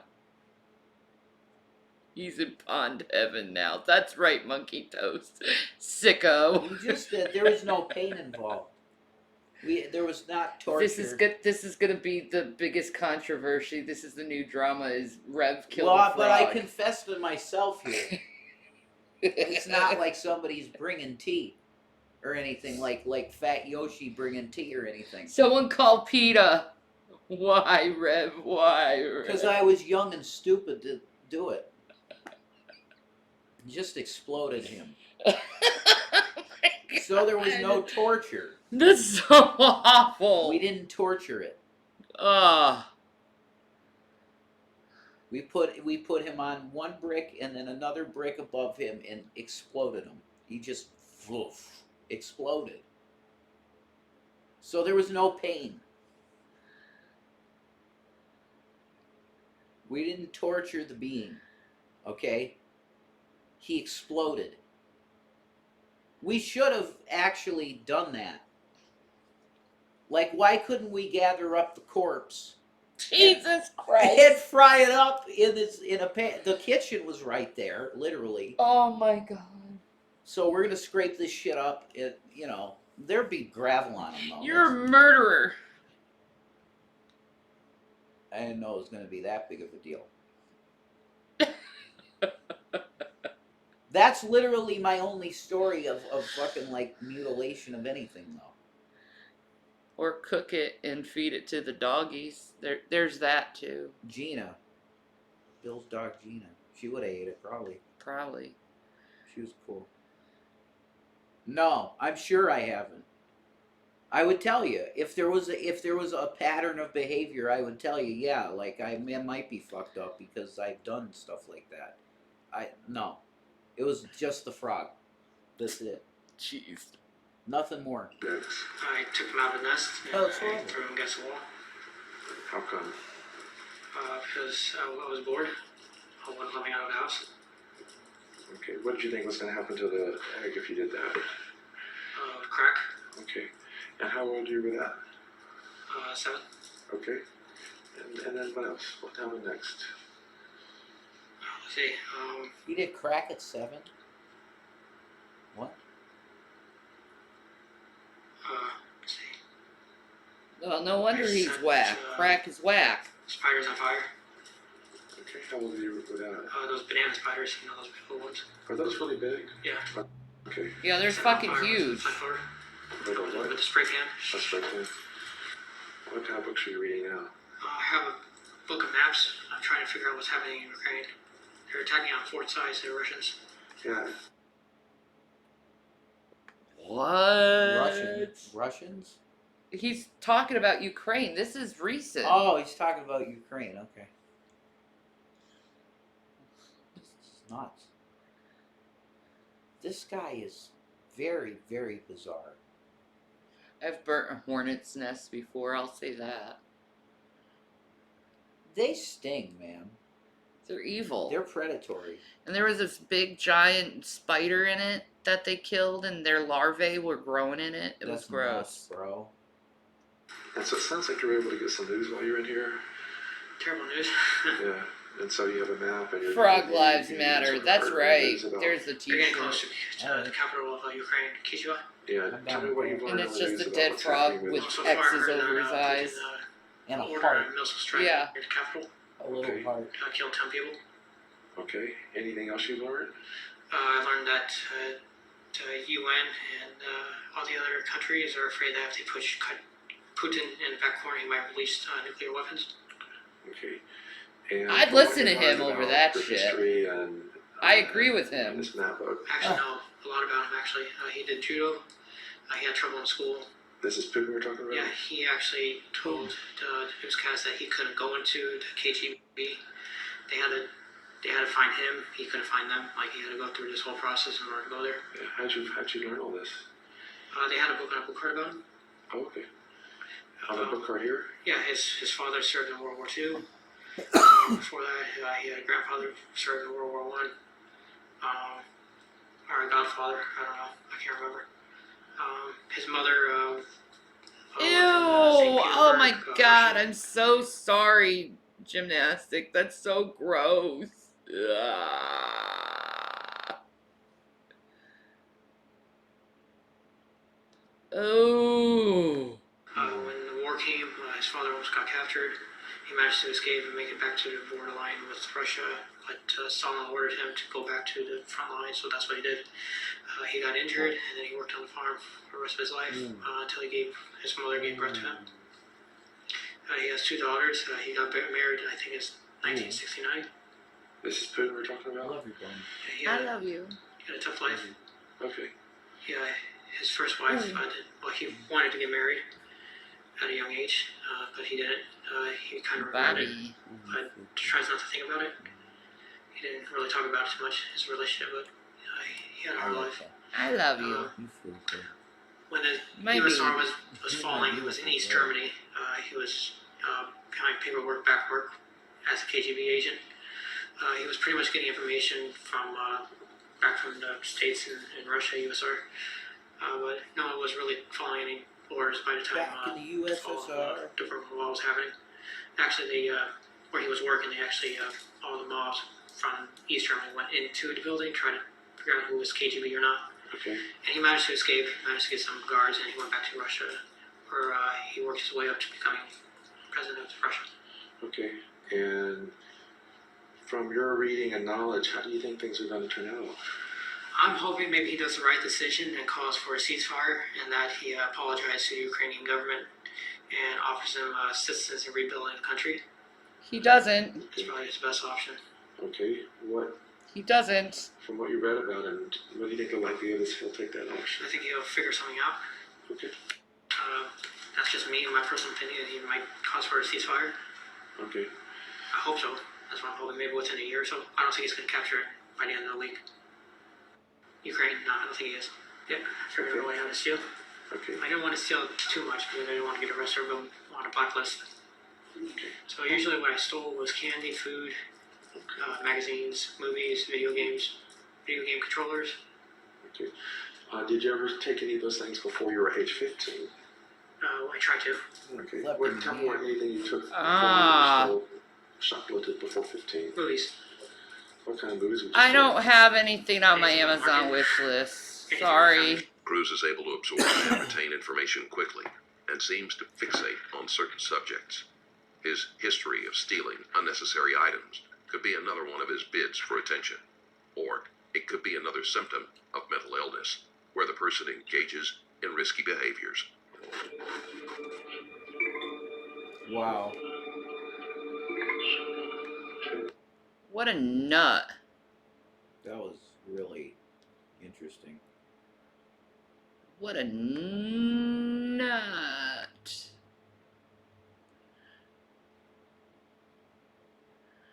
Alright. This is what they're talking about. This is the next one that they Okay. asked. this chick. She like faked her kidnapping apparently. Wow, really? Yeah. In the year Okay. 2016, a phone call was made by Keith Papini. His wife, Sherry, had gone for a run, but had never returned. I don't know. Love girls. I don't know if it's real or not. So we'll find out. Yeah, I hope so. We'll just see. Keith had found her headphones attached to her phone, and there were strands of hair hanging from it. So I just got home from work, and my wife wasn't there, which is unusual. I found her phone, and it's got like hair ripped out of it, like in the headphones. So I'm like totally freaking out, thinking like somebody like just grabbed her. The police would begin their investigation into Sherry's disappearance. Sherry But they Papini. would come up empty-handed.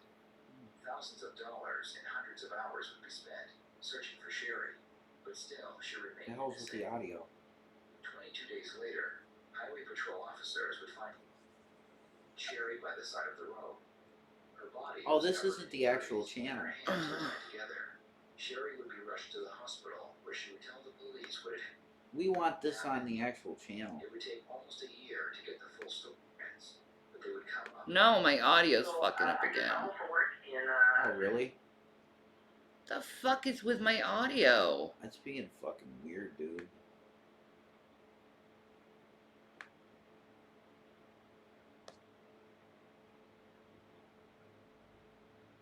My wife wasn't there, which is unusual. I found her phone.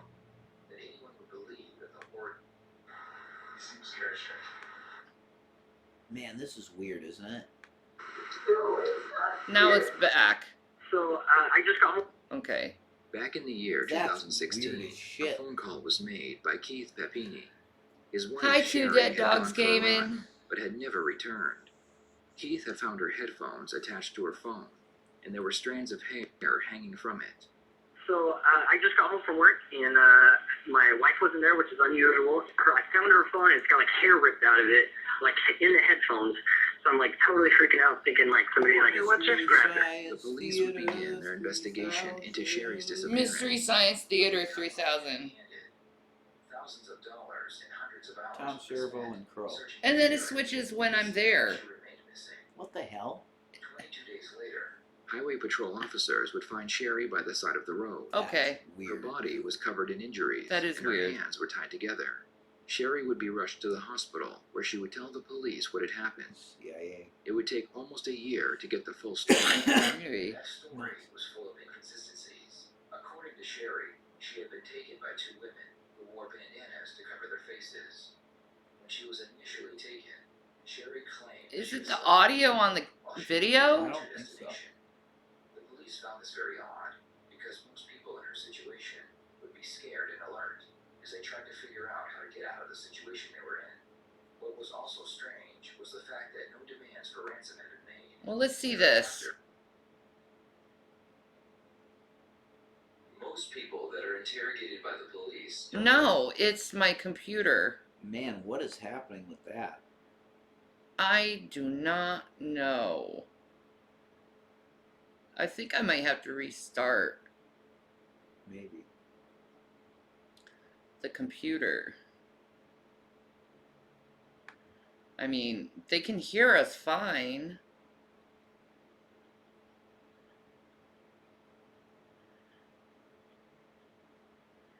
I haven't had much cheese lately, no, actually. I haven't.